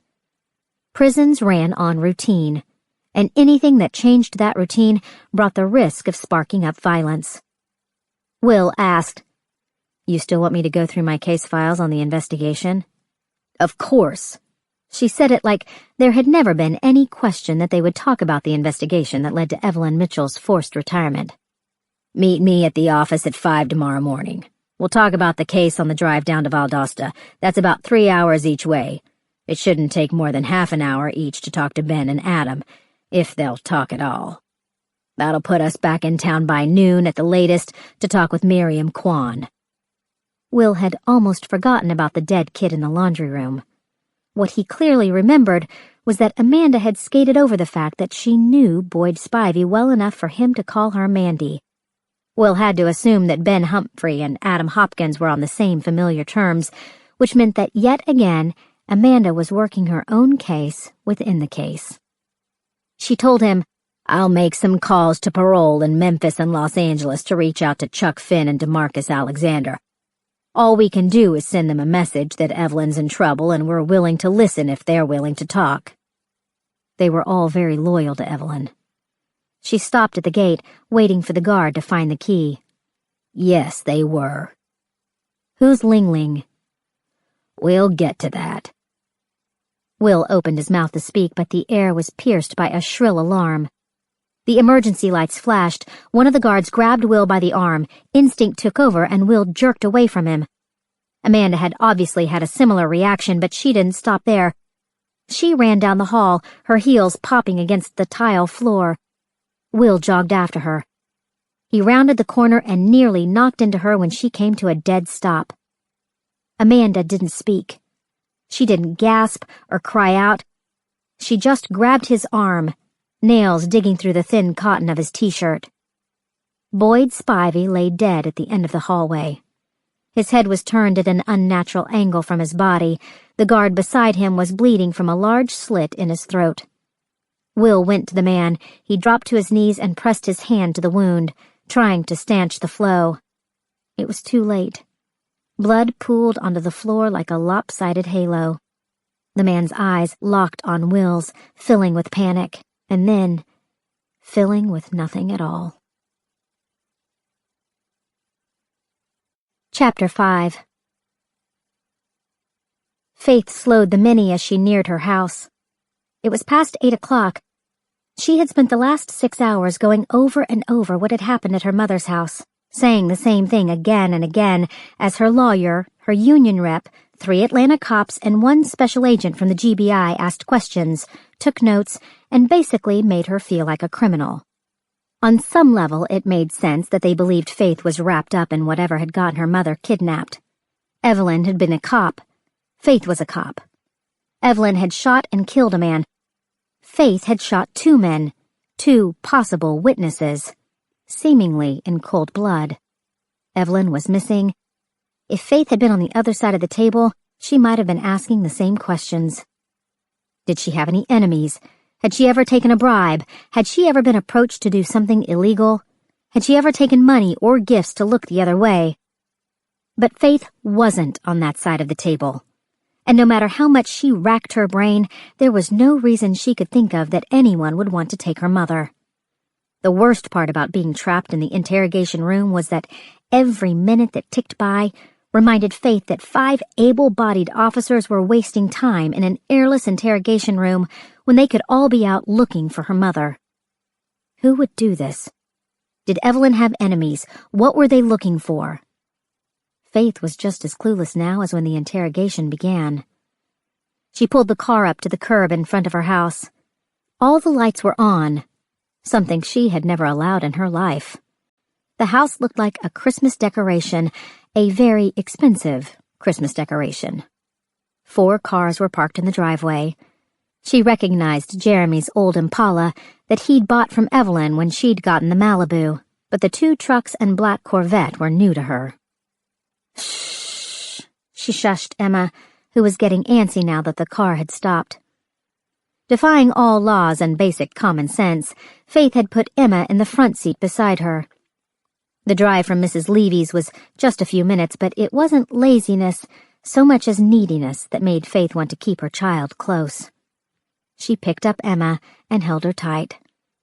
The baby's heart beat, a soothing staccato against her chest. Her breathing was soft and familiar, like tissues being pulled out of a box. Faith wanted her mother. She wanted to put her head on Evelyn's shoulder and feel her wiry, strong hands patting her back as she whispered that everything was going to be all right. She wanted to watch her mother tease Jeremy about his long hair and bounce Emma on her knee. Most of all, she wanted to talk to her mother about how awful today had been, to get her advice on whether or not to trust the union rep who was telling her she didn't need a lawyer, or to listen to the lawyer who was telling her the union rep was too tight with the Atlanta force. Oh, God. She breathed into Emma's neck. Faith needed her mother. Tears flooded into her eyes, and for once she did not try to stop them. She was alone, for the first time since she'd stepped foot inside her mother's house hours ago. She wanted to fall apart. She needed to fall apart. But Jeremy wanted his mother too. He needed Faith to be strong. Her son needed to believe her when she said that she would do whatever it took to get his grandmother back in one piece. Judging by the cars, there were at least 3 cops waiting inside with her son. Jeremy had been crying when she called him from the station. Confused, worried, terrified for his grandmother as well as his mother. Amanda's warning came back to Faith. Standing in Mrs. Levy's living room, Faith had been surprised by Amanda's hug, but not by her words, whispered in a low warning. "You've got 2 minutes to pull yourself together. If these men see you cry, all you will be to them for the rest of your career is a useless woman." Sometimes Faith thought that Amanda was fighting a battle that had been waged long ago, but sometimes she realized her boss was right. Faith used the back of her hand to wipe her eyes. She pushed open the car door and slipped her purse onto her free shoulder. Emma shifted, startled by the cold air. Faith pulled up her blanket and pressed her lips to the top of the baby's head. Her skin was warm. The fine hairs tickled Faith's lips as she walked up the driveway. She thought of all the things she had to do before she could go to bed. The house would need to be straightened, no matter the circumstances. Emma needed to be put to bed, Jeremy would need reassurances, and probably dinner. She would have to talk to her brother Zeke at some point. If there was any Grace in the world, he was somewhere over the Atlantic right now, flying home from Germany, so she wouldn't have to speak with him tonight. Their relationship had never been good. Thankfully, Amanda had handled the phone calls, or Faith would have wasted most of the afternoon yelling at Zeke rather than talking to the Atlanta police. Faith felt a modicum of relief as she climbed the front stairs. Only the threat of having to talk to her brother could make the way she'd spent the last 6 hours look inviting. She reached for the doorknob just as the door swung open. "Where the hell have you been?" Faith stood with her mouth open, staring up at her brother Zeke. "How did you—" "What happened, Faith? What did you do?" "How—" Faith felt incapable of forming a complete sentence. "Dude, chill." Jeremy pushed past his uncle and took Emma from Faith's arms. "You okay, Mom?" "I'm fine," she told him, but it was Zeke who had her attention. "Did you come from Germany?" Jeremy supplied. "He's living in Florida now." He pulled Faith into the house. "Did you eat? I can make you something."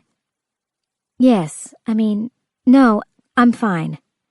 She stopped worrying about Zeke for a moment and concentrated on her son. "Are you okay?" He nodded, but she saw he was putting on a brave face. Faith tried to pull him closer, but he didn't budge, probably because Zeke was watching their every move. She told Jeremy, "I want you to stay here with me tonight." He shrugged. "No big deal." "Sure. We're going to get her back, Jaybird. I promise you." Jeremy looked down at Emma, jostling her in his arms. Jaybird had been Evelyn's name for him until his entire elementary school heard her use it one day and teased him into tears. He said, "Aunt Mandy told me the same thing when she called, that she'll get Grammy back." Well, you know Aunt Mandy doesn't lie. He tried to make a joke of it. "I'd hate to be those guys when she finds them." Faith put her hand to Jeremy's cheek. There was stubble there, something she would never get used to. Her little boy was taller than her, but she knew that he wasn't as strong. "Grandma's tough. You know she's a fighter, and you know she'll do whatever it takes to get back to you. To us." Zeke made a disgusted sound, and Faith gave him a nasty look over Jeremy's shoulder. He said, "Victor wants you to call him. You remember Victor, right?" Victor Martinez was the last person on earth she wanted to talk to right now. She told Jeremy, "Go put him down for me, all right? And turn out some of those lights. Georgia Power doesn't need all of my paycheck." "You sound like Grandpa." "Go." Jeremy glanced back at Zeke, reluctant to leave. His instinct had always been to protect Faith. "Now," she told him, gently pushing him toward the stairs. Zeke at least had the decency to wait until Jeremy was out of earshot. He crossed his arms over his chest, puffing up his already sizable frame. "What the hell kind of mess did you get Mom into?" "Glad to see you, too." She pushed past him and walked down the hall toward the kitchen.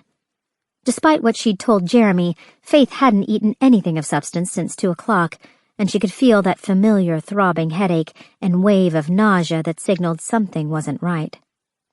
"If anything happens to Mom..." "What, Zeke?" Faith spun around to face him. He had always been a bully, and just like all of his kind, standing up to him was the only way to stop it. "What are you going to do to me? Throw away my dolls? Give me an Indian burn?" "I didn't. I've spent the last 6 hours being grilled by assholes who think I got my mother kidnapped and went on a murderous rampage. I don't need the same kind of crap from my asshole brother." She turned back around and walked toward the kitchen. There was a ginger-haired young man sitting at her table. His jacket was off. A Smith & Wesson M&P hung out of his tactical-style shoulder holster like a black tongue. The straps were tight around his chest, making his shirt blouse out. He was thumbing through the Land's End catalog that had come in the mail yesterday, pretending he hadn't just heard Faith screaming at the top of her lungs. He stood when she entered the room. "Agent Mitchell, I'm Derek Connor with the APD Hostage Negotiation Task Force." "Thank you for being here." She hoped her tone sounded genuine. "I take it there haven't been any phone calls?" "No, ma'am." "Any updates?" "No, ma'am, but you'll be the first to hear." Faith doubted that very seriously. Ginger wasn't just here to catch phone calls. Until the brass said otherwise, Faith had a dark cloud hanging over her head. "There's another officer here?" "Detective Taylor. He's checking the perimeter. I can get him for you if..." "I'd just like some privacy, please." "Yes, ma'am. I'll be right outside if you need me." Connor nodded to Zeke before leaving by the sliding glass door. Faith groaned as she sat down at the table, feeling like she'd been on her feet for hours, even though she'd been sitting for most of the day. Zeke still had his arms crossed over his chest. He was blocking the doorway as if he thought she might try to bolt. She asked, "Are you still in the Air Force?" "I got transferred to Eglin 4 months ago." Right around the time Emma was born. "In Florida?" "Last time I checked."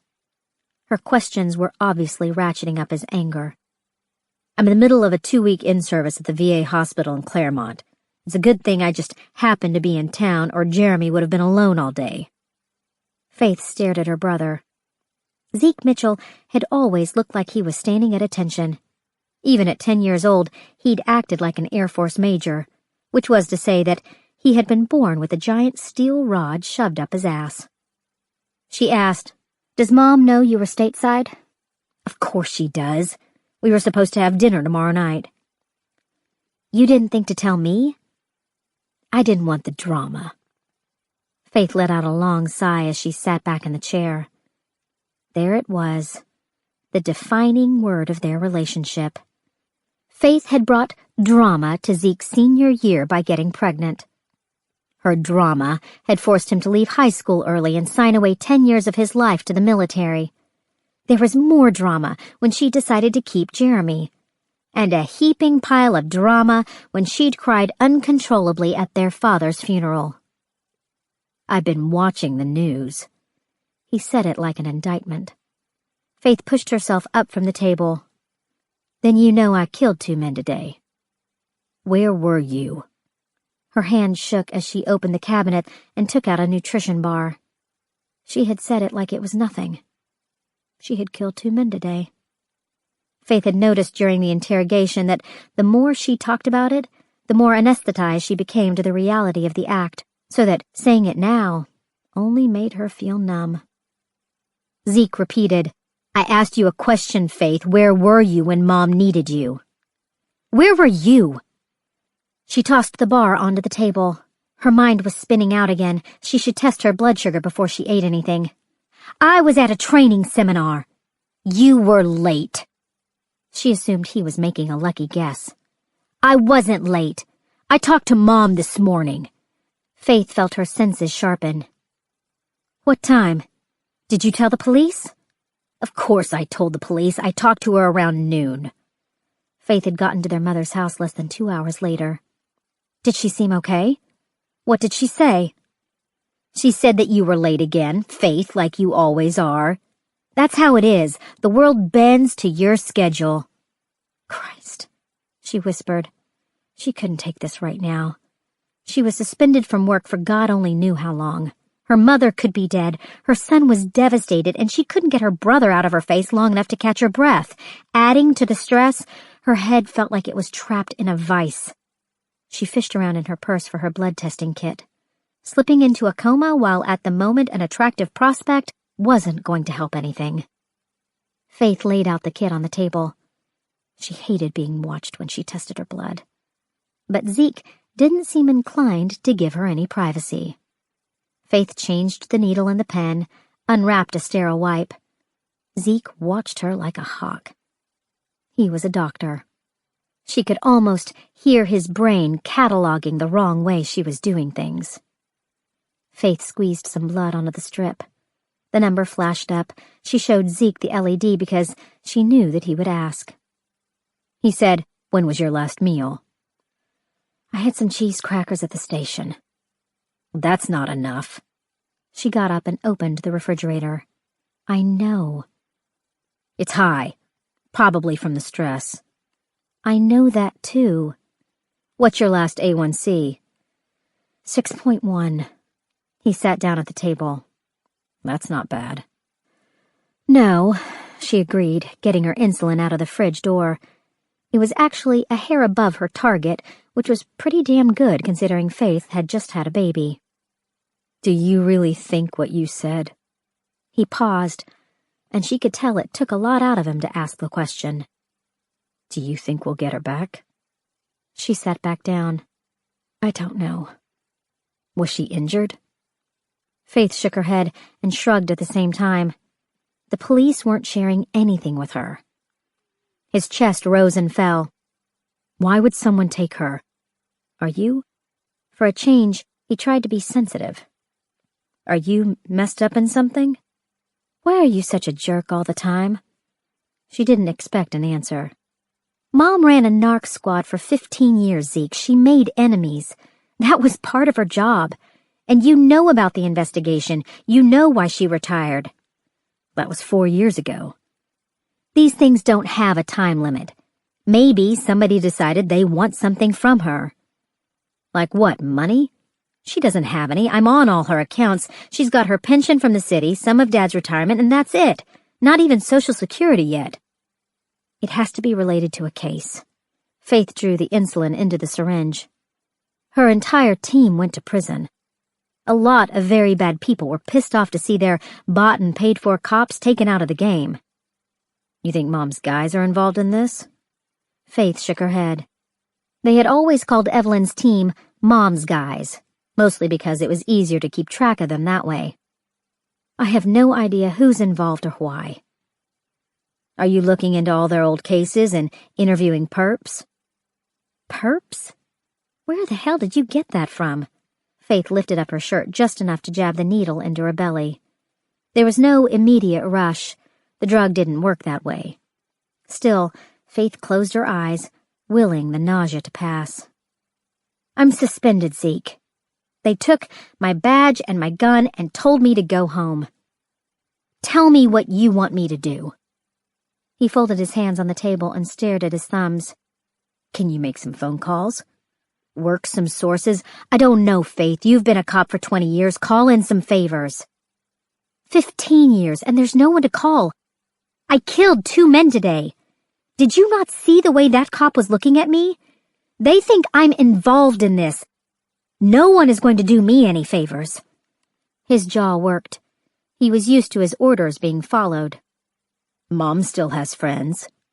"And they're all probably shitting their pants right now, worried that whatever she's messed up in that got her kidnapped is going to blow back on them." He didn't like that. His chin tucked into his chest. "All right. I guess there's nothing you can do. We're helpless, and so is Mom. Amanda's not going to take this lying down. Zeke snorted in disbelief. He had never liked Amanda. It was one thing for his baby sister to try to boss him around, but he wasn't going to take it from someone who wasn't blood. It was a strange reaction considering Zeke, Faith, and Jeremy had all grown up calling her Aunt Mandy, an endearment that Faith was fairly certain would get her fired if she used it today. Still, they had always thought that Amanda was part of their family. She was so close to Evelyn that, at times, she'd passed for a surrogate. But she was still Faith's boss, and she still kept her foot firmly planted on the back of Faith's neck, just like she did with everyone else who worked for her, or came into contact with her, or smiled at her in the street. Faith opened the nutrition bar and took a large bite. The only sound in the kitchen was her chewing. She wanted to close her eyes, but was afraid of the images she would see. Her mother tied up, mouth gagged, Jeremy's red-rimmed eyes. The way those cops had looked at her today, like the stink of her involvement, was too much to stomach. Zeke cleared his throat. She thought that the hostilities had passed, but his posture indicated otherwise. If there was one constant in her life, it was Zeke's enduring sense of moral superiority. She tried to get it over with. What? That Victor guy seemed surprised to hear about Emma. Wanted to know how old she was, when she was born. She choked, trying to swallow. Victor was here? In the house? You weren't around, Faith. Someone had to stay with your son until I got here. The string of curses that came to Faith's mind was probably worse than anything Zeke had heard while stitching up soldiers in Ramstein. He said Jeremy showed him her picture. Faith tried to swallow again. She felt like rusty nails were catching in her throat. Emma's got his coloring. Jeremy's? This some kind of pattern with you? You like being an unwed mother? Hey, didn't they tell you when you got back that Ronald Reagan isn't president anymore? Jesus, Faith, be serious for once. The guy has a right to know he's a father. Trust me, Victor's not interested in being a father. The man couldn't even pick up his dirty socks off the floor, or remember to leave the toilet seat down. God only knew what he'd forget with a baby. Zeke repeated, "He has a right to know." So now he knows. Whatever, Faith. As long as you're happy. Any normal human being would have trounced off after dropping that bon mot, but Zeke Mitchell never walked away from a fight. He just sat there, staring at her, willing her to crank it back up. Faith reverted to old ways. If he was going to act like he was 10, then so was she. She ignored his presence, flipping through the Land's End catalog, ripping out the page that showed the underwear Jeremy liked so that she could order it for him later. She flipped to the thermal shirts, and Zeke tilted back in his chair, staring out the window. This tension was nothing new between the two of them. Faith's selfishness was Zeke's favorite one-note song. As usual, she accepted his disapproval as part of her penance. He had good reason to hate her. There was no moving past an 18-year-old boy finding out his 14-year-old sister was pregnant. Especially when Jeremy got older and Faith saw what it was like for teenage boys. Not the walk in the park it had seemed when she was a teenage girl. Faith had felt guilty for what she'd done to her brother. As hard as it was for her father, who was asked not to attend his men's Bible study, and her mother, who was ostracized by most every woman in the neighborhood, Zeke had endured a special hell because of Faith's unexpected pregnancy. He'd come home from school at least once a week with a bloody nose or black eye. When they asked him about it, he refused to talk. He sneered at Faith over the dinner table. He shot her looks of disgust if she walked by his room. He hated her for what she'd done to the family, but he would rain down hell on anyone who said a word against her. Not that she could remember much from that time. Even now, it was one long, miserable blur of slobbering self-pity. It was hard to believe that so much had changed in 20 years, but Atlanta, or at least Faith's part of it, had been more like a small town back then. People were still riding high on the Reagan-Bush wave of conservative values. Faith was a spoiled, selfish teenager when it happened. All she could focus on was how miserable her own life was. Her pregnancy had been a result of her first, and at the time she vowed last, sexual encounter. The father's parents had immediately moved him out of state. There was no birthday party when she turned 15. Her friends abandoned her. Jeremy's father never wrote or called. She had to go to doctors who probed and prodded her. She was tired all the time, and cranky, and she had hemorrhoids and back pain, and everything ached every time she moved. Faith's father was away a lot, suddenly required to take business trips that had never before been part of his job description. The church had been the center of his life, but that center was abruptly ripped away when he was informed by the pastor that he no longer had the moral authority to be a deacon. Her mother had taken off work to be with her. Whether forced or voluntary, Evelyn still would not say. What Faith did remember was that she and her mother were both trapped at home every day, eating junk food that made them fat and watching soap operas that made them cry. For her part, Evelyn bore Faith's shame like a hermit. She wouldn't leave the house unless she had to. She woke every Monday morning at the crack of dawn to go to the grocery store across town so that she wouldn't run into anyone she knew. She refused to sit in the backyard with Faith, even when the air conditioning broke and the living room turned into a kiln. The only exercise she took was a walk around the neighborhood, but that only happened late at night or early morning before the sun came up. Mrs. Levy from next door left them cookies on the doorstep, but she never came in. Occasionally, someone would leave religious tracts in the mailbox that Evelyn burned in the fireplace. Their only visitor the entire time was Amanda, who didn't have the option of dropping off her de facto sister-in-law's social calendar. She would sit in the kitchen with Evelyn and talk in a low voice that Faith couldn't hear. After Amanda left, Evelyn would go into the bathroom and cry. It was no wonder that one day Zeke came home from school not with a busted lip, but with a copy of his enlistment papers. He had 5 more months to go until graduation. His ROTC service and SAT scores had already lined up a full ride to Rutgers. But he took his GED and entered the pre-med program almost a full year ahead of schedule. Jeremy was 8 years old the first time he met his Uncle Zeke. They had circled each other like cats, until a game of basketball had smoothed things over. Still, Faith knew her son, and she recognized his reticence toward a man he felt wasn't treating his mother right. Unfortunately, he'd had a lot of opportunity over the years to hone this particular emotion. Zeke dropped his chair back onto the floor, but still did not look at her. Faith chewed the nutrition bar slowly, forcing herself to eat, despite the nausea that gripped her stomach. She looked out the sliding door and saw the kitchen table, Zeke's posture, straight as a board, reflected back. There was a glow of red beyond the glass. One of the detectives was smoking. The phone rang, and they both jumped. Faith scrambled to answer the cordless just as the detectives came in from the backyard. "No news," Will told her. "I was just checking in." Faith waved away the cops. She took the phone with her into the living room, asking Will, "Where are you?" "I just got home. There was a jackknife trailer on 675. Took 3 hours to clear." "Why were you down there?" "The DNC." Faith felt her stomach lurch. Will didn't bother with small talk. He told her about his prison visit, Boyd Spivey's murder. Faith put her hand to her chest. When she was younger, Boyd had been a frequent guest at family dinners and backyard barbecues. He taught Jeremy how to ride a bike.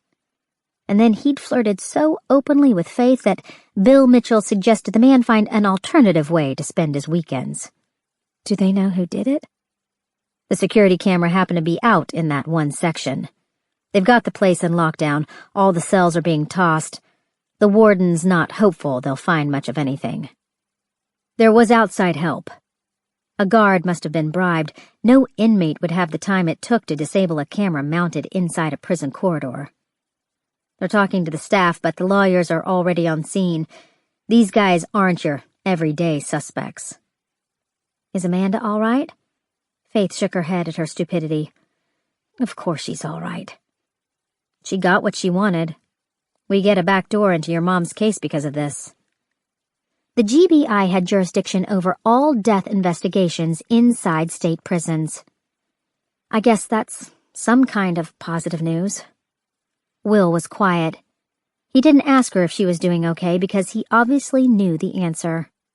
Faith thought of the way he had held her hands that afternoon, making her pay attention as he coached her on what to say. His tenderness had been unexpected, and she'd had to bite the inside of her cheek hard enough to draw blood so that she wouldn't break down and cry. Will said, "Do you know that I've never seen Amanda go to the bathroom?" He stopped himself. Not in person, I mean, but when we left the prison, she pulled over at the gas station and went inside. I've never seen her take a break like that, have you? Faith was used to Will's odd tangents. I can't say that I have. Amanda had been at those family dinners and barbecues with Boyd Spivey. She had joked with him the way cops do, questioning his manhood, praising his progress on the force despite his lack of mental prowess. She wasn't completely made of stone. Watching Boyd die would have taken something out of her. Will said, "It was very disconcerting." I can imagine. Faith pictured Amanda, at the gas station, going into the stall, shutting the door, and allowing herself 2 minutes to mourn a man who had once meant something to her. Then she'd probably checked her makeup, fixed her hair, and dropped the key back with the gas station attendant, asking him if they locked the bathroom door to keep someone from cleaning it. Will said, "She probably sees urinating as a weakness." Most people do. Faith sat back on the couch. He had given her the best gift she could possibly receive right now, a moment of distraction. "Thank you." "For what?" "For being there today. For getting Sarah to come. For telling me what to—" She remembered that the phone was tapped. "For telling me that everything was going to be okay." He cleared his throat. There was a short silence. He was awful at this sort of thing, almost as bad as she was. "Have you thought about what they were looking for?" "That's all I can think about." She heard the refrigerator door open and close. Zeke was probably making a list of foods she shouldn't stock in the house. "What's next?" He hesitated. "Tell me." "Amanda and I are going down to Valdosta first thing." Valdosta State Prison, Ben Humphrey and Adam Hopkins. They were talking to everyone from her mother's old team. Faith should have expected this. But the news of Boyd's death had thrown her off. She should have known that Will was going to reopen the case. Faith said, "I should keep this line open in case someone calls." "All right." She hung up the phone because there was nothing more to say. He still thought her mother was guilty. Even after working with Faith for almost 2 years, seeing that she did things the right way because that was the kind of cop her mother had raised her to be, Will still thought Evelyn Mitchell was dirty. Zeke loomed in the doorway. "Who was that?" "Work." She stood up from the couch. "My partner." "The asshole who tried to put Mom in prison?" "The very same." "I still don't know how you can work with that douche." "I cleared it with Mom." "You didn't clear it with me." "Should I have sent the request to Germany or Florida?" He stared at her. Faith wasn't going to explain herself to her brother. It was Amanda who had asked her to partner with Will, and Evelyn had told Faith to do what was best for her career. She didn't have to point out that it was not a bad idea to get out of the Atlanta Police Department, where Evelyn's forced retirement was considered either a coast or a crime, depending on whom you asked. "Did Mom ever talk to you about the investigation?" "Shouldn't you ask your partner about that?" "I'm asking you," Faith snapped. Evelyn had refused to discuss the case against her, and not just because Faith could have been called as a potential witness. If she said something, even something that was a little off but you didn't think about it at the time, "Mom doesn't talk shop with me. That's your job." There was the same tinge of accusation in his voice, as if Faith had the power to find their mother and was simply choosing not to exercise it. She looked at the clock on the wall. It was almost 9. Too late to be doing this. I'm going to bed. I'll send down Jeremy with some sheets. The couch is pretty comfortable. He nodded, and Faith saluted his dismissal. She was halfway up the stairs when he spoke. He's a good kid. Faith turned around. Jeremy. He's a good kid. She smiled. Yeah, he is. She was almost to the top of the stairs when the other shoe dropped. Mom did a good job. Faith continued up the stairs, refusing to take the bait. She checked on the baby. Emma smacked her lips when Faith leaned down to kiss her forehead.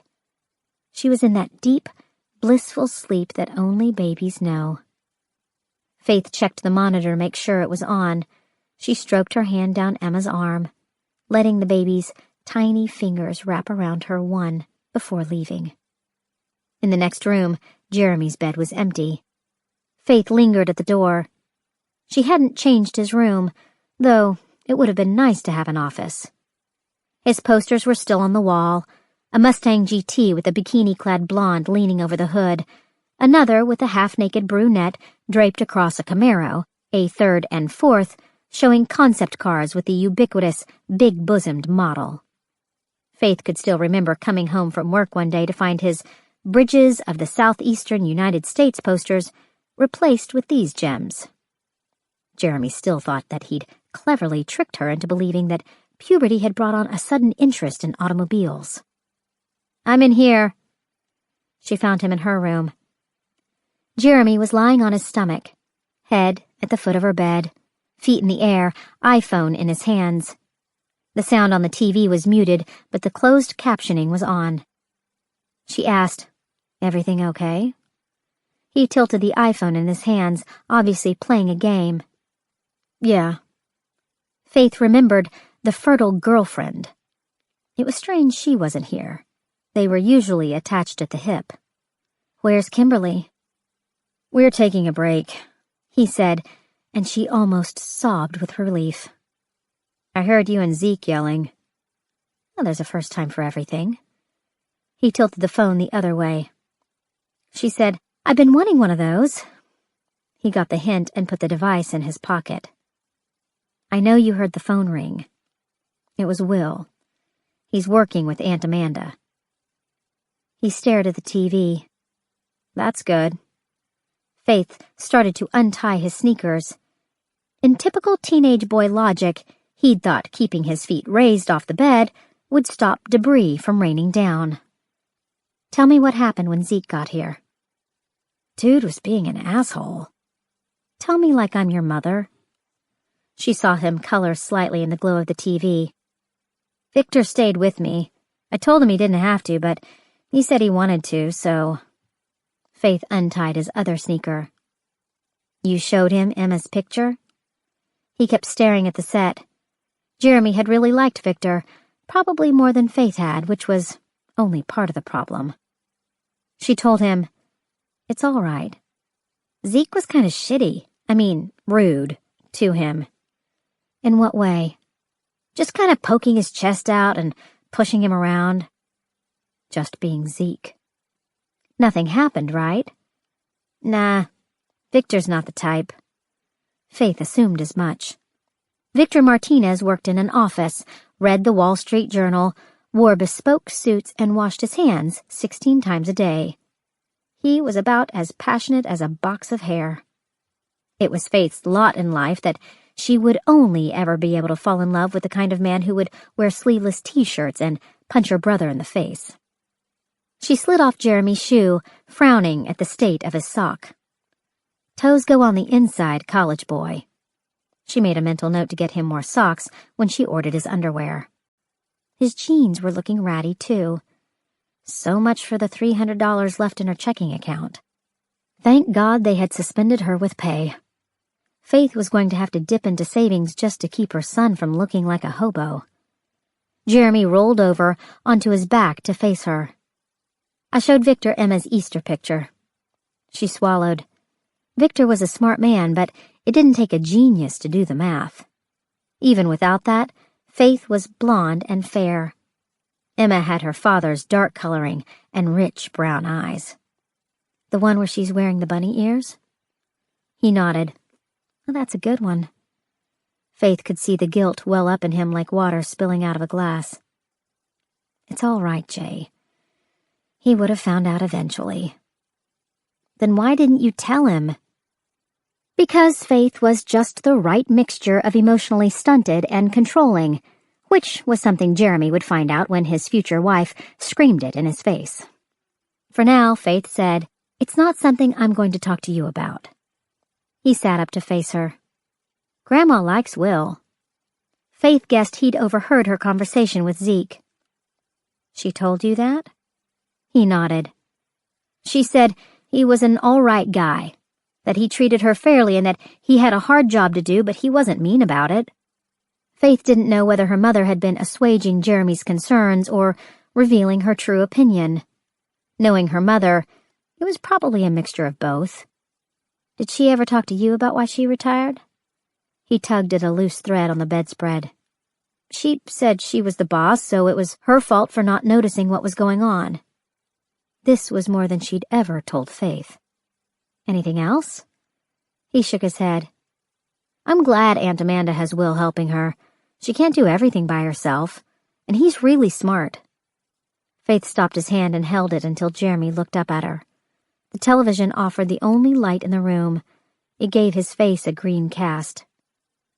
I know you're worried about Grandma, and I know there's nothing I can say to make this better for you. Thanks. He was being sincere.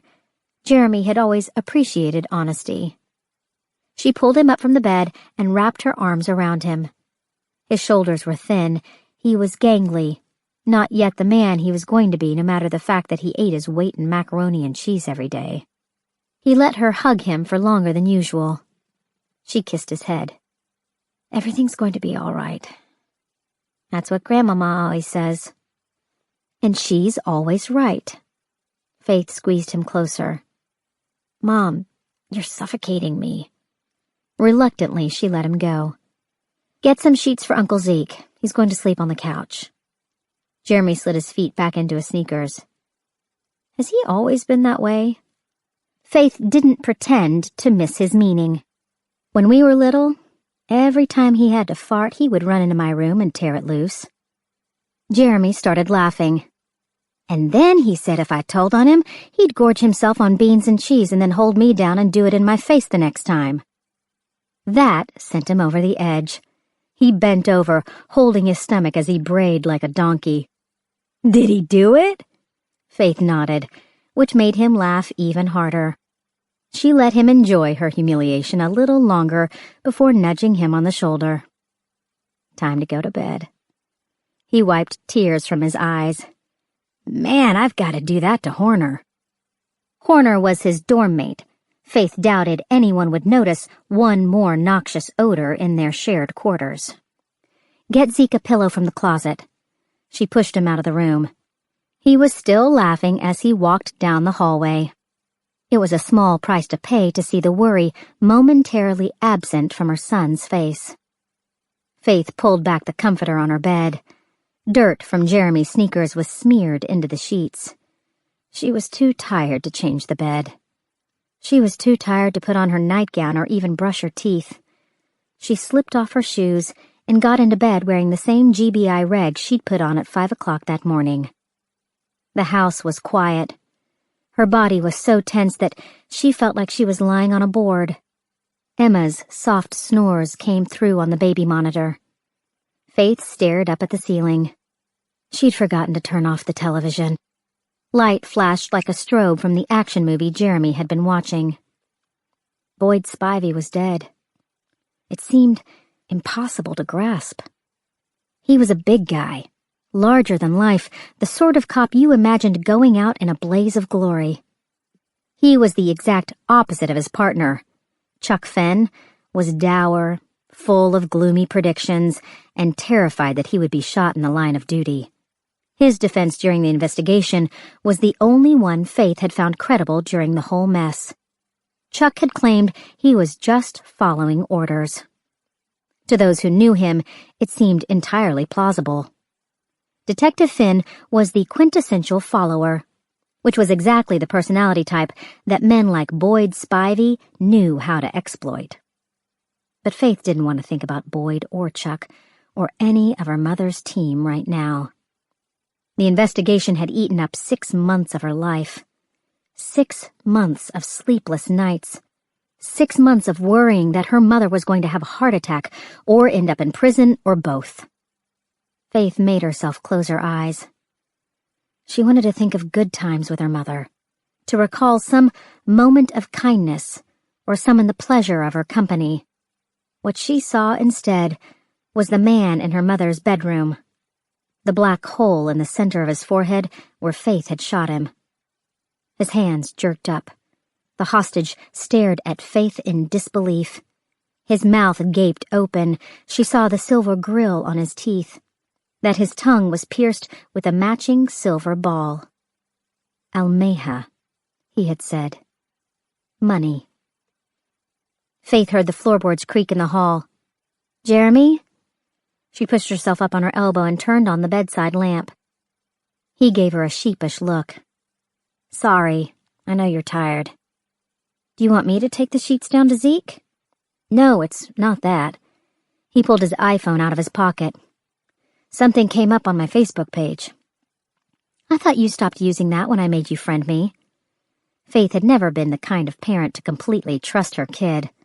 Her own parents had trusted her, and look where that had gotten them. What's going on? His thumbs moved across the screen as he talked. I got bored. I mean, not bored, but there was nothing to do, so... It's okay, baby. She sat up in bed. What is it? Lots of people have been posting stuff. I guess they heard about Grandma on the news. That's nice, Faith said, though she found it a bit ghoulish and, to borrow a word from her brother, dramatic. What are they saying? Mostly just that they're thinking about me and stuff like that. But there's this. He turned the phone around and handed it to her. Faith read the message aloud. Hey, Jaybird. Hope you're okay. I'm sure the bad guys will get fingered. Just remember what your grandma used to say. Keep your mouth shut and your eyes open. Faith checked the screen name. Good Night 92. Is that someone you went to Grady with? Jeremy's high school mascot was the Knight, and he had been born in 1992. He shrugged. Never heard of him. Faith noted that the post had come in at 2:32 that afternoon, less than an hour after Evelyn had been abducted. She tried not to sound concerned when she asked, When did he friend you? Today, but a lot of people did. They kind of all came out of the woodwork. She gave him the phone. What does his profile say? Just that he lives in Atlanta and works in distribution. He thumbed through the screen and showed it to Faith. Her eyes were so tired that she had trouble focusing. Faith held the phone close to her face so she could read the words. There was nothing more, not even a picture. Jeremy was Goodnight's only friend. Faith felt her cop's intuition telling her something was wrong, but she handed back the phone as if it was nothing. I'm sure it's someone you went to Morningside with. You were teased so bad about Grandma calling you Jaybird that you begged me to let you switch to another school. It's weird, though, right? She wasn't going to let him worry. Most of your friends are weird. He wouldn't be soothed. How does he know that about Gran always saying that? It's a pretty common saying, Faith answered. Mouth shut, eyes open. I had a drill instructor at the academy who practically tattooed it on his forehead. She forced a lightness into her tone. Come on, it's nothing. It's probably a cop's kid. You know the rules. Something bad happens and we're all family. That finally seemed to mollify him. Jeremy had been dragged to his share of hospitals and strangers' homes when a police officer had been wounded or killed. He put the phone back into his pocket. She asked, You sure you're okay? He nodded. You can sleep in here if you want. That'd be weird, Mom. Wake me if you need me. Faith lay back down, slipping her hand under the pillow.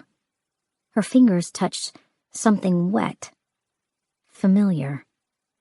Jeremy immediately picked up on the change. "What's wrong?" Faith's breath was trapped in her chest. She didn't trust herself to speak. "Mom." "Tired," she managed. "I'm just tired." Her lungs ached for oxygen. She felt sweat break out all over her body. "Get the sheets before Zeke comes up here." "Are you?" "It's been a long day, Jeremy. I need to go to sleep." He was still reluctant. "All right." "Can you shut my door?" She wasn't sure she could move even if she wanted to. Jeremy gave her another worried look as he pulled the door closed. Faith heard the click of the latch, then the soft padding of his feet as he walked down the hall to the laundry room. It was only when she heard the third stair from the bottom squeak that Faith allowed herself to pull her hand out from under the pillow. She opened her clenched fist. The sharp pain of fear receded, and now all Faith could feel was blinding fury. The message on Jeremy's iPhone. His high school. His birth year. Keep your mouth shut and your eyes open. Her son had lain in this bed, his feet inches from what she had found. "I'm sure the bad guys will get fingered." The words only made sense when Faith held her mother's severed finger in her hand. Chapter 6. Sarah Linton was no stranger to self-loathing. She'd felt ashamed when her father saw her steal a candy bar from the honor box at church. She'd felt humiliated when she caught her husband cheating on her. She'd felt guilty when she lied to her sister about liking her brother-in-law. She'd felt embarrassed when her mother pointed out that she was too tall to wear capri pants. What she'd never felt like was trashy, and the knowledge that she was no better than a reality TV star cut her to the core of her being. Even now, hours later, Sarah's face still burned at the thought of her confrontation with Angie Trent. There was only one other time in her life that she could recall a woman talking to her the way Angie had. Jeffrey's mother was a mean drunk, and Sarah had caught her on a very bad night. The only difference in this instance was that Angie had absolutely every right to label Sarah a whore. Jezebel, Sarah's mother would have said. Not that Sarah was going to tell her mother about any of this. She muted the television, the sound grating on her nerves. She'd tried reading. She'd tried cleaning up her apartment. She'd clipped the dog's toenails. She'd washed dishes and folded clothes that were so wrinkled from being piled on her couch for so long that she'd had to iron them before they would fit in the drawers. Twice she'd headed toward the elevator to take Will's car back to his house. Twice she'd turned back around. The problem was his keys. She couldn't leave them in the car, and she sure as hell wasn't going to knock on the front door and hand them to Angie. Leaving them in his mailbox was not an option. Will's neighborhood wasn't bad, but he lived in the middle of a major metropolitan city. The car would be gone in the time it took Sarah to walk back home. So she just kept assigning herself busy work, all the while dreading Will's arrival like a root canal. What would she say to him when he finally came to get his car? Words failed, though Sarah had silently rehearsed plenty of speeches about honor and morality. The voice in her head had taken on the cadence of a Baptist preacher. This was all so sordid. It wasn't right. Sarah was not going to be some tawdry other woman. She wasn't going to steal someone's husband, even if he was ripe for the taking. Nor was she going to engage in a catfight with Angie Trent. Most of all, she wasn't going to step into the middle of their incredibly dysfunctional relationship. What kind of monster bragged about her husband trying to kill himself? It made Sarah's stomach turn. And then there was the larger issue. To what depths had Will sunk where slicing a razor up his arm seemed like the only solution? How obsessed was he with Angie that he would do such a terrible thing? And how sick was Angie that she'd held him while he did it? These questions were best handled by a psychiatrist. Will's childhood obviously had not been a walk in the park. That fact alone could cause some damage. His dyslexia was an issue, but it didn't seem to stop his life. He had his quirks, but they were endearing, not off-putting. Had he worked through his suicidal tendencies, or was he just good at hiding them? If he was past that point in his life, why was he still with that horrible woman? And since Sarah had decided nothing was going to happen between them, why was she still wasting her time thinking about these things? He wasn't even her type. Will was nothing like Jeffrey. There was none of her husband's staggering self-confidence on display. Despite his height, Will wasn't a physically intimidating man. Jeffrey had been a football player. He knew how to lead a team. Will was a loner, content to blend into the background and do his job under the shadow of Amanda's thumb. He didn't want glory or recognition. Not that Jeffrey had been an attention seeker, but he was incredibly secure in who he was and what he wanted. Women had swooned in his presence. He knew how to do just about everything the right way, which was one of the many reasons Sarah had thrown logic to the wind and married him. Twice.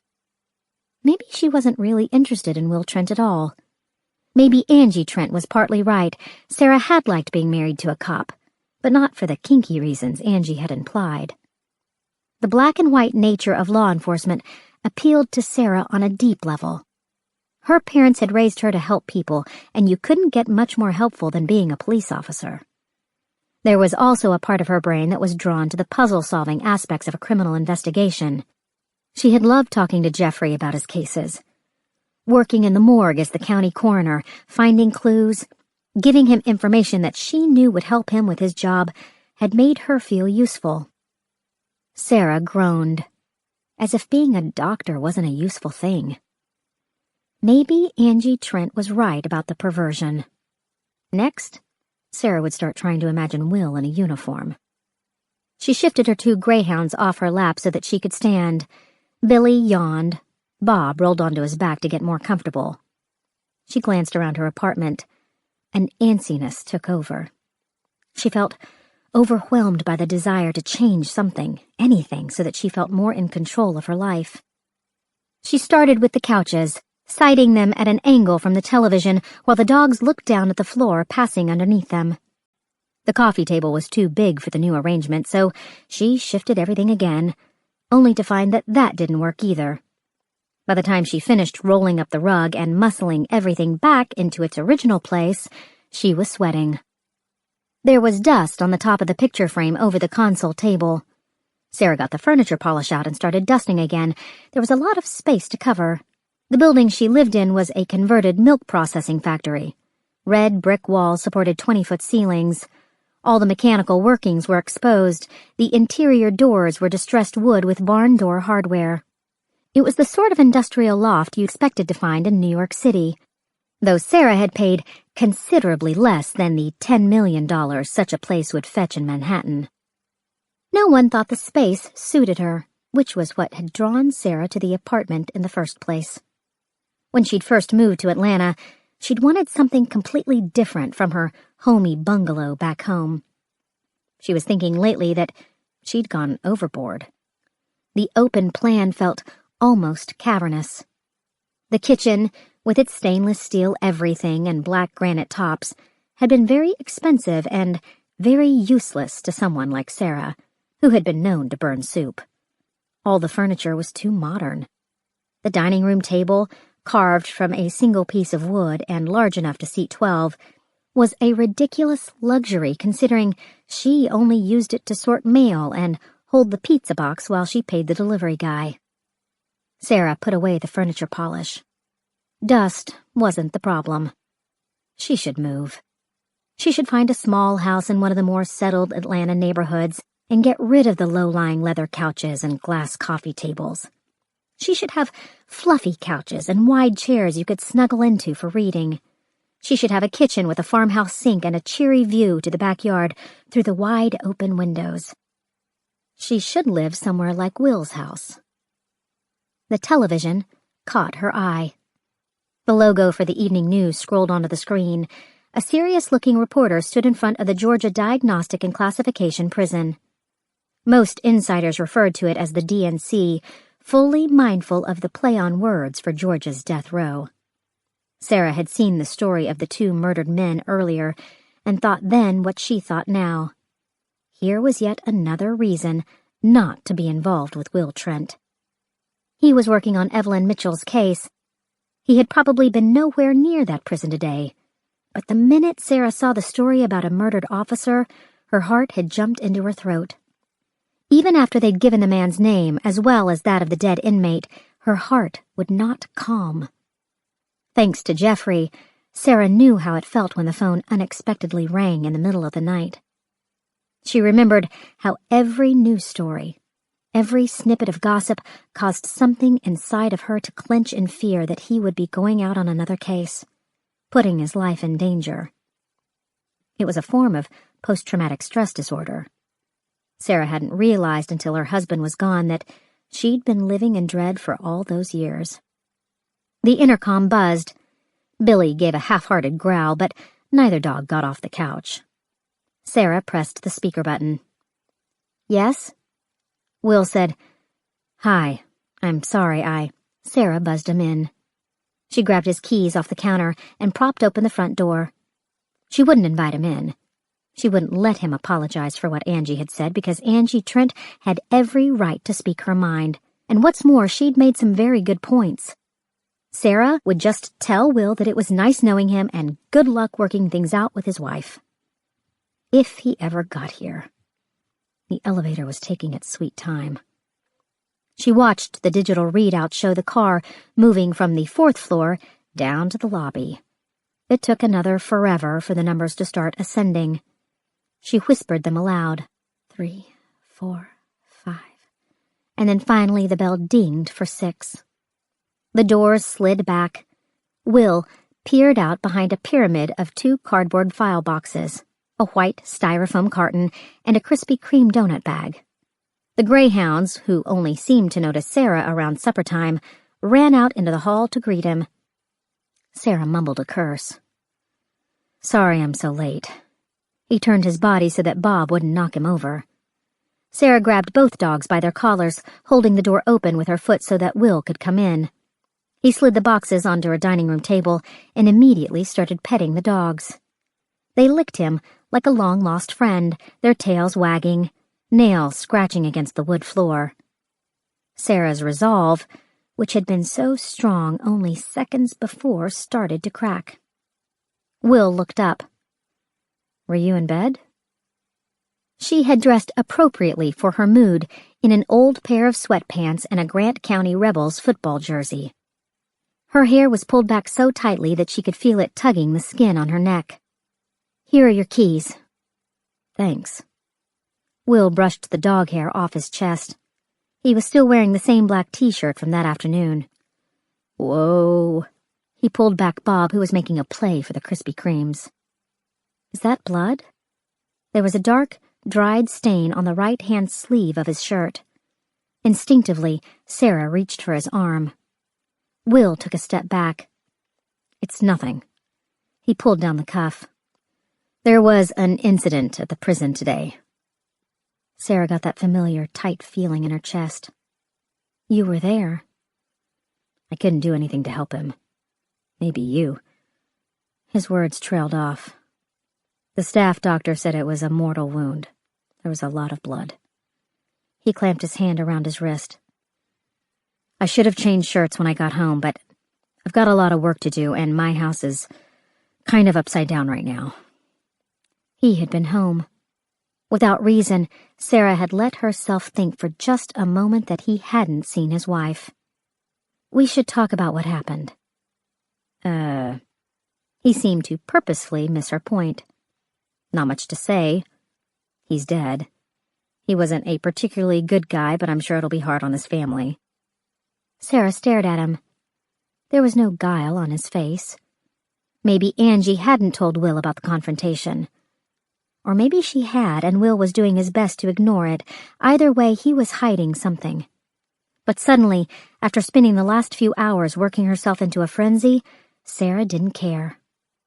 She didn't want to talk about it. She didn't want to analyze it. The only thing she was certain of was that she did not want him to leave. She asked, "What's in the boxes?" He seemed to note her shift in attitude, but chose not to acknowledge it. "Case files from an old investigation. It might have something to do with Evelyn's disappearance." "Not kidnapping?" His grin indicated he'd been caught. "I just have to know everything in these files by 5 tomorrow morning." "Do you need help?" "Nope." He turned to lift the boxes. "Thanks for getting Betty home for me." Being dyslexic is not a character flaw. Will left the boxes on the table and turned around. He didn't respond immediately. He just looked at her in a way that made Sarah wish that she had bothered to bathe. Finally, he said, "I think I liked it better when you were mad at me." Sarah didn't respond. "It's Angie, right? That's what you're upset about?" The shifting levels of subterfuge were new to her. It seems like we were ignoring that. "Would you like to continue along that path?" Sarah shrugged.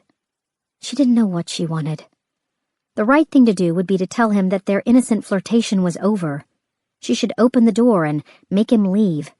She should call Dr. Dale tomorrow morning and ask him out on another date. She should forget about Will and let time erase him from her memory.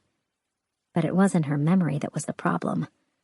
It was that tightness in her chest when she thought about him being in danger. It was that feeling of relief when he walked through the door. It was the happiness she felt just from being near him.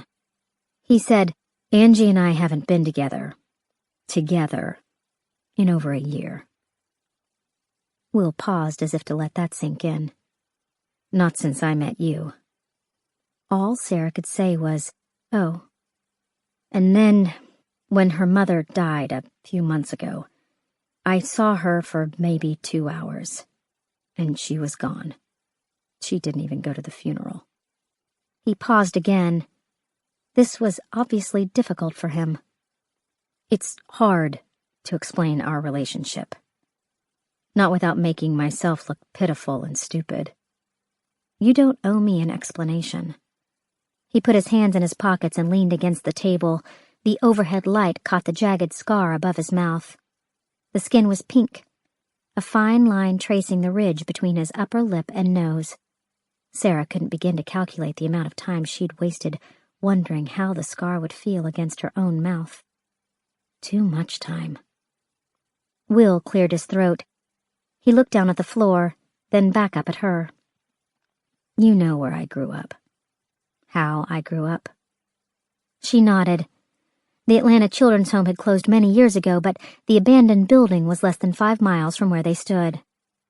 Kids went away a lot. They were trying to get more of us into foster care. I guess it's cheaper that way. He shrugged as if this was to be expected. The older ones didn't usually work out. They lasted maybe a few weeks, sometimes only a couple of days. They came back different. I guess you can imagine why. Sarah shook her head. She didn't want to. There wasn't exactly a long line of people who wanted to foster an 8-year-old boy who couldn't pass the 3rd grade. But Angie's a girl, and pretty, and smart, so she got sent out a lot. Again, he shrugged. I guess I got used to waiting for her to come back. And I guess I got used to not asking what happened while she was gone. He pushed away from the table and picked up the boxes. "So, that's it. Pitiful and stupid." "No, Will." He stopped in front of the door. The boxes held in front of him like a suit of armor. "Amanda wanted me to ask you if you know anyone at the Fulton ME's office." Sarah's brain took its time changing gears. "Probably. I did some of my training there when I started." He shifted his grip. "This is from Amanda, not me. She wants you to make some calls. You don't have to, but what does she want to know?" "Anything that comes up on the autopsies. They're not going to share with us. They want to keep this case." He was turned toward the door, waiting. She looked at the back of his neck, the fine hairs at the nape. "All right. You've got Amanda's number. Just call her if anything comes up, or call her if it doesn't. She's impatient. He stood waiting for her to open the door. Sarah had spent most of the day wanting him out of her life, but now that he was leaving, she couldn't take it. Amanda was wrong. He turned back around to face her. What she said today? Amanda was wrong. He feigned shock. I don't think I've ever heard anyone say those words out loud before. Almeja, the dying man's last words? She explained. The literal translation is right, clams, but it's not slang for money. At least not the way I've heard it used. What's it slang for? She hated the word, but she said it anyway. Cunt. His brow furrowed. How do you know that? I work in a large public hospital. I don't think a week's gone by since I started without someone calling me some variation of that word. Will dropped the boxes back on the table. Who called you that? She shook her head. He looked ready to take on her entire patient roster. The point is, the guy was calling Faith that name. He wasn't talking about money. Will crossed his arms. He was obviously riled. Ricardo, he supplied. The guy in the backyard who shot at those little girls, his name was Ricardo. Sarah held his gaze. Will kept talking. Hironobu Kwan was the dead guy in the laundry room. We don't know anything about the older Asian except that he had a fondness for Hawaiian shirts and spoke with a Southside Southern drawl. And then there's someone else who got injured, probably in a knife fight with Evelyn. You'll probably see the notice at the hospital when you go back to work. Blood type B negative, possibly Hispanic, stab wound to the gut, possibly a wound on his hand. That's quite a cast of characters. Trust me, it's not easy keeping up with them. And I'm not even sure any of them are the real reason all of this is happening. What do you mean? This feels personal, like there's something else at play. You don't wait around 4 years to rob somebody. It's got to be about something more than money. They say it's the root of all evil for a reason. Sarah's husband had always loved money motivations. In her experience, he tended to be right. This injured guy, the one with the gut wound, is he in a gang? Will nodded. They generally have their own doctors. They're not bad. I've seen some of their handiwork at the ER. But a belly wound is pretty sophisticated to treat. They might need blood, and B negative is hard to come by. They'd also need a sterile operating environment, medicines that you can't just grab at your local drugstore. They'd only be at a hospital pharmacy. Can you give me a list? I can have it added to the alert. Of course. She went to the kitchen to find a pad and paper. He stayed by the dining room table. How long could someone live with a stab wound in their belly? It bled a lot at the scene. It depends. Hours, maybe days. Triage can buy some time, but anything close to a week would be a miracle. You mind if I eat my dinner while you do that? He opened the styrofoam box. She saw 2 foot-long hot dogs soaked in chili. He sniffed, then frowned. I guess the guy at the gas station was going to throw them out for a reason. Still, he picked up one of the hot dogs. Don't you dare. It's probably fine. Sit down. She took out a frying pan from the cabinet and found a carton of eggs in the refrigerator. Will sat at the bar across from the stainless steel cooktop. The styrofoam box was on the counter beside him. Bob poked it with his nose, then backed away. She asked, Was that really your dinner? 2 hot dogs and a Krispy Kreme donut? 4 donuts. What does your cholesterol look like? I guess it's white, like they show in the commercials. Very funny. She wrapped the styrofoam container in aluminum foil and threw it in the trash. Why do you think Faith's mother wasn't kidnapped? I didn't actually say that. I just think a lot of things aren't adding up. He watched Sarah break eggs into a bowl. I don't think she left willingly. She wouldn't do that to her family, but I think she might know her kidnappers. Like, they had a previous working relationship. How? He stood and walked to the dining room table, where he took out a handful of yellow folders from one of the boxes. He grabbed the bag of donuts before sitting back down at the kitchen bar. Boyd Spivey, he said, opening the top file and showing her a mugshot. Sarah recognized the face and name from the news. That's the man who was killed at the prison today. Will nodded, opening the next file. Ben Humphrey. Another cop? Yep. He opened another file. There was a yellow star stickered on the inside. This is Adam Hopkins. He was Humphrey's partner. Another file, this one with a purple star. This is Chuck Finn, Spivey's partner, and this guy, he fumbled open the last file, green star, is DeMarcus Alexander. He'd forgotten one. Will went back to the table and found another yellow folder. This one had a black star, which seemed prophetic when he said, Lloyd Crittenden, died from a drug overdose 3 years ago. All cops? Will nodded as he shoved half a donut into his mouth. Sarah poured the eggs into the pan. What am I missing? Their boss was Evelyn Mitchell. Sarah almost spilled the eggs. Faith's mother? She went back to the photographs, studying the men's faces. They all had that same arrogant tilt to their chins, as if their present trouble was just a blip on the radar. She skimmed Spivey's arrest report, trying to decipher the typos. Theft during the commission of a felony. She flipped back the page and read the details. Spivey issued a standing order to his team that they should remove 10% off the top of every drug bust involving cash money exceeding $2,000. It added up. To how much? From what accounting could estimate, over the course of 12 years, they stole around $6 million. She gave a low whistle. That's a little less than $1 million each, tax-free. Or at least it was. I'm sure Uncle Sam caught up with them their first day in prison. Even stolen money was taxable income. Most inmates got their notice from the IRS within the first week of their prison sentence. Sarah checked the front page of the arrest report, stopping on a familiar name. You were the investigating officer. It's not my favorite part of the job. He shoved the rest of the donut into his mouth. Sarah looked down at the file, pretending to read on. The typos hadn't been much of a red flag.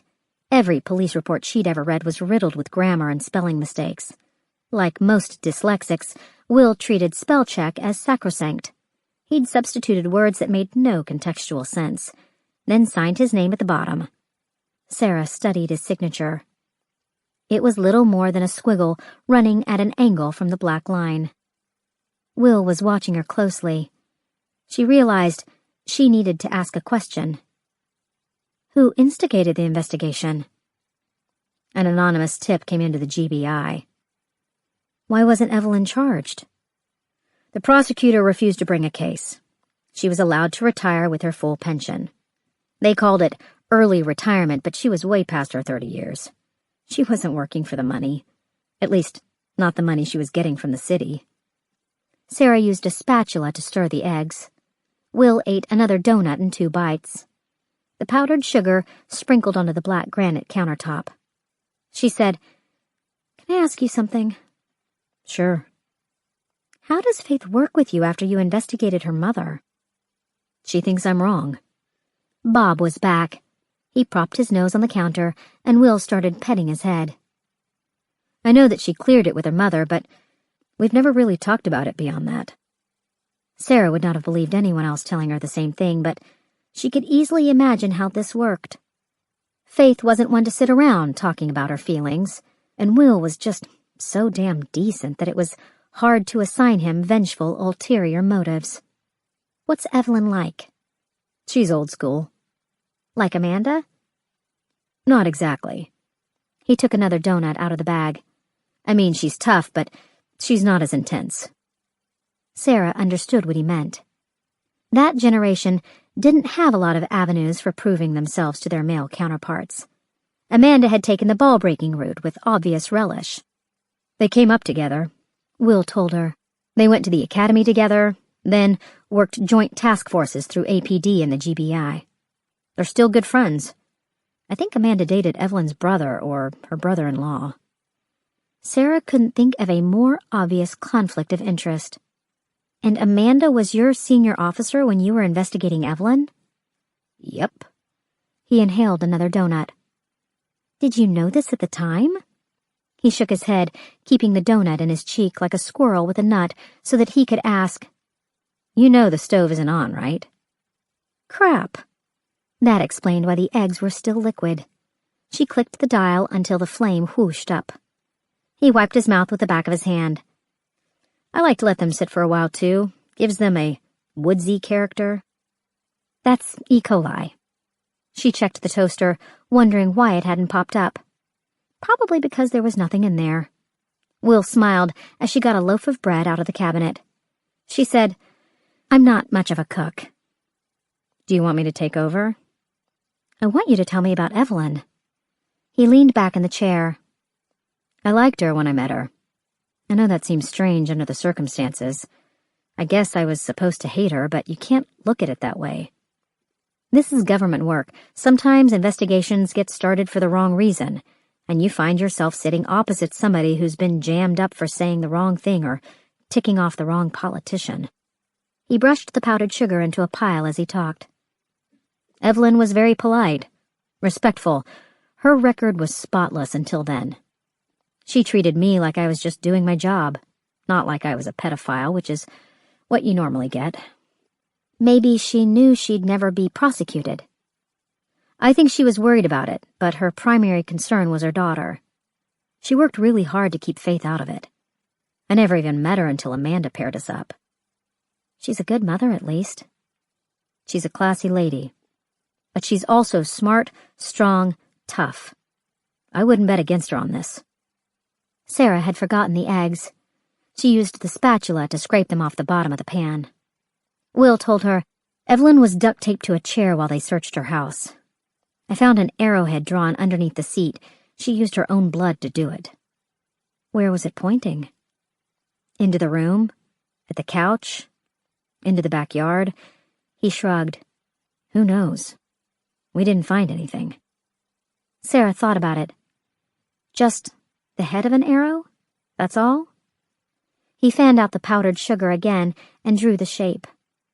Sarah studied the symbol, silently debating how to proceed. She finally decided the truth was her only option. It looks like a V to me. The letter V. He was quiet in a way that changed the air in the room. She thought he was going to change the subject or make a joke, but he told her, "It wasn't perfect. It was smudged at the top." Like this? She drew another line. Like the letter A? He stared at the figure. I guess Amanda wasn't pretending when she said she didn't know what I was talking about. She saw it too. He brushed the powdered sugar into his hand and dropped it into the bag with the last donut. Yep. She put the plate of eggs in front of him. The toaster popped up. The bread was almost black. "Oh no," she mumbled. "I'm so sorry, you don't have to eat this. Do you want me to get the hot dogs out of the trash?" He took the burned toast from her and dropped it on the plate. It made a sound like a brick scraping concrete. Some butter would be nice. She had fake butter. Will dipped a knifeful out of the tub and coated the bread until it was soggy enough to fold in his hand. The eggs were closer to taupe than yellow, but he started in on them anyway. Sarah told him, "The name Amanda starts with an A. Almeja starts with an A, and now Evelyn might have drawn an A on the bottom of her chair." He put down the fork. His plate was clean. She continued, "Almeja sort of sounds like Amanda. The same number of syllables, the same first and last letter." He would have missed the alliterative. Most dyslexics couldn't rhyme 2 words if you put a gun to their heads. He edged his plate away. "Amanda isn't telling me everything. She's not even admitting that the corruption case has anything to do with Evelyn's situation." "But she told you to go over all your case files." "Either she needs the information or she's trying to keep me busy. She knows this will take me all night." "Not if I help you." He picked up his plate and walked over to the sink. "Do you want me to wash this before I go?" "I want you to tell me about the crime scene." He rinsed his plate, then started to wash his hands. "That's the cold," Sarah said, and then because it was pointless to tell him that because she was left-handed, she'd switched the hot water valve to the right-hand side, she leaned in and adjusted the temperature for him. Will opened his hand so that she could squirt some soap onto his palm. Why do you smell like lemon furniture polish? Why did you let me believe Betty belongs to your wife? He lathered the soap in his hands. There are some mysteries that will never be solved. She smiled. Tell me about the crime scene. Will told her what they had found. The upturned chairs and broken baby toys. He segued into Mrs. Levy and Evelyn's gentleman caller, Mittal's theory about the blood trail, and Will's own divergent theory about the same. By the time he got to the part where they had found the gentleman in the trunk, Sarah had managed to get him to sit down at the dining room table. She asked, Do you think Boyd Spivey was killed because he talked to Amanda? It's possible, but not likely. He explained, Think about the timing. Amanda called the warden 2 hours before we got to the prison. The prison doc said a serrated knife was used. That's not something you can make out of your toothbrush. The camera was disabled the day before, which indicates this was planned at least 24 hours in advance. So it was coordinated. Evelyn is taken, Boyd is killed a few hours later. Are the other men from her team safe? That's a very good question. He pulled his cell phone out of his pocket. Do you mind if I make some calls? Of course not. She got up from the table to give him some privacy. The frying pan was still warm, so she ran cold water over it. The eggs were seared to the metal. She picked at the slime with her thumbnail before giving up and sticking it on the top rack of the dishwasher. Sarah opened Boyd Spivey's file again. Will had used a pink star to identify him, perhaps as a joke. The man looked the part of a corrupt cop. His moon-shaped face indicated steroid use. His pupils were barely discernible in his beady eyes. His height and weight were closer to a linebacker's. She skimmed the details of Spivey's arrest while listening with half an ear as Will talked with someone at Valdosta State Prison. They discussed whether or not to move Ben Humphrey and Adam Hopkins into solitary confinement, and agreed that it would be best just to step up their monitoring. Will's next call was more complicated. Sarah assumed he was talking to someone at GBI headquarters about locating the remaining 2 men through their parole officers. She opened Spivey's file and found his personnel record behind the arrest report. Sarah read through the details of the man's professional life. Spivey had joined the academy fresh out of high school. He'd gone to night school at Georgia State in order to earn a BA in criminal science. He had 3 children and a wife who worked as a secretary at the Dutch consulate on the outskirts of the city. Spivey's promotion onto Evelyn's team was a coup. The drug squad was one of the most elite in the country. They had all the best weapons and facilities, and enough high-profile bad guys in the Atlanta area to win them plenty of commendations and press time, which Spivey, in particular, seemed to enjoy. Will had collected newspaper clippings on the team's most noteworthy busts. Spivey was front and center of every news story, even though Evelyn was the leader of the team. One photo showed a clean-shaven Spivey with enough ribbons on his chest to decorate a girl's bicycle. And still it had not been enough. Hey. Sarah looked up from her reading. Will had finished his phone calls. Sorry about that.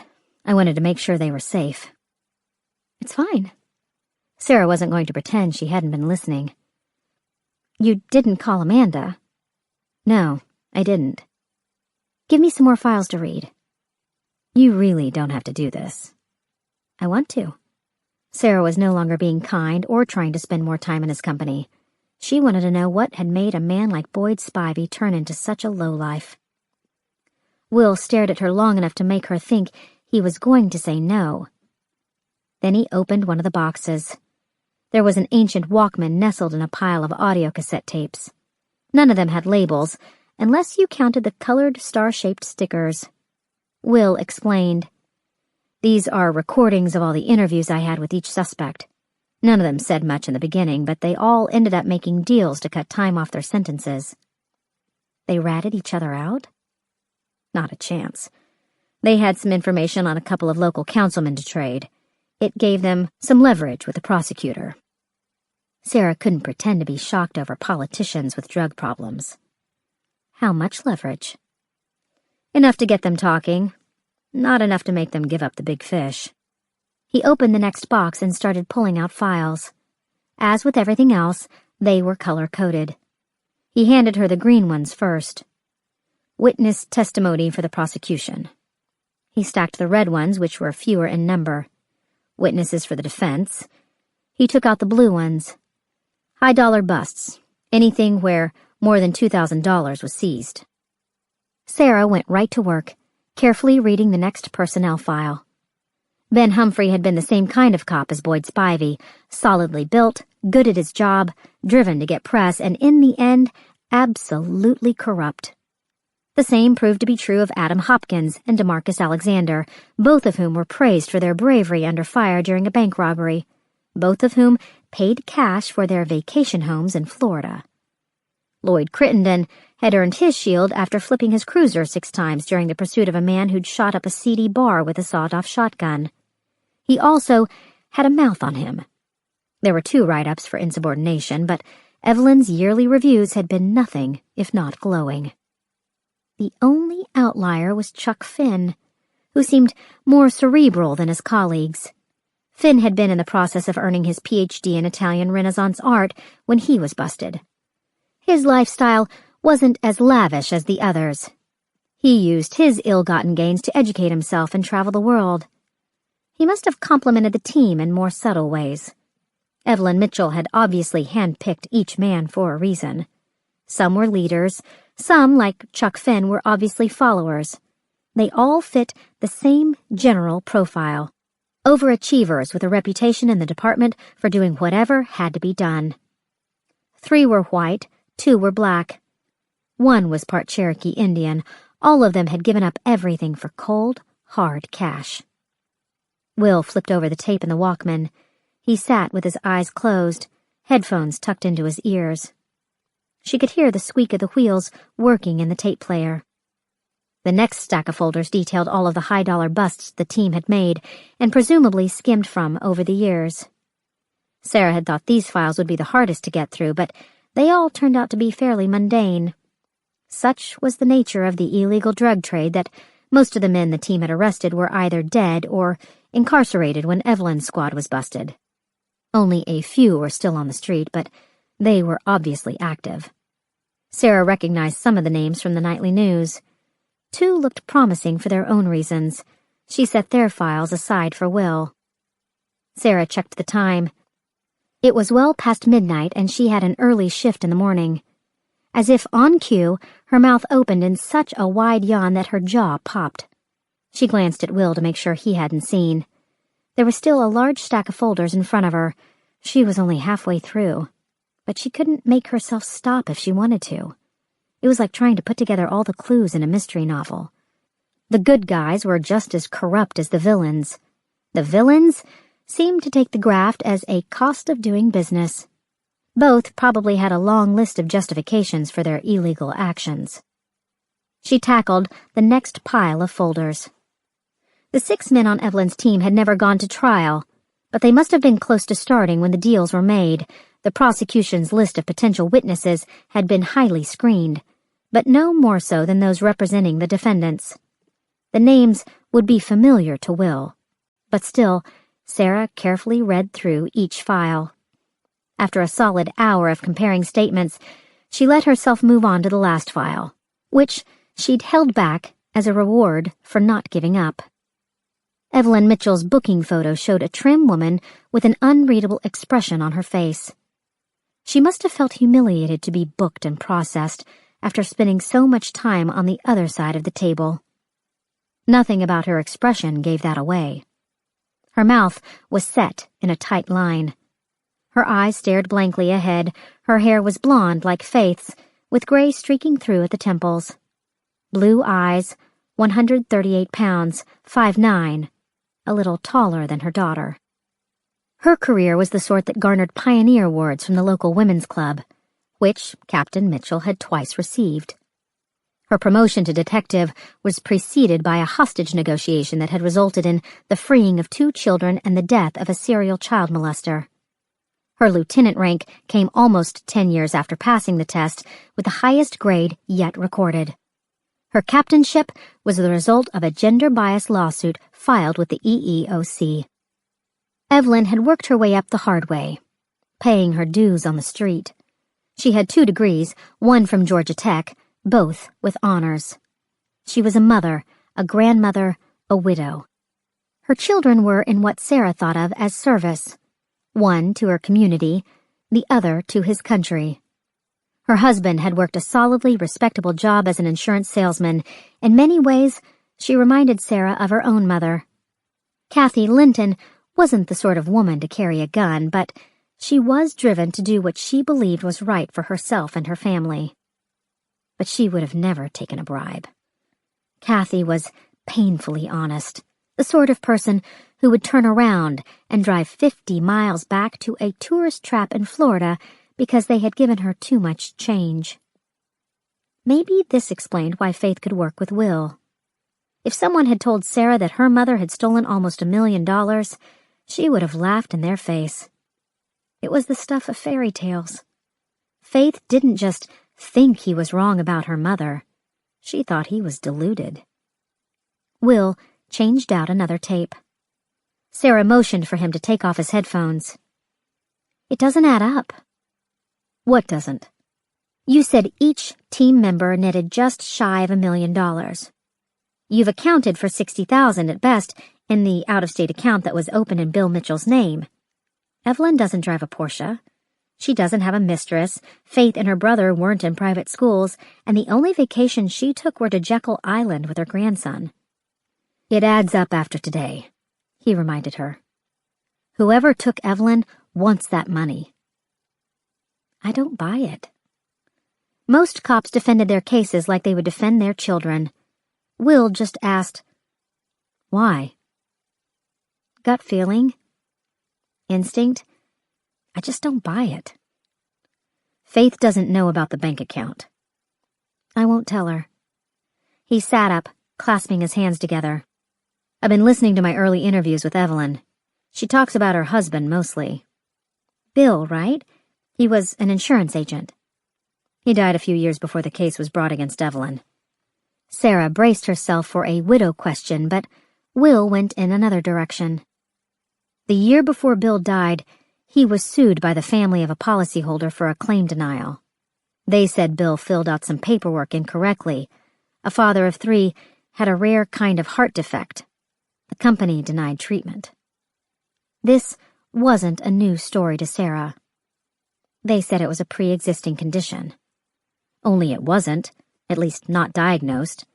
The family got a lawyer, but it was too late. The guy ended up dying because the wrong box was checked on a form. 3 days later, his widow gets a letter in the mail from the insurance company saying that Bill Mitchell, the originating agent, made a mistake on the forms and her husband's treatment was approved. That's awful. Bill took it hard. He was a very careful man. His reputation was important to him, important to his work. He got an ulcer worrying about it. That wasn't technically how ulcers worked, but she told him, go on. He was eventually cleared. They found the original forms. The insurance company had screwed up, not Bill. Some data entry person had clicked the wrong box. No malfeasance, just incompetence. Will waved this away. Anyway, what Evelyn said was that Bill never got past it.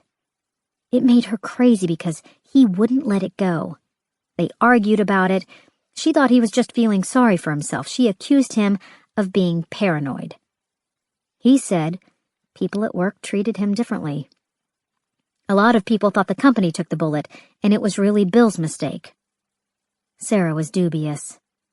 An insurance company took the bullet. People get crazy ideas, Will said. Anyway, Bill felt like it wiped out all the good he'd done over the years. Evelyn said that when the cancer came, Bill died of pancreatic cancer 3 months after his diagnosis. She thought part of the reason he couldn't fight it was that he had this guilt hanging over his head, and that she had never forgiven him for that, for not fighting the cancer. He just kind of accepted it and then waited to die. Pancreatic cancer was not easily vanquished. The chances for long-term survival were less than 5%. Stress like that can certainly impair your immune system. Evelyn was worried the same thing was going to happen to her. That she'd get cancer? No, that the investigation would ruin her life, even if she was cleared. That it would hang over her head forever. She said that in all the years since her husband had died, she had never wanted him back more than she did that day, so she could tell him that she finally understood. Sarah considered the weight of the statement. That sounds like something an innocent person would say. It does. Does that mean you're leaning away from your original conclusion? It's very kind of you to phrase your question so diplomatically. He grinned.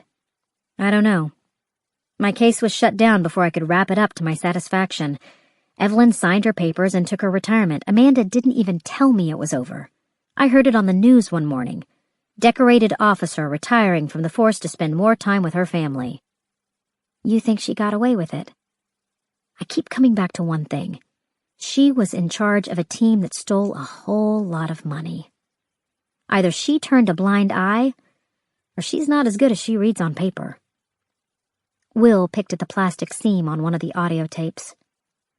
And there's still the bank account. It might not seem like much compared to millions, but $60,000 is a chunk of change. And it's in her husband's name, not hers. Why not change it over now that he's dead? Why still keep it a secret? All good points. He was quiet for a moment. The only sound in the room, his thumbnail picking at the plastic seam. Faith didn't call me when it happened. I didn't have my cell, so it would have been pointless, but she didn't call me. He paused. I thought maybe she didn't trust me because it was her mother involved. I doubt she was even thinking about that. You know how your brain just blanks out when something like that happens? Did you ask her about it? She's got a lot more on her mind right now than holding my hand. He gave a self-deprecating chuckle. Maybe I should write about it in my diary. He started packing up the boxes. Anyway, I'll let you get to bed. Did you find anything I should know about? Sarah pulled out the 2 files she'd set aside. These guys might deserve a closer look. They were in the high-dollar busts. One of them was also on Spivey's defense witness list. I flagged him because he has a history of kidnapping for leverage over rival gangs. Will opened the top file. Sarah supplied the name. Ignacio Ortiz. Will groaned. He's in Phillips State Prison on a manslaughter attempt. So it won't be hard to find him. He runs Los Texacanos. Sarah was familiar with the gang. She had treated her share of kids who were involved in the organization. Not many of them walked out of the ER in one piece. Will said, if Ortiz is wrapped up in this, he'll never talk to us. If he's not, then he'll never talk to us. Whichever it is, driving to the prison would be 3 or 4 hours out of our day for nothing. He was going to be called as a witness for Spivey's defense. Boyd had a surprising number of thugs willing to testify that he hadn't touched their money. There was a whole roster of criminals willing to stand up for Evelyn's team. Did you get anything from Boyd at the prison? Will frowned. Amanda interviewed him. They talked in some kind of code. One thing I picked up on was that Boyd said the Asians were trying to cut the Mexicans out of the supply side. Los Texacanos, Sarah provided. Amanda told me their preferred method is slitting throats. Sarah put her hand to her neck, trying not to shudder. You think that Evelyn was still doing business with these drug dealers? He closed Ortiz's file. I can't see how. She doesn't have any juice without her badge, and I can't picture her as a kingpin unless she's some kind of sociopath. Granny nanny by day, drug lord by night. You said Ortiz is in prison for attempted manslaughter. Who'd he try to kill? His brother. He found him in bed with his wife. Maybe this is the brother. Sarah opened the next file.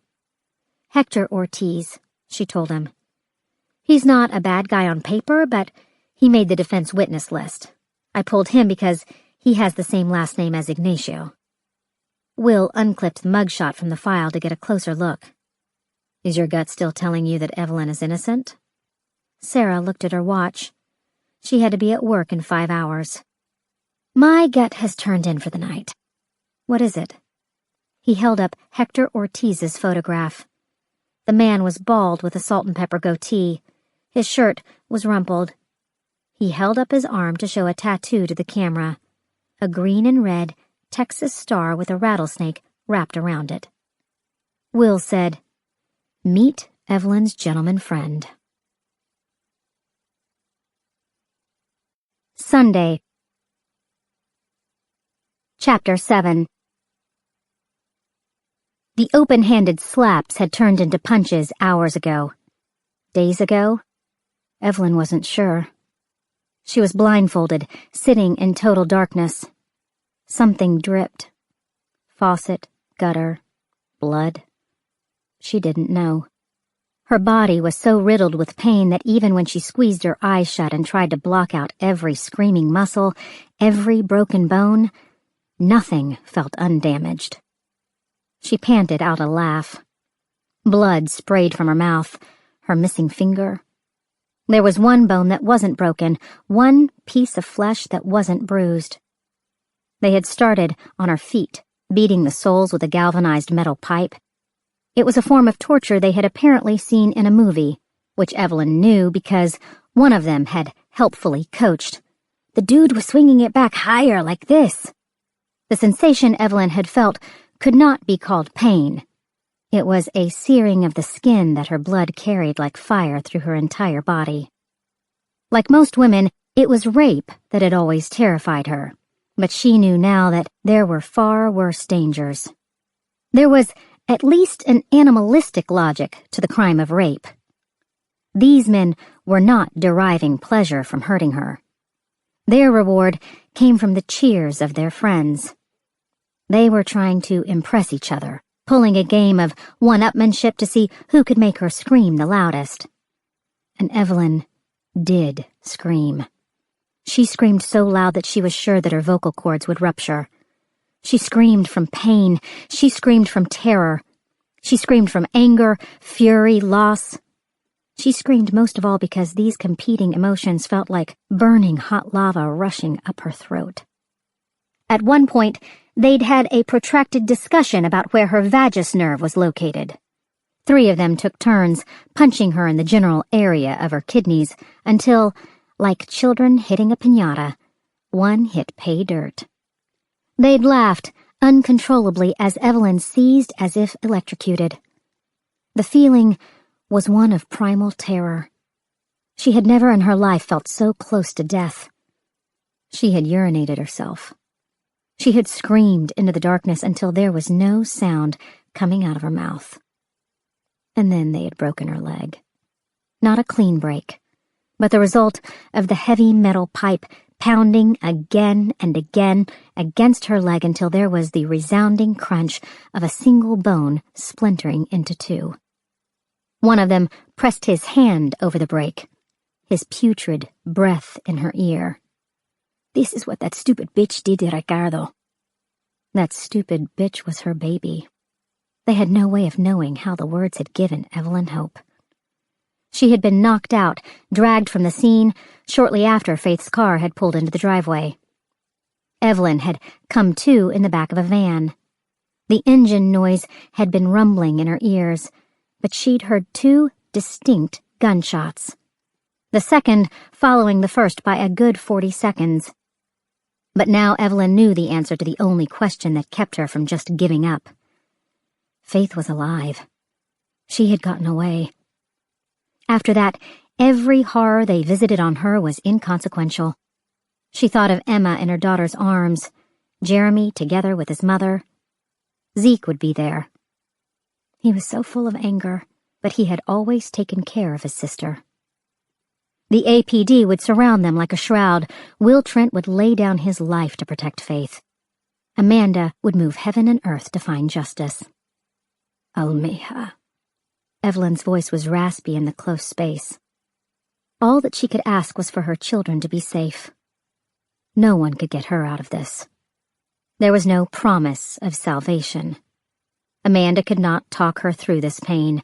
Bill Mitchell would not come riding up on his white horse to save her. She had been so stupid. One mistake, so many years ago. One terrible, stupid mistake. Evelyn spit out a broken tooth. Her last right molar.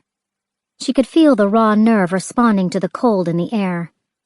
She tried to cover the spot with her tongue as she breathed through her mouth. She had to keep the airway open. Her nose was broken. If she stopped breathing or passed out with blood in her throat, she would choke to death. She should welcome the relief, but instead, the thought of death still terrified her. Evelyn had always been a fighter. It was in her nature to dig in her heels the more she was pushed. And yet, she could feel herself starting to break.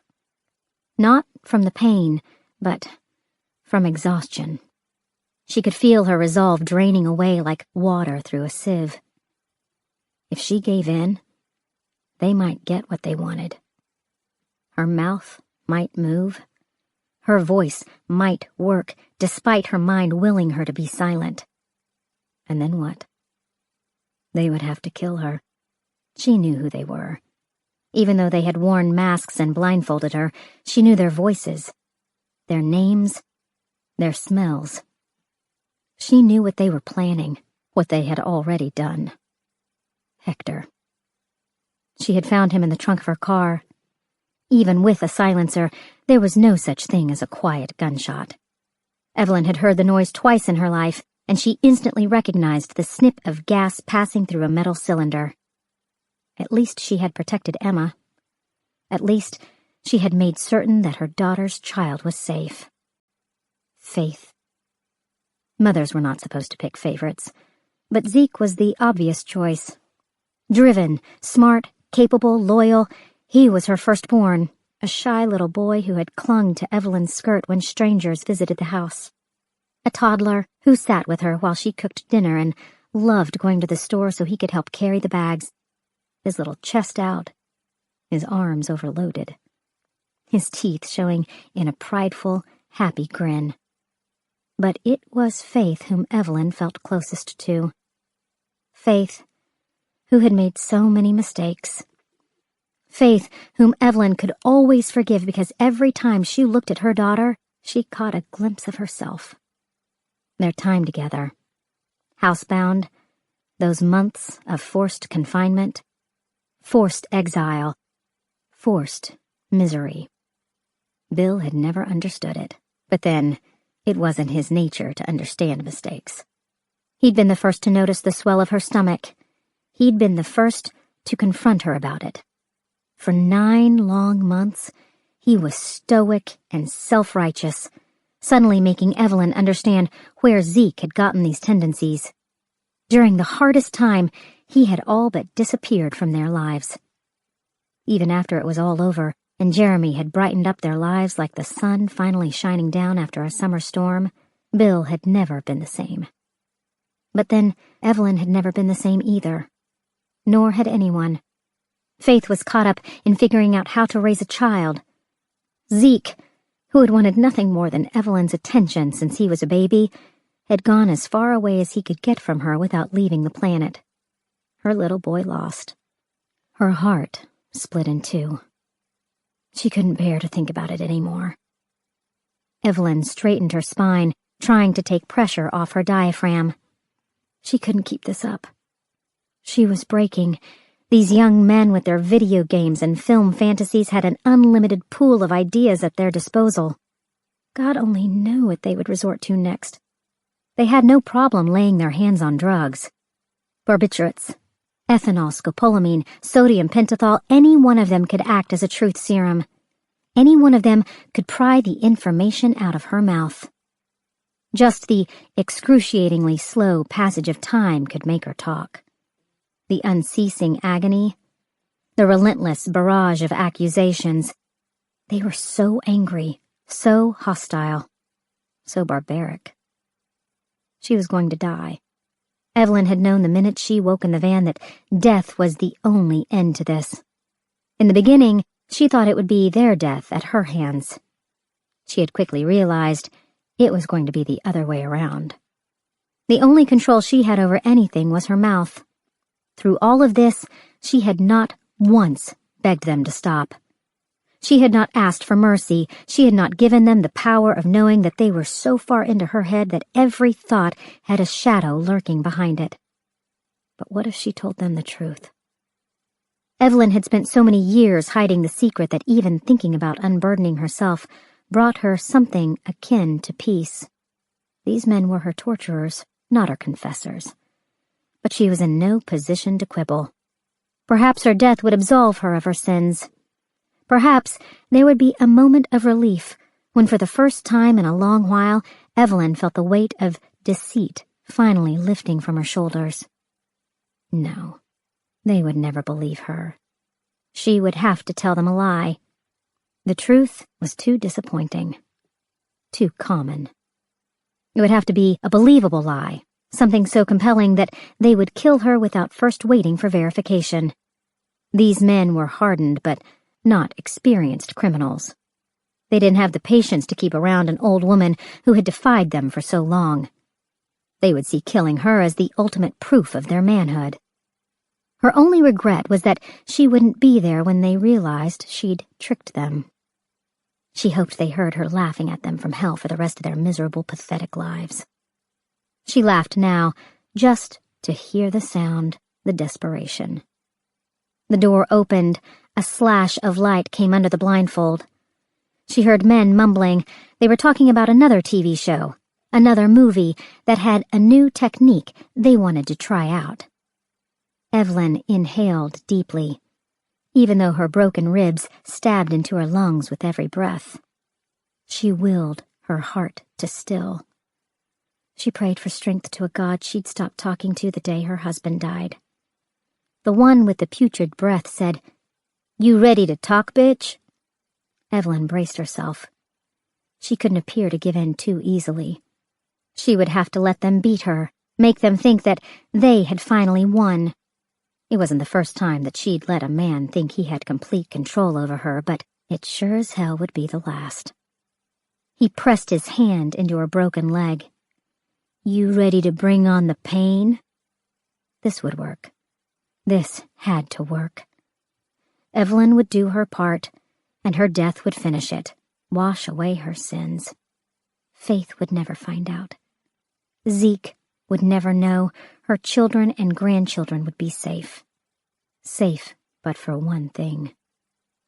Evelyn closed her eyes and sent out a silent message to Roz Levy, praying that the old woman would keep her mouth shut.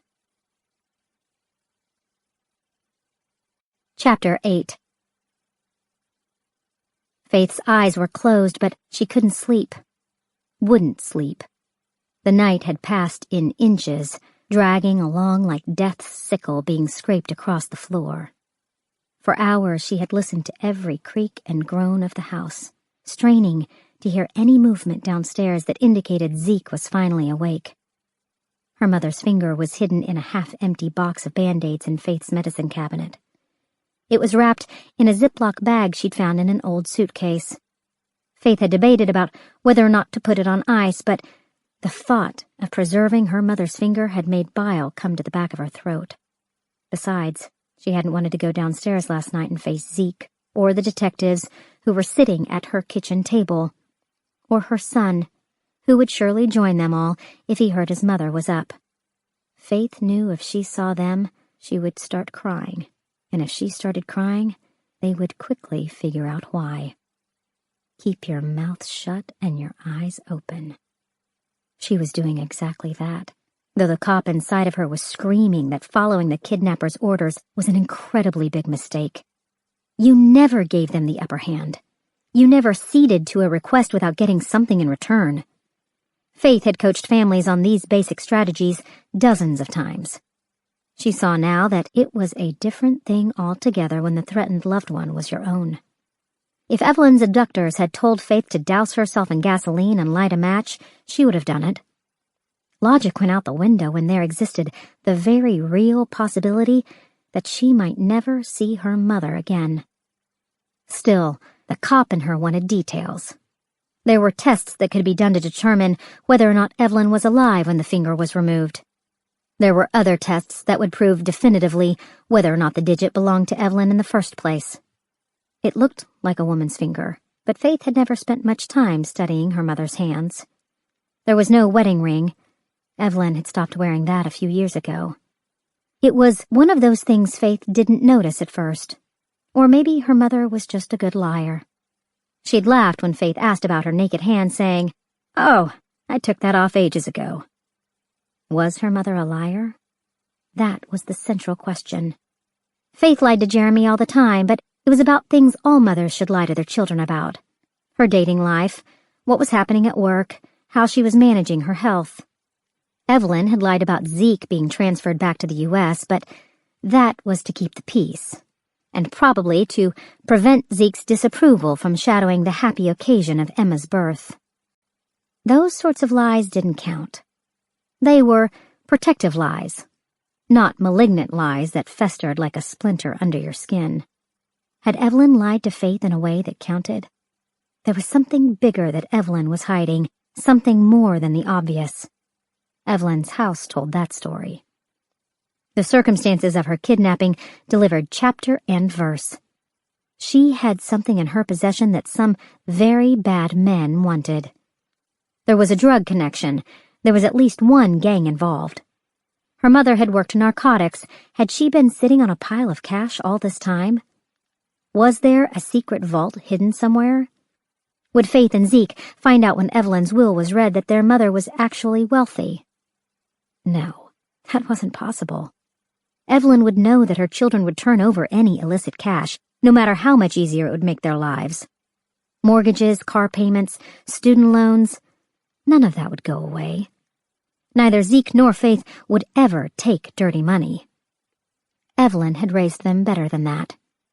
And she had raised Faith to be a better cop than to just sit around on her hands all night waiting for the sun to come up. If Evelyn were here right now, what would she want Faith to do? The obvious answer was to call Amanda. The two women had always been close. Thick as thieves, Bill Mitchell had often said, and not with flattery. Even after Faith's Uncle Kenny had decided to make an ass of himself pursuing younger women on the beaches of South Florida, Evelyn had made it clear that she preferred to have Amanda at the family Christmas table rather than Kenny Mitchell. The two women shared a shorthand the way soldiers did when they came back from war. But calling Amanda now was out of the question. She would come rushing in like a bull in a china shop. Faith's house would be turned upside down. A SWAT team would be in place. The kidnappers would take one look at the show of force and decide it was easier to put a bullet in their victim's head rather than negotiate with a woman who was hell-bent on revenge. Because that was exactly how Amanda would play it. She never went into anything quietly. It was always 100% or nothing at all. Will was good at going in soft. He'd perfected the technique. And he was her partner. She should call him, or at least get word to him. But what would she say? "I need your help, but you can't tell Amanda and we may end up breaking the law, but please don't ask any questions." It was an untenable position. He'd bent the rules for her yesterday, but she couldn't ask him to break them.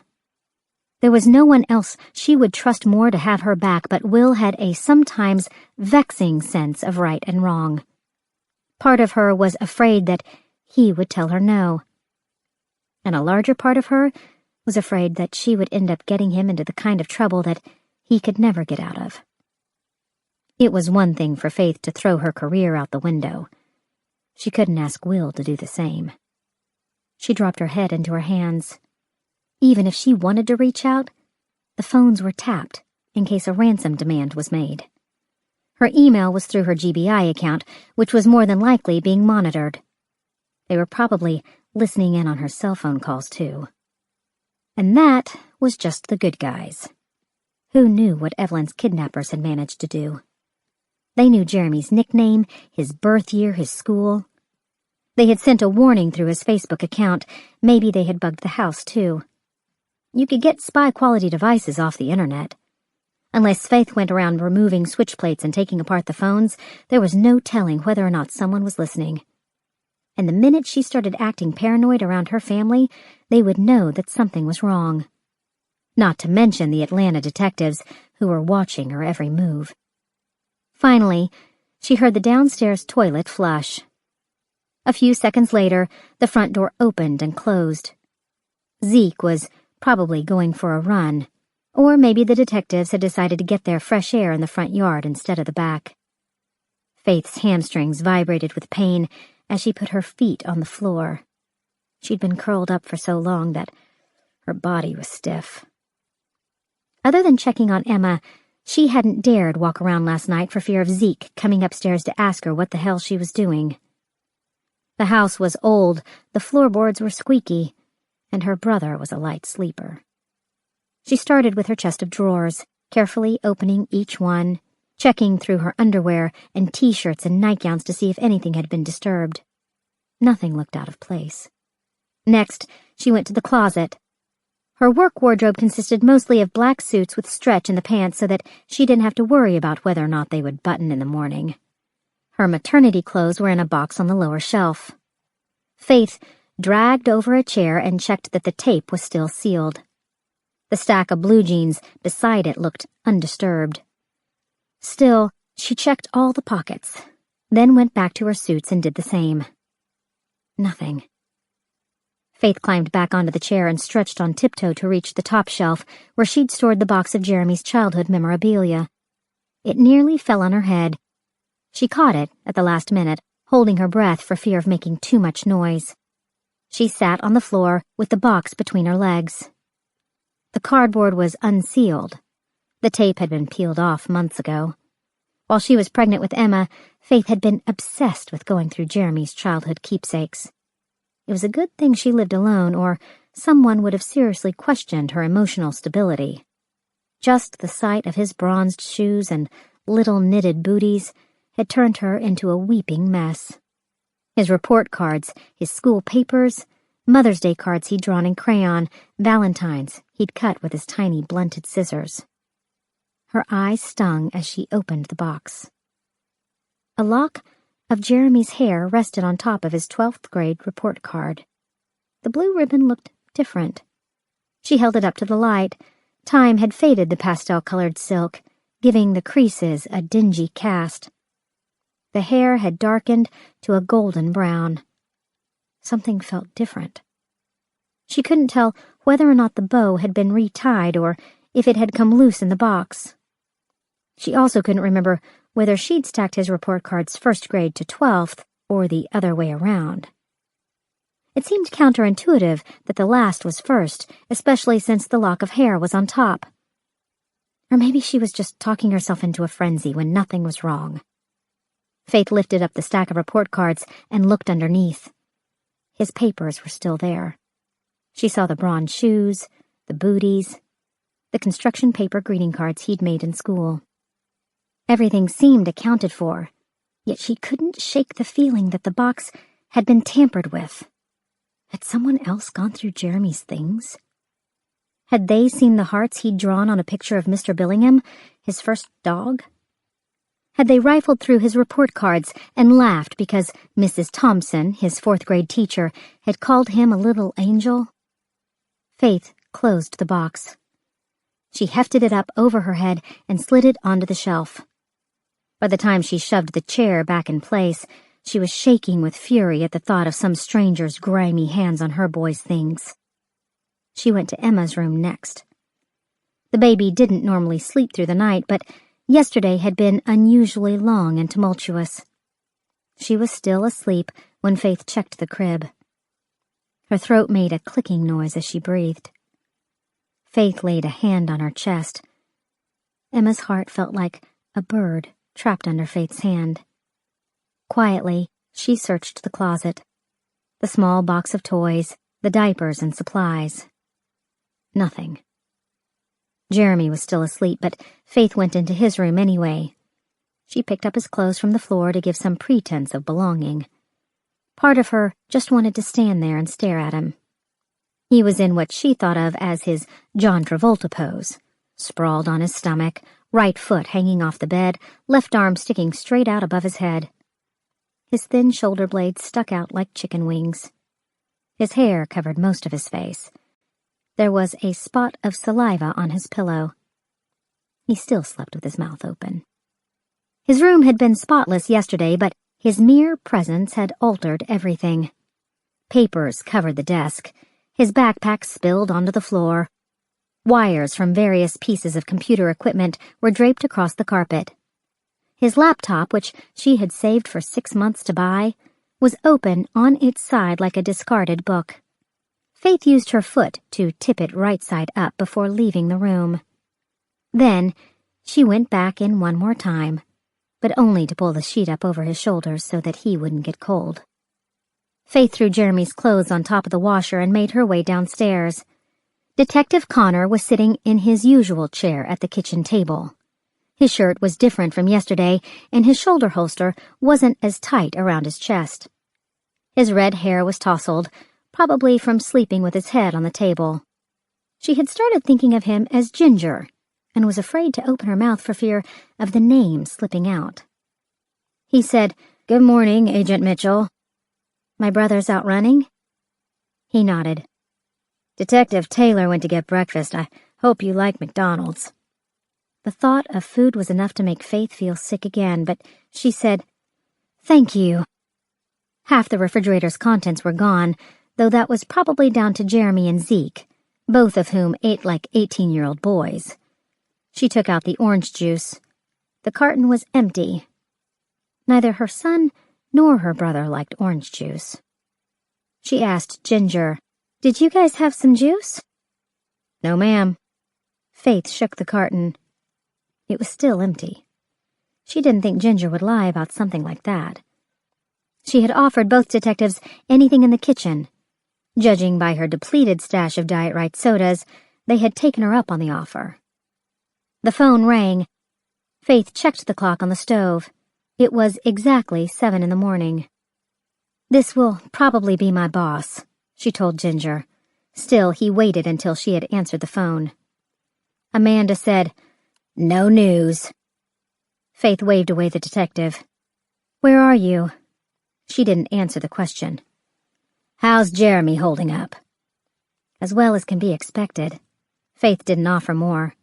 She checked to make sure Ginger was in the living room, then opened the silverware drawer. The spoons were turned in the wrong direction, the flat handles to the right rather than the left. The forks were upside down, the tines pointed toward the front of the drawer instead of the back. Faith blinked, not sure about what she was seeing. Amanda said, "You know about Boyd?" "Will told me last night. I'm sorry. I know he did some bad things, but he was..." Amanda didn't make her finish the sentence. "Yes, he was." Faith opened the junk drawer. All the pens were gone. She kept them bundled together with a red rubber band tucked in the bottom right-hand corner. They were always in this drawer. She rifled through the coupons, scissors, and unidentified spare keys. No pens. "Did you know that Zeke was stateside?" "Your mother was trying to protect you." Faith opened the other junk drawer. "Apparently, she tried to protect me from a lot of things." She reached into the back and found the pens. The rubber band was yellow. Had she changed it out? Faith had a vague recollection of the band breaking a while back, but she would have sworn on a stack of Bibles that she'd used the red rubber band from the broccoli she'd bought at the store that same day. "Faith," Amanda's tone was terse. "What's going on with you? Has something happened?" "I'm fine, it's just..." She tried to think of an excuse. She was really doing this.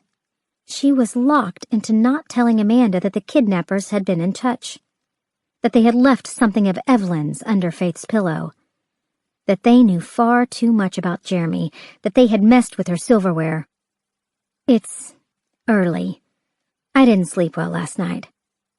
"You need to take care of yourself, eat the right foods, sleep as much as you can, drink lots of water. I know it's hard, but you have to keep up your strength right now."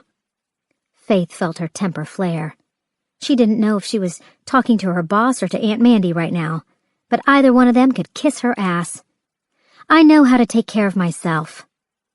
"I'm very glad to hear you think that, but from where I'm standing, it's not the case."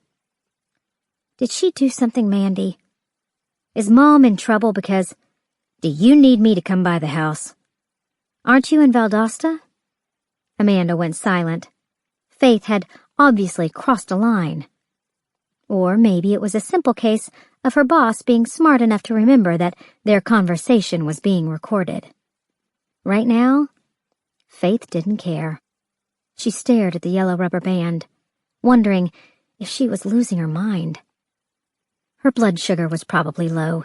Faith's vision was slightly blurry. Her mouth was dry. She opened the fridge again and reached for the orange juice carton. Still empty. Amanda said, "Think of your mother. She would want you to be strong."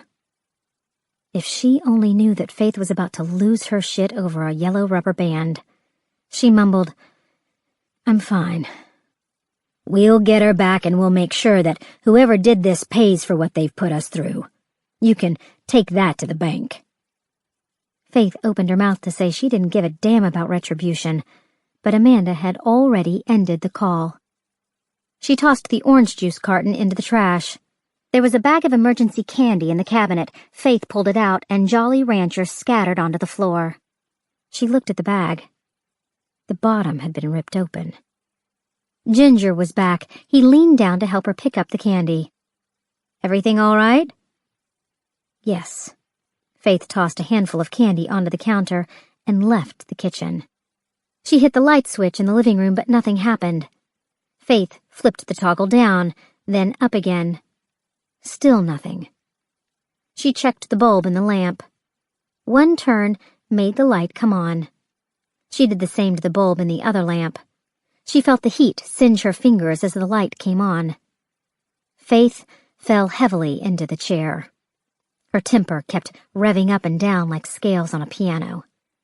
She knew that she needed to eat something, to test her blood and make the proper adjustments. Her brain wouldn't work properly until she was leveled out, but now that she was sitting down, she didn't have the strength to move. The couch was across from her.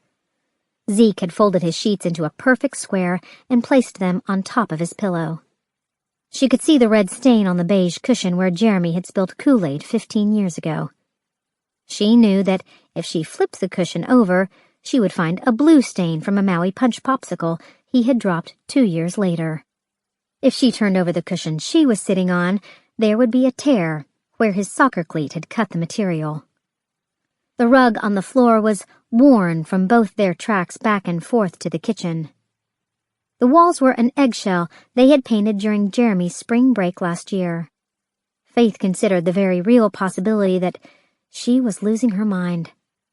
Jeremy was too old for these kinds of games, and Zeke had never been one for psychological warfare.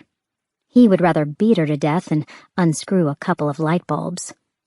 Regardless, neither one of them was in the mood for pranks. This couldn't just be Faith's blood sugar. The pens, the silverware, the lamps, it was little things that only Faith would notice. The sort of stuff that would make someone else think you were crazy if you told them about it. She looked up at the ceiling, then let her eyes travel down to the shelves mounted on the wall behind the couch. Bill Mitchell had been a collector of kitsch. He had Hula Girl salt and pepper shakers from Hawaii. He had Mount Rushmore sunglasses, a foam Lady Liberty crown, and an enameled silver spoon set depicting some of the more notable scenery of the Grand Canyon.